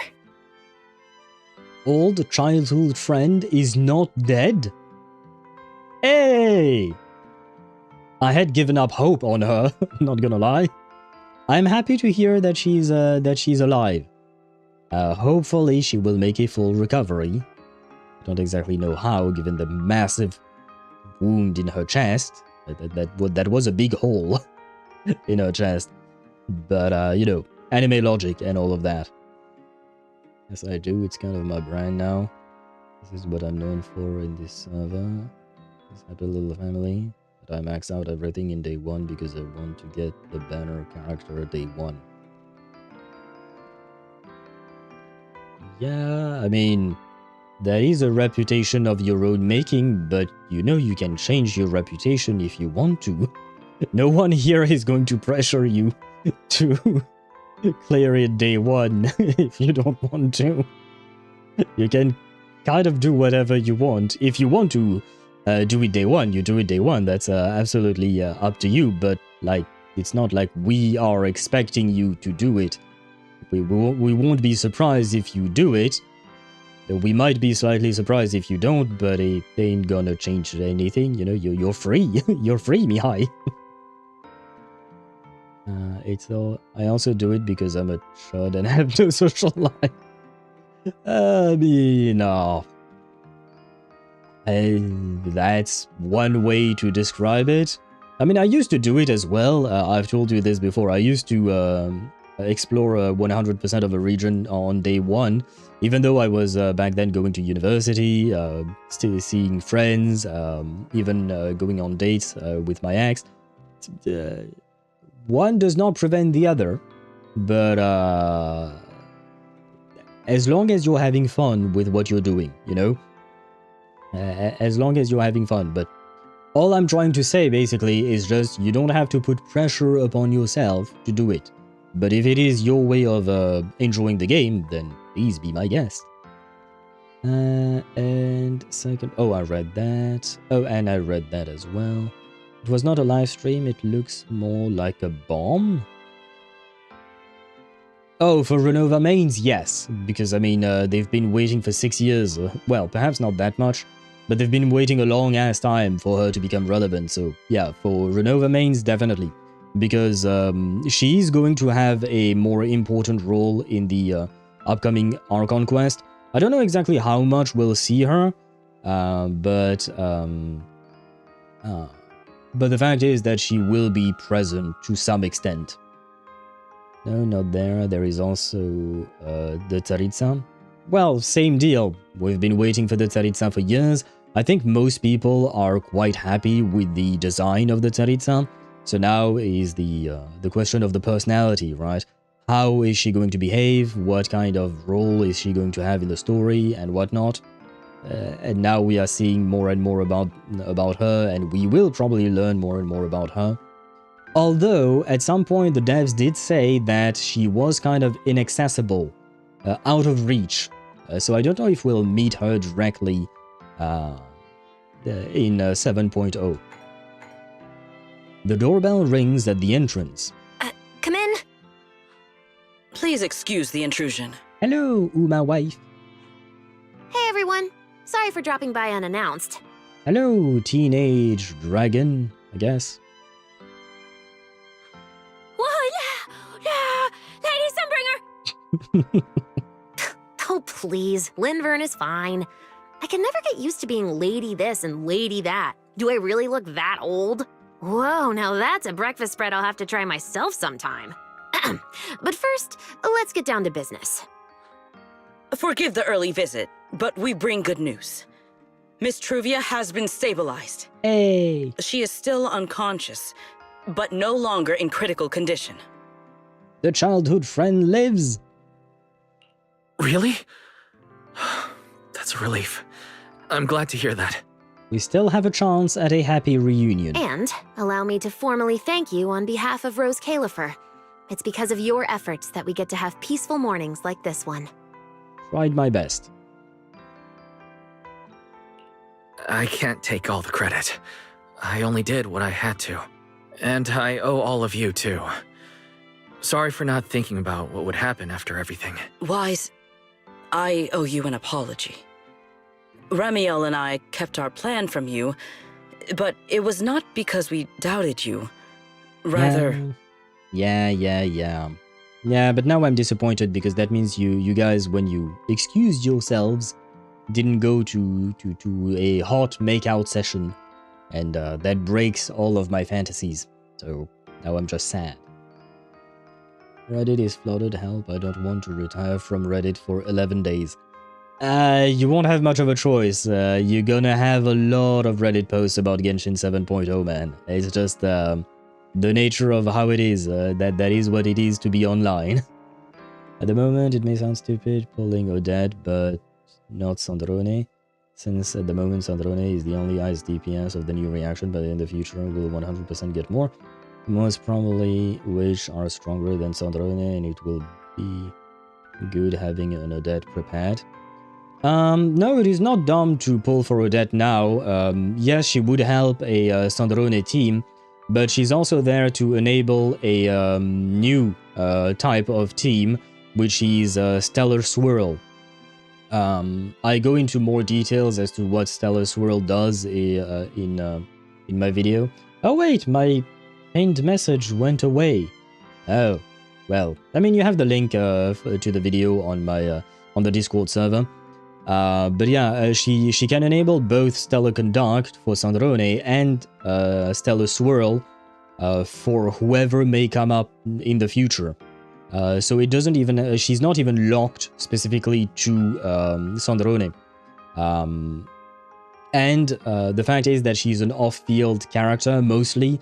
I think you might be able to play her on-field, but she's mostly meant to be some kind of sub-DPS support, from what I could see.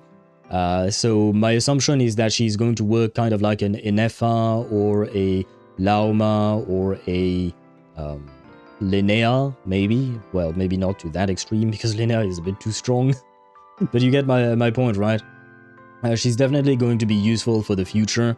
So, in my opinion, pulling for Odette is not a bad move at all. On the contrary. But it also just depends on whether or not you like the character that she's meant for. aka either Sandrone or whoever is the Stellar Swirl character that will come out whenever they come out. From her attacks and animations, I see main DPS potential. The kit itself is geared more towards off-field. Basically, her kit is press E, summon her double, I think, and then you can move off-field. You can, of course, use her on-field if you want to, but the fact is that she summons a body double that dances, and those can do off-field attacks. those are meant to be used in conjunction with another character that will be on field. Otherwise, they wouldn't have made it off field. They would have just made it an on-field type of attack, but it is not. It is more like a type of follow-up attack. That's the literal wording they used in the translation. And that is not main DPS material. That is more sub-DPS material, off-field DPS material, to be more precise. Again, not saying that you can't, but you're gonna achieve better results with an actual main DPS that will probably come out later on, or even with Sandrone herself. Sandrone has more main DPS potential, in my opinion, than Odette does. I know. You were just worried about me and didn't want anything bad to happen. But there's something I need to ask. Now that Remielle's cooperating with you, what's going to happen to her? Actually, we'll be taking her to Virium soon. Oh, relax. Not as a criminal, but as a friend who needs our protection. By the way, they've mentioned Virium several times throughout this patch and quest. Like, for instance, Linvern was supposed to be in Virium, and some people, I think the new Eridu people who did not manage to get through customs or something, were stuck in Virium as well, or something like that. Where is Virium? What is Virium? I mean, I guess it's a place, but where is that? Do we have access to that? Because I keep hearing the word, but I don't know what it is. Island below Roscaelifer. Even below the... not reactor parts, but you know, the mechanical parts? On the sea. Oh, okay, so it's literally on the actual surface of the planet and not actually a floating island like Roscaelifer. Oh, okay. Literal island, yep. Okay, thank you. Because I was kind of confused throughout the last 3 streams, including this one. I was like, what the fuck is Virium? Why do they keep mentioning that name? I'm guessing maybe in 3.2 we'll spend some time in Virium. I think that would be that would make some sense in terms of map expansion, maybe. And it is where Claret's family is, and where they make and mine porcelain. Oh, okay. Wait a second. The island, Virium, is supposed to be below Roscaelifer. But below Roscaelifer is the Scamal Hollow. Is Virium inside of the hollow? Partially inside of the hollow? Or just besides the hollow? Because there is a hollow right below Roscaelifer. That is how Roscaelifer siphons ether energy to keep floating, right? I think I was thinking beside. Okay. Not directly below. Okay.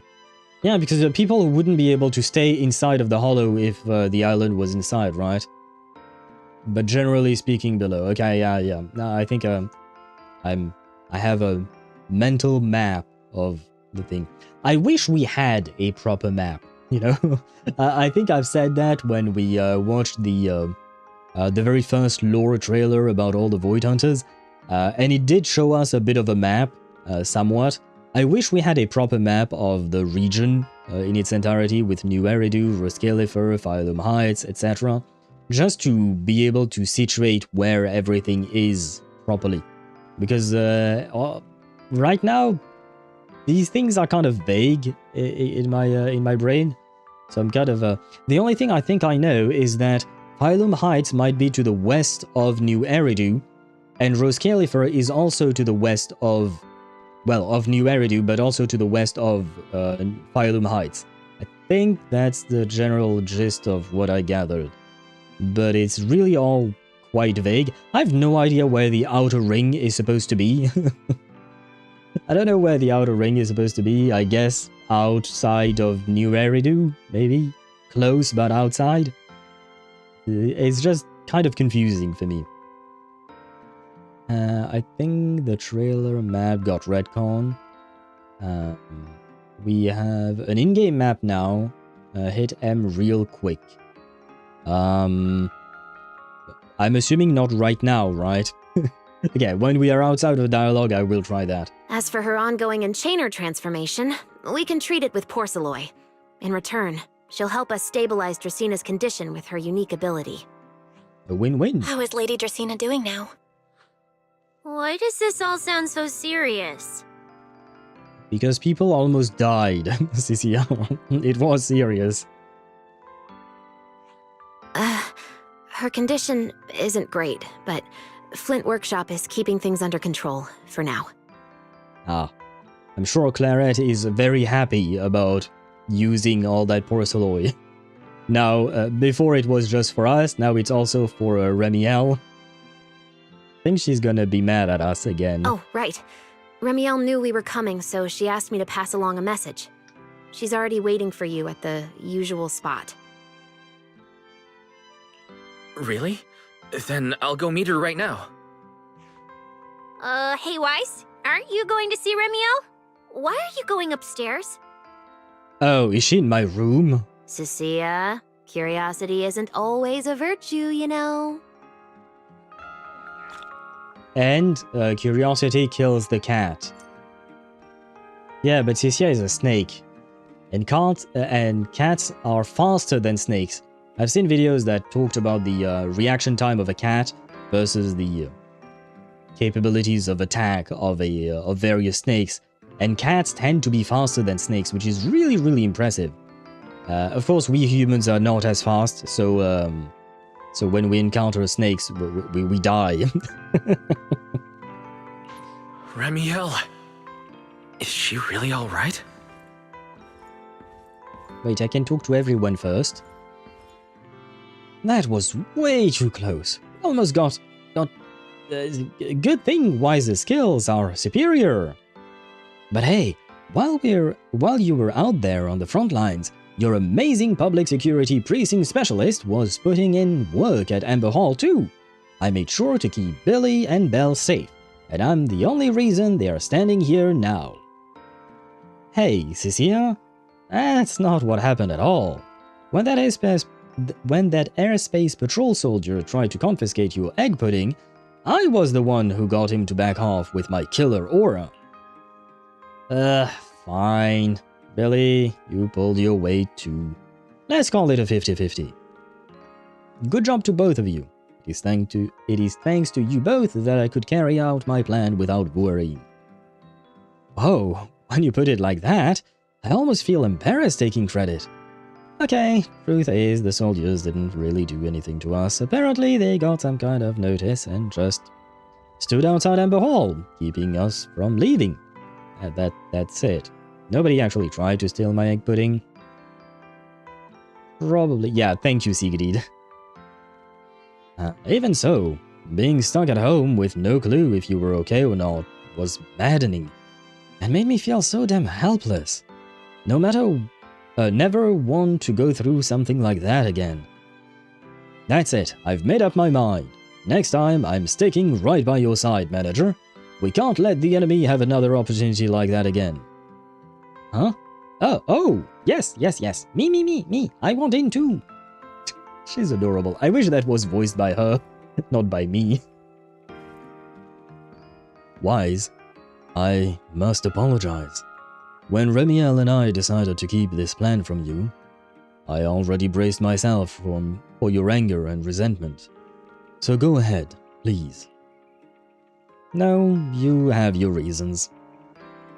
Thank you. Honestly, I've been second-guessing myself this entire time, whether I made the right call or not. When I first found you hiding in the retroflux zone, and then when I found out what Remielle was really planning. With Lady Linvern away, I did not possess the confidence to handle a crisis like this on my own, or the courage to fully put my trust in you. Thanks for putting your trust in us in the end. We couldn't have done this without you. Hearing you say that means a lot to me. The look in your eyes when you swore you'd save Lady Dracina, and Remielle's unwavering determination. They reminded me of Lady Linvern. You two steeled my resolve. You are admirable, true warriors. I want to express my gratitude to you personally, as Sigrid de Lazure, not as the Deputy Administrative Director of Airspace Patrol Department. If you are willing, how about we do something together, the four of us, including Lady Lindvern as friends? What do you have in mind? Watching the complete Eridu's Agent 006 film series, I had a private chat with Remielle and found out we both love this film series from 100 years ago.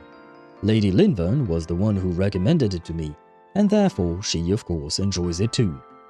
We decided to pick a night to pull an all-nighter with a full marathon of Eridu's Agent 006. I am sure it will be a wonderful time with you there as well. The retro nostalgia is practically tangible. Better not say that out loud though. Oh, that's cute. Can I talk to Lindvern? Something else on your mind, Wise? About your plan with Remielle. Why did you end up going with this plan? Oh, that? Most of it was actually worked out between Sigrid and Remielle. If I recall correctly, they had a secret chat while you were busy with the device after returning from Meridian Hall.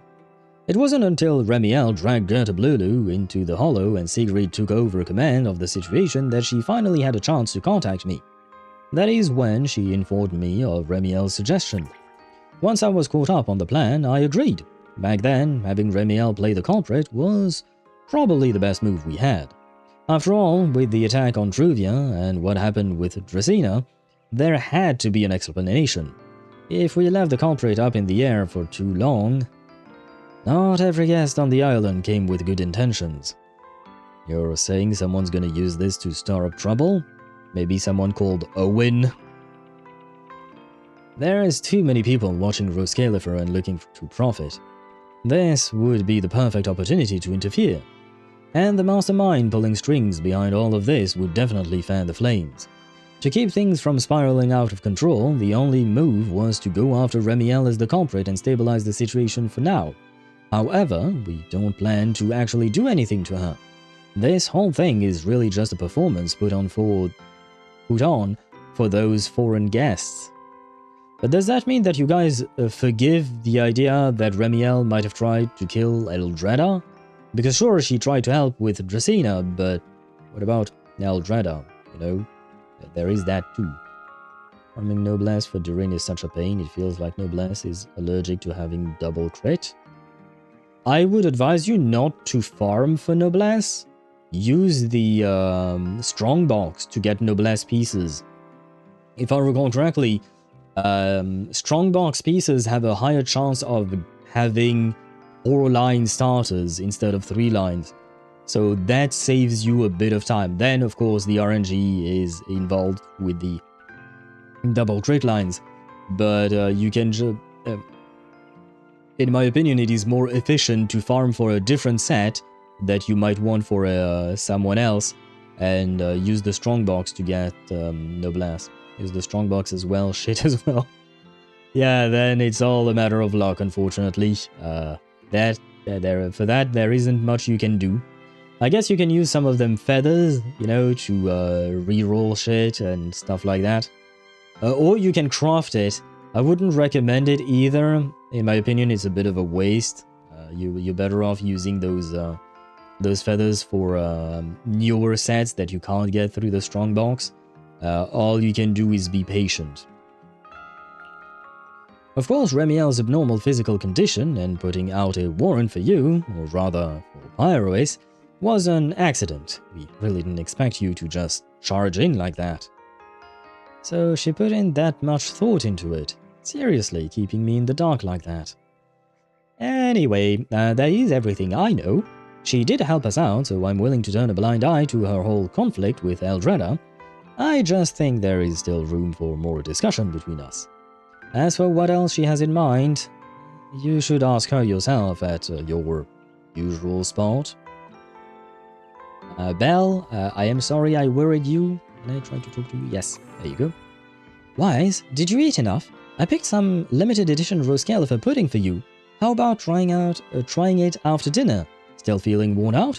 Want your adorable little sister to give you a back massage? Whoa, whoa, whoa. Why are you being so weirdly caring? Hey, that makes it sound like I'm never caring. What's wrong with wanting to show I care about you more? Wise, you're our hero.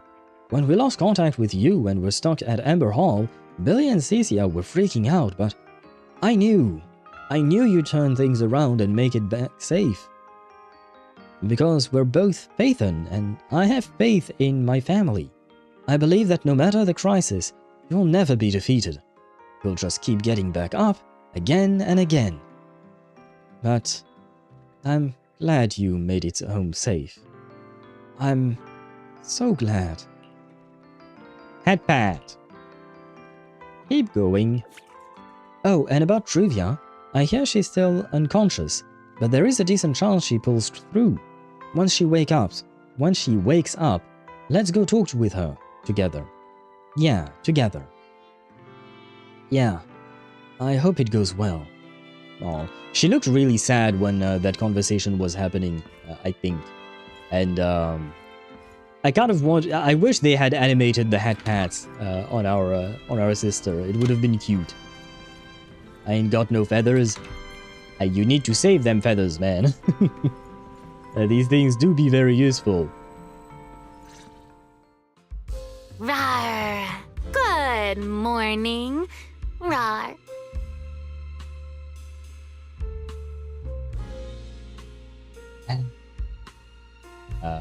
What did I want to do? Oh, right. Wait. Wait, which one is it? Oh, is it this thing?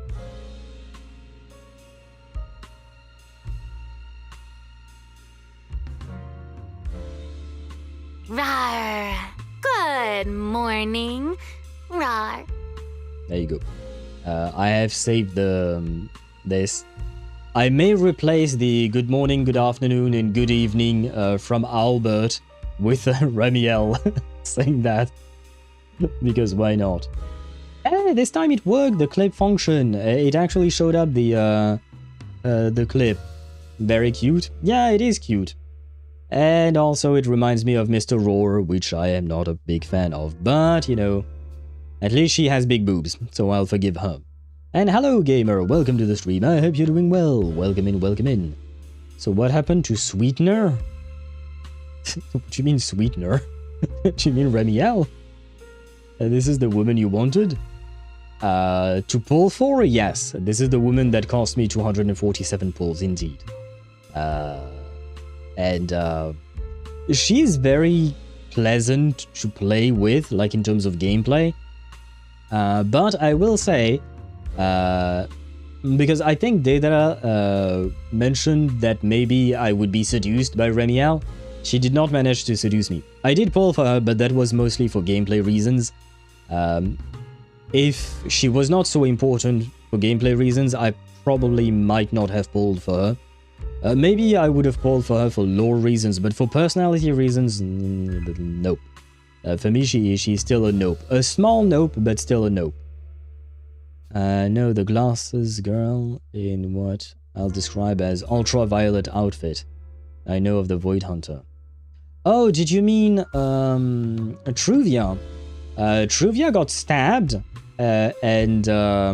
but she survived. She's no longer in critical condition, I think. She's stabilized, but she's still she's not okay. She got stabbed like violently, right in front of our eyes. She survived being stabbed by that big spear. Yes, somehow she did. The feathers, Washington scene? Oh no, okay, the feathers was wholesome scene. Wait, what? There were a lot of points.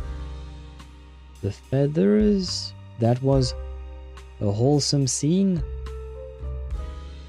What feathers wholesome scene thing are you talking about?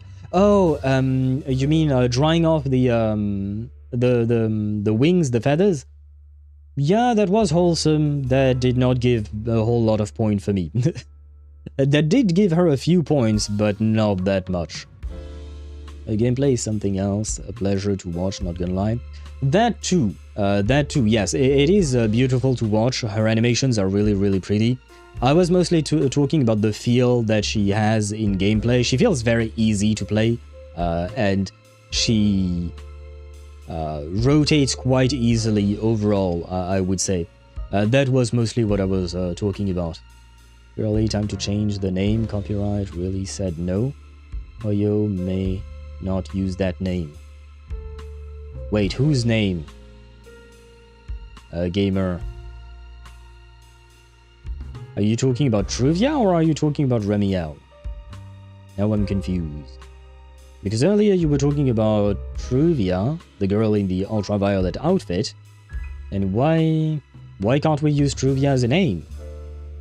Who is fuck's sake out? But I don't. Bro, I'm trying to keep up with two different conversations of people who are not talking about the same thing, so I'm kind of confused. I lack the context that you might have in your mind. There he is. Mr. Roar as Remielle. Wait, that won't work at all. How does the enormous Mr. Roar even disguise himself as me? Because it's a brand. Well, see, again, like I said, I lack the context that you have. I have no idea what the Truvia brand is supposed to be. I've never heard of it. Although, he might pass if we give him a pair of fake wings. Mr. Roar in your clothes? No, I think not. It's weird no matter how I imagine it. Wait, I am imagining it. Does that mean that we would have to add big boobs to Mr. Roar? Because something needs to fill this space, right? Because her dress is kind of tailor-made for her. I don't know if I like that. Mr. Roar with boobs. No, I don't think I do. Yeah, no, I don't think I do. Sugar substitute. Oh, right, I guess we did talk about... did we talk about that yesterday? I remember we talked about sweeteners, but I don't remember about the trivia bit. I didn't remember that that was what launched that conversation. Not gonna lie, the brand did not make much of an impact on my memory. Because like I said, I don't really use sweeteners and I probably will never buy that. So she earned 1 10-pull? Oh, do you mean from you, Deidara? Good luck to you if you are trying to pull for her then. No. Well, I thought it might be cute. I'm really struggling to see the appeal. Anyway, you're here early. Did you come to say goodbye? I guess you can say so. Though it's only for the time being. Linvern and the others probably mentioned it already. I'll be recovering in Virium, and while I'm there, I'll help stabilize Dracina's condition. Lady Dracina. What exactly is happening to her? By the way, while Dracina is recovering, who is going to treat us? Because we still need treatments, right? It wasn't just a one-time treatment as far as I know. So, who takes over? Because I don't think the Eldreda is going to take over. I'm guessing that Linvern is kind of busy. So, do we just die now? She will likely remain unconscious for a long while. After all, having a karma core taken from you is no trivial matter. Okay, so it is as Swivi said earlier. The karma core was partially fused with Gerta Blulu, and that's probably why Bashmu came and grabbed it. It was mostly not to grab the Gerta Blulu itself, but the core, more likely. It's one of tens, if not thousands, of sugar substitute brands. Oh, wow. Are there really that many? Even for regular sugar, I don't even know that many brands. I think I know a couple. Not really into brands to begin with. So, I don't know about thousands. I mean, it could be, in all honesty. A lot of products have a lot of various brands behind them. Thousands might be a bit much, for sure. Hundreds, maybe. Maybe it kind of depends on the country, and maybe there are some brands in one country that exist under a different branding name in a different country. That can also be a thing. I misjudged the situation. At the time, I thought the karma core was still inside her. So when Bashmu suddenly appeared, I paid it little mind. But the truth was, while we managed to rescue Dracena, the karma core remained inside Gertablulu and was devoured by Bashmu. That can't be good.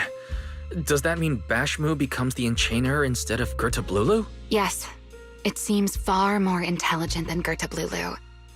But of course, the culprit behind all this may have planned it that way from the beginning. Clearly, Gertablulu couldn't have done it. So, who lured it to Buastrum with the singularity leakage? The real culprit is still hiding somewhere in Roscaelifer. Oh right, there was that guy wearing green. You know, the guy who kidnapped Toby, the Bangbu, and did all of these things. We still know nothing about that guy. Correct. Though, I don't think we need to worry too much at the moment. Dracena likely only possessed 1/3 of the karma core, which means the other 2 parts are still inside Eldrada and Linvern. Which means that we should worry because someone is probably going to try and attack Linvern and Eldrada in some way, shape, or form. Right. I wanted to ask, you said karma cores are sealed in Void Hunter weapons, but why is Lady Sunbringer split into 3 and stored in 3 different bodies? What's really going on with her? Yes, Void Hunter weapons. Perhaps that's what the Sunbringers truly are. Oh, they are the OG Sunbringer's weapon? Kind of like how Thaumiel can turn into wings, I guess? I didn't know Void Hunter weapons could turn into people, but okay. What? Oh, come to think of it, I don't think I've told you yet. The truth behind the so-called attempted assassination of Lady Sunbringer. No, you have not. The truth is, I really did come to Roscaelifer in search of Sunbringer. Not the 3 who stand here today, but the one I once knew. And then I saw Eldrada. Do you know that strange feeling? How someone can look so much like her yet not be her. Yeah, but usually I don't try to stab the person. Somehow, after reclaiming Thaumiel, the remnant inside it resonated with the karma core fragment in me, and suddenly I was able to sense the karma cores within the Sunbringers, which is very strange. Sunbringer didn't fuse with the karma core and become an enchainer. Rather, the karma core was divided into 3 parts and stored within the 3 Sunbringers, which is just like Void Hunter weapons. You mean the 3 Lady Sunbringers we've met are actually living Void Hunter weapons? No, that doesn't make sense. I mean, it is surprising, but also, why not? Saying if they come out with a new unit NPC named Splendor, it's not a coincidence. You know what, maybe HoYoVerse is trying to branch out and start their own sugar company, or artificial sweetener company. I mean, we've heard that they've invested into fusion or nuclear reactors, if I recall correctly. They've invested in a bunch of things, HoYoVerse, I mean. So why not sweeteners as well? Rather than turn into people, I think they were made as containers for the fragments. As such, they could be considered pseudo-Void Hunter weapons, or maybe a way to continue the experiments of fusing with karma cores. So, could they be something akin to, but not exactly, like the case that Yishuan made for Ye Shunguang's sword? I mean, technically speaking, they would be closer to the sword itself, I guess, in terms of what they are. but it is like something made to house the karma core, right? It is not exactly that. It's not exactly a stretch either, but there is a bit of distance between the 2 points. But I'm just trying to draw analogies from things that we know for sure because we've learned about that case thing that Ishwan made. Okay. But again, we didn't know that they could be living, breathing creatures, right? I mean, I don't know if they are living and breathing, to be fair. That's actually a good question, but, you know, we didn't know that they could take a humanoid form, is what I'm trying to say. Well, it's only a working theory. There are still plenty of gaps in it, but it does already answer a lot of questions. I mean, since we're friends with Dracena and Lindvern, why not ask the questions to them? That would be helpful. I'm guessing we can't ask Eldreda. I don't think she would like seeing you again if you did try to murder her, you know. But the other two, well, I mean, I guess Dracena might not be feeling all too well, but Lindvern, she's literally downstairs. You could ask her all the questions. The most important question I have is, where is the Sunbringer I knew? I mean, probably dead.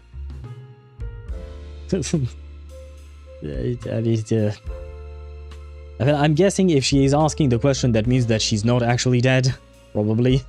I don't believe she would die so easily. Yeah, okay, never mind. Yet somehow, she just vanished from everyone's memories one day, and then she became the 3 Sunbringers we know. Wait, she did? Vanish from everyone's memories? Do the people of Roscaelifer think that there was always 3 Sunbringers? Oh, I was not under that impression. Huh. Okay. I guess that's why the Bangboos, like the Anna gang, is saying, oh no, these 3 are not the real one, because they remember the real one, but the others don't, I suppose. Not literal vanish, I think. Figurative. Oh, okay, they just kind of forgot about her and focused more on the 3 that are currently present. Okay. Maybe the bringers themselves don't know. Eldreda probably knows the most. But even the teaser/demo, she doesn't seem to know. Good point, yeah. Just because they were created by OG... Well, we don't even know if it was actually OG Sunbringer who created them. We are speculating that, right? That's just a thought. But it could have been someone else who helped Sunbringer do that.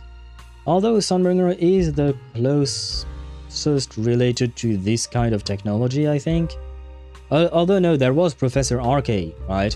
Maybe he helped, I think. Could be a possibility as well. So until I find my answer, I suspect I'll be staying in Roscaelifer for quite some time. Still, some proper rest is greatly appreciated. At least for the next few days. There should still be breakfast downstairs. Wait here for a sec. I'll go bring some up for you.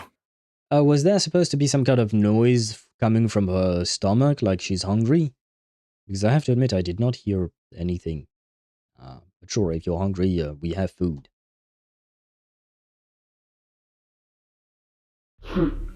Wait, you're at my house too? How many times have I told you before?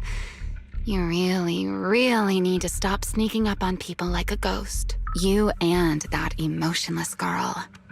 Do you really have to show up every time someone's having a pleasant moment?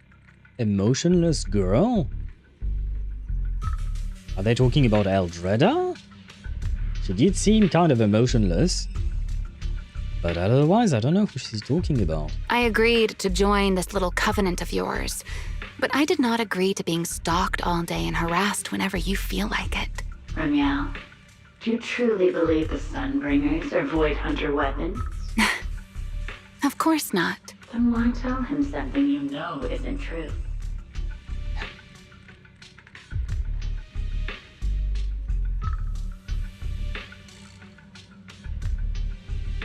You know, I was thinking that she had not completely changed my mind, you know, But I was liking the fact that she seemed more open right now in this conversation. Only to find out that, once again, she is lying to us.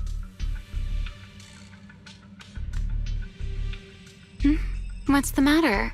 I merely told a small lie. Hardly the first time. He pisses me off now. I thought we had something, we shared a bond of some kind. But no, I guess I can just go fuck myself with my trust, huh? Why? Are you getting nervous? No, I'm getting pissed off. Don't answer my question with another question, Remielle. We need time to fix her. I ain't got that time, man. She can go fix herself. Go see a therapist. Lying to this degree, at some point, you need to seek help. All right, fine. I'll explain. It's simple. Because sooner or later, he's going to uncover the truth behind the Sunbringers. Whether I tell him or not. Then you might as well tell me now. God damn. But now is not the time to reveal the answer yet. Sure. For his sake.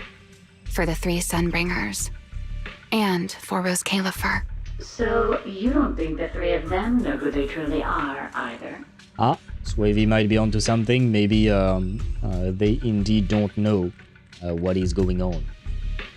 Is this Cube of Trust? We need to ask. Don't know. We know nothing about the cube. We don't know who it is. We don't know who it belongs to. I don't know if we can trust it. She seems to be working with the cube. I don't know if she trusts it. But honestly, cube is a big unknown for us. Perhaps. I can't say for certain myself, but you know the truth, and so do I. There's only ever been one question of real importance to us. The Sunbringer I once knew, and the Sunbringer you've been searching for. Where is she? At the same time, somewhere in Buastrom. How pitiful. Oh, I think that was the guy. With Toby. What did they call that monster again? Right, Gertablulu. I saw the green shirt. To think it wounded you this badly. Its will to survive is truly frightening. It also got a lot smarter ever since it made contact with the Karma Core. Came embarrassingly close to actually pulling it off. How impressive. Is that a mix between child and aventurine? But do not worry. Our old classmate still handled everything. Oh shit, it's Serpico.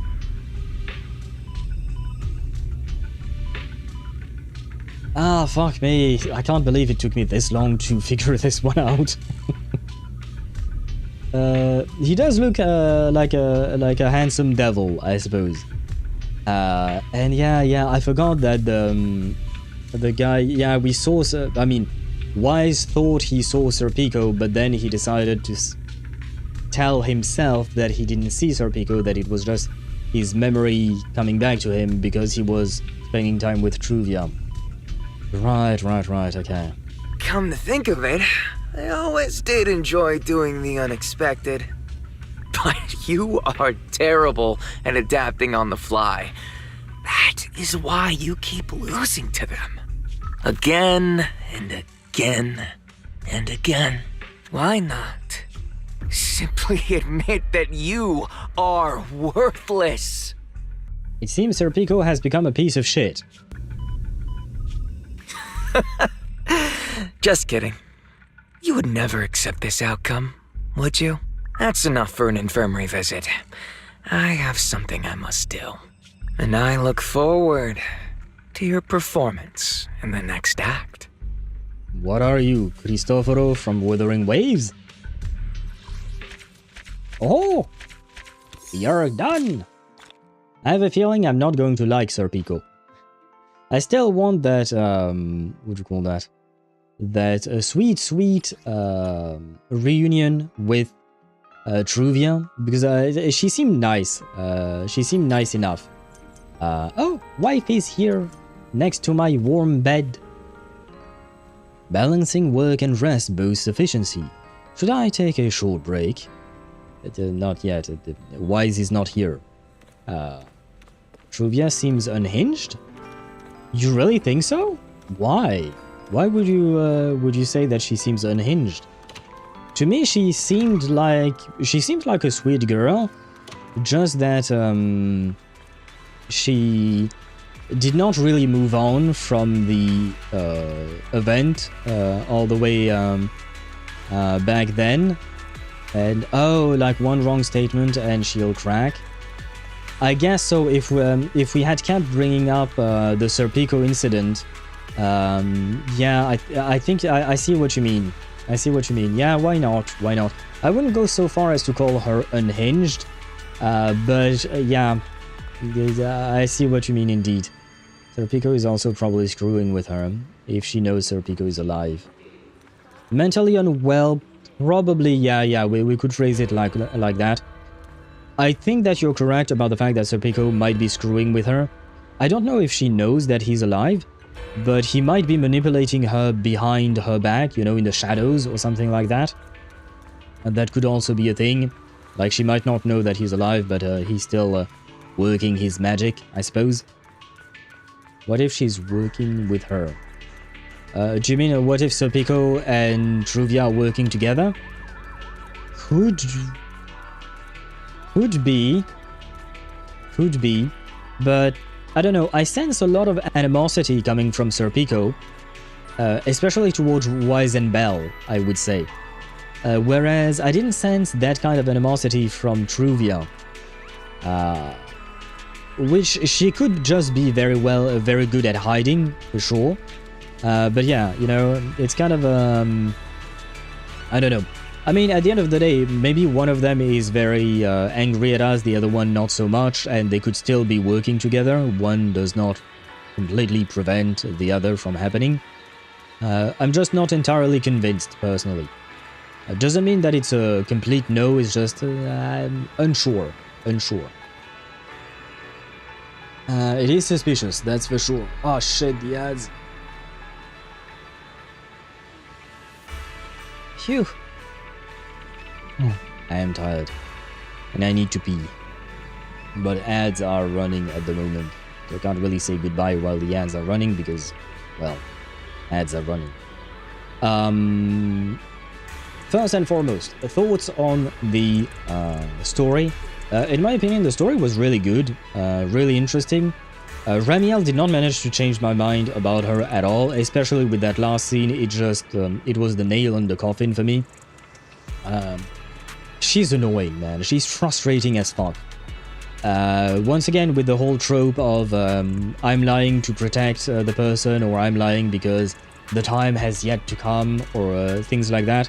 We've seen that plenty of times. There are many characters who do that, and I'm okay with the idea, I'm okay with the concept, but I still find it annoying, like on a personal level, I guess.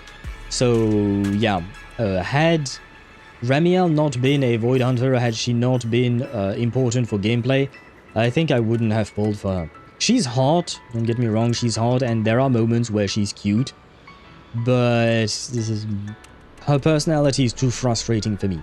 All the lying, all the half-truths, the misleading, etc. At some point, girl, you gotta stop. Seek some help. Don't do drugs and seek some help. Overall, step up in storytelling quality in comparison to Season 2. Definitely. 100% yes. The story so far feels more coherent than Season 2, I think. There were a lot of things in Season 2 that kind of felt like they came out of nowhere, especially with Trigger's group, which I keep forgetting the name of for some reason. That kind of came out of left field and then left as soon. Same thing with Seed. I kind of feel like Seed's story did not fit into Season 2. It kind of felt weird. Like, individually, these stories were not bad, it's just that coming all together as a season, it all felt weird. Whereas, I mean, to be fair to Season 2, Season 3 still has time to fumble, because we've only had 2 patches of Season 3. Sorry, Season 3 still has time to fumble. I don't know what I just said earlier. Anyway, but so far so good. I want to say that. So far so good. The story was well written, quite cohesive overall. None of the characters felt out of place. I guess the one character that kind of felt out of place was just Claret, and even then she didn't really feel out of place. It's just that it wasn't her time to shine. They didn't really need to introduce her to us in this patch. I think it's just so that we kind of have met her before she actually drops next patch or something like that, right? I think it might be something like that. But otherwise, yeah, no. Overall, the story is good, and the lore is really solid as well. I appreciate the fact that we are diving into the siblings' past, that we're diving into what the Void Hunter weapons are, into the OG Void Hunter lore with Remielle, even, you know, mentioning how human the Void Hunters used to be, like the Hoshimi family had getting lost, or Joyous getting drunk and stuff like that, right? Or being hangover all the time. I appreciate these little snippets that we see from the past. The cutscene, also cute emotes now. Cute emotes? Oh, do you mean from like Remielle or something like that? The cutscene speed also seems better adjusted this patch. You mean, yeah, when they're in dialogue, but half dialogue, half cutscene thing? Yes, 100% the timing is way better than it used to be in the previous patch and the patch before that. Still not exactly perfect, I would say, but much, much better for sure. Small emotes come out of them now. Oh, is it something that happens with everyone? Because I noticed it with Remielle earlier, but I didn't pay too much attention, so I didn't notice if it happened to anyone else. You never noticed? I did notice it specifically for Remielle, like little hearts and stuff like that coming out of her, but I didn't notice happens to others as well. Okay, no, I have to admit I did not I did not know, but Remielle I for sure saw earlier today. Yesterday, Linvern and Sigrid would have made sense when you talk to them in the cafe. Did they have emotes? Trying to remember, but I have to admit it must have slipped my mind, I think. And I mean, they do away with agent stories, sadly. I don't think agent stories have to fit in the main story quest. True. I agree with that. And Wuthering Waves has done the same thing. Their main storyline right now are as much character stories as they are main storyline. Like, we always focus on one specific character at a time, right? And the problem I have with that is that we have two characters in the patch, right? So whether it is Wuthering Waves or Zenless Zone Zero, every time we have two new characters in the patch.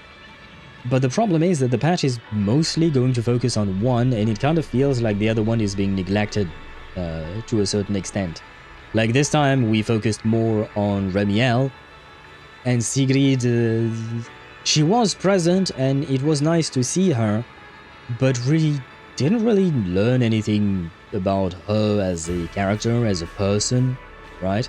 I guess there is the Mr. Roar bit that we learned, which is funny and fun, but you know, we didn't really dive deeper into her past, her emotions, her emotional state, and things like that. Not the way we did with Remielle, right? And it kind of felt the same with the previous patch as well, with Norma and Valina. So it's kind of too bad. It's kind of too bad, because if they had character stories separately, they would have more time to dive into the lore, dive into the world building. They would have more time to express the actual main storyline. That being said, I wonder if they are worried about falling into the pitfalls that Honkai Star Rail has fallen into, which is overly drawn main storylines. Because as much as I love Emporius as a storyline, as a season of Honkai Star Rail, if you want to call it that, the characters yap way too much. Same deal with Panaconi. In my opinion, Panaconi was even worse because a lot of the yapping was either repeats of things that we already knew, or extremely abstract philosophical debates that didn't need to be raised all the time, and more importantly, didn't need to be repeated all the time.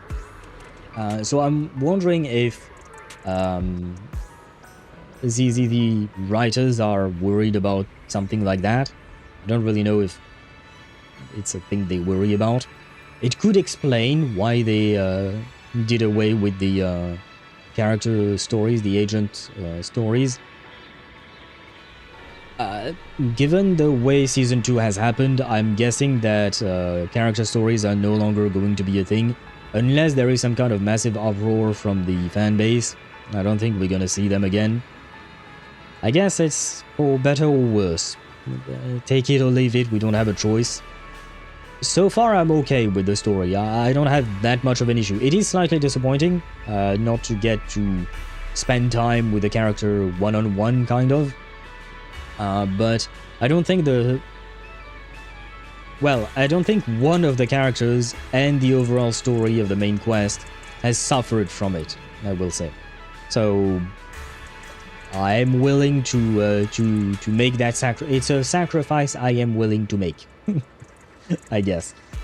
But you know, improvements can always be made, and hopefully the devs of ZZZ will keep making improvements. They do seem to keep making improvements, and we appreciate them for it.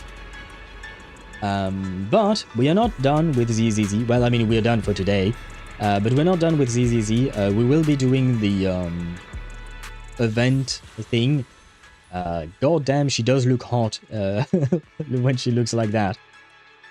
We'll be doing the event story next week. Is there no way for me to see when things are unlocked? No, I guess not. I need to start the quest in order to see when things get unlocked or not. Summer event might be kind of short in terms of voiced cutscenes. Wait. Is most of the quest unvoiced? That is a very important question. Is most of the quest actually unvoiced? It's a good mix.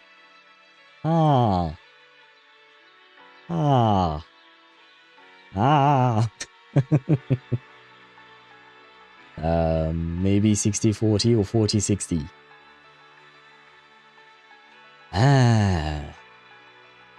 We only got story part 2 today. Okay. Do you know how long each story part was, roughly? And still 2 more parts to unlock. Okay. And Deidra, I saw your message. My internet is... Oh, my internet is struggling.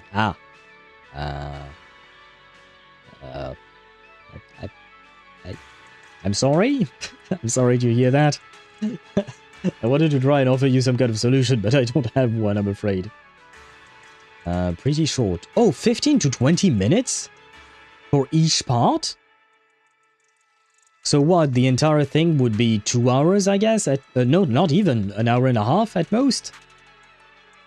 Yeah, an hour and a half at most. Oh, okay. Oh, okay. Surprising. Huh. Will the last part be out by by next Wednesday? Let me check. ZZZ 3.1 summer event. There. Maybe? Anya.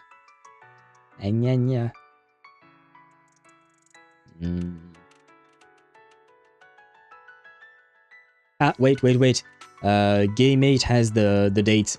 July 29th, July 31st, August 2nd, and August 4th. Yes! Perfect. The last quest, or last bit, drops on August 4th, so next Tuesday. So we would be able to do all of the storyline in one sitting on next Wednesday. So that's at least good news. Because I think if the story is just an hour and a half, we should be able to do it. Hopefully there isn't too much unvoiced things, because voicing things is slightly difficult for me. Like, right now I do feel that my vocal cords have suffered from the hour-long read of the, you know, the yearly summary thing that we did at the start. So we could do, okay. Shit, I need to check another thing. When is, reverse 1999, third and patch. Yeah, but I want to know when it releases. Release date global. Okay, August 13, according to the AI of Google. Patch is in 11. Yeah. Okay, I think it might be August 13th. Hopefully it is not wrong. Which means 13th. Okay, so it would be the same week as Genshin Impact 7.0. Which is not quite convenient, but it is what it is. We'll start off with Genshin on Wednesday, and then we'll continue until we're done with Snezhnaya, and then we'll start the anniversary of Reverse, which means that next week we might have a couple of days of nothingness. Like, if we do manage to do this summer event on Wednesday, Thursday and Friday we might be free. So Deidara, I don't know if you're still here, I don't know if your internet is struggling, but we could do the Fate collaboration story of Honkai Star Rail. Maybe I'll put up a poll on Discord on whether you guys prefer to see more episodes of Cyberpunk, because usually when we have a hole in our schedule, we fill it with the non-gacha game that we play. So maybe I'll put up a poll between more episodes of Cyberpunk next week or the Fate collaboration. We could go either way. I'm personally not entirely convinced about the Fate collaboration, because the first part was kind of meh. And on top of that, I'm not exactly the biggest fan of either Rin Tosaka or Gilgamesh. So I don't really know how I'm gonna feel about that. But, you know, Saturday will be Cyberpunk no matter what. My internet is suffering, but now I'm listening. What I was saying is that we could potentially do the Fate collaboration next week from HSR, Deidara. I haven't started it or anything like that. But yeah, so the schedule for the next couple of weeks. Tomorrow, Cyberpunk 2077, we kidnap Hellman with Panem's help. Sunday, maybe we meet Hanako-san, still Cyberpunk. Next Wednesday, summer event for ZZZ. Next Thursday and Friday, potentially Honkai Star Rail Fate collaboration part 2. If not, it would be more Cyberpunk. And then Saturday, no matter what, it will be Cyberpunk. The week after that, and I think the entire week will probably be dedicated to it, but Genshin Impact Snezhnaya 7.0. And the week even after that would be Reverse 1999 patch 3.7 and the third anniversary patch of Reverse 1999. So I think that's more or less how things will go for the next 3 weeks. As always, of course, you know, schedule can change. I will always upload the schedule on Mondays. And the weekend will be reserved to Cyberpunk. And I think I will keep it as such, aka that either we have one episode of Cyberpunk on Saturday, or we have 2 episodes of Cyberpunk on Saturday and Sunday. Usually, sometimes, you know, I used to play gachas as well on Saturday, but I kind of want to progress through Cyberpunk, and I'm like, why not? Why not make the non-gacha the weekend game, basically? We could do it like that. And from time to time, maybe Cyberpunk will show up during the week, but that would be more extraordinary than anything else, I think. Anyway, I have yapped way too much now. I really need to go to the restroom, so I'm going to leave you. Plus, I need to drink because my voice is dying. And there you go. Like I said earlier, tomorrow will be cyber the punking, or punking the cybers, I guess, or something along those lines. At 4 p.m. Central European Summer Time for some Pan Am Palmer action. Oh, wait. Before we get to the Pan Am story, I think we should go see Meredith first. You know, before we lock into the romance with Pan Am, maybe we should have a little one-night stand, especially because if I'm not mistaken, that should not interfere with Pan Am's story, from my understanding. So why not have some fun with Meredith? She was cute-ish, I suppose. Hello, Manic Hispanic. Welcome to the stream. I hope you're doing well, but I have bad news. I was about to end the stream. Just waiting in anticipation for Cyberpunk tomorrow. Yep, that was actually what I was talking about. Tomorrow we are kidnapping Hellman with Pan Am, but first we'll do some cleanup of our neighborhood with some gigs and stuff like that. And we'll also probably do the Meredith quest. You know, I forgot her last name. Stout, I think. Meredith Stout. The girl, the corpo girl, she invited us to her room. We might as well go check that one out. And there was another thing I wanted to do, was related to the Mercmobile. I kind of want to go collect that. I want to give you a little task to do in-game if you want to try to remember. Sure. I mean, you might as well tell me tomorrow. It will make things easier, I think. But sure. You can give me little tasks to do in-game. I don't guarantee that I will do them. It kind of depends what you're asking of me. If you're asking me to shoot Pan Am Palmer in the head, I will probably tell you no. But otherwise, yeah. I just try to reach street cred level 40. Well, I have news for you, Manic. I may or may not have already reached it. I wasn't intending to, but I have already reached it.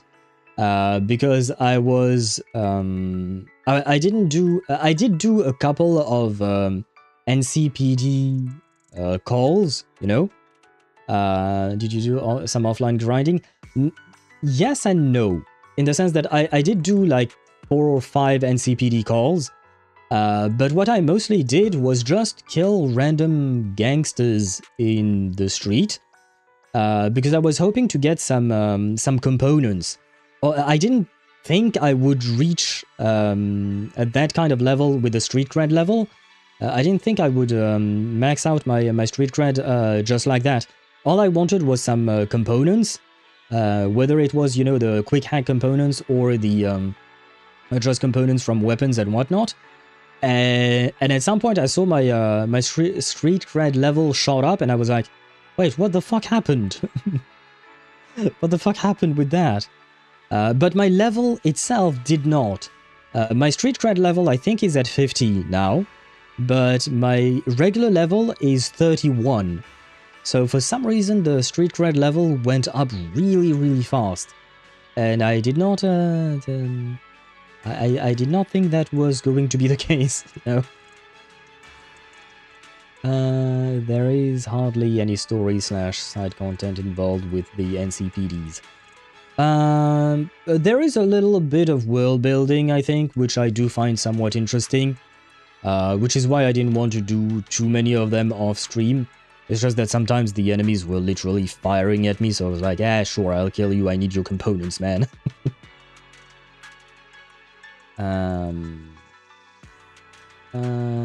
Will get you a better car to drive yet. Oh, but in that case, I'll point you somewhere in the Badlands tomorrow. Better than any vigilante. I don't think I have the vigilante. Do I? Oh yeah, no. I do. Yeah, okay, no, I do. Yeah, the red one. Yeah. The one that we bought last time. With the exposed hood, yeah. Well, the lack of hood, right? The lack of hood. But yeah, sure. Sure. Anyways, I am going to leave you because my voice is killing me and I need to find food because I don't know what I'm going to eat tonight. I should have planned that one. Anyways, have a good one. Thank you, Manic, and to you as well. I thank you all for watching. I hope you had a wonderful time today, and I shall see you all tomorrow. I wish you a great rest of your day, and bye-bye, everyone.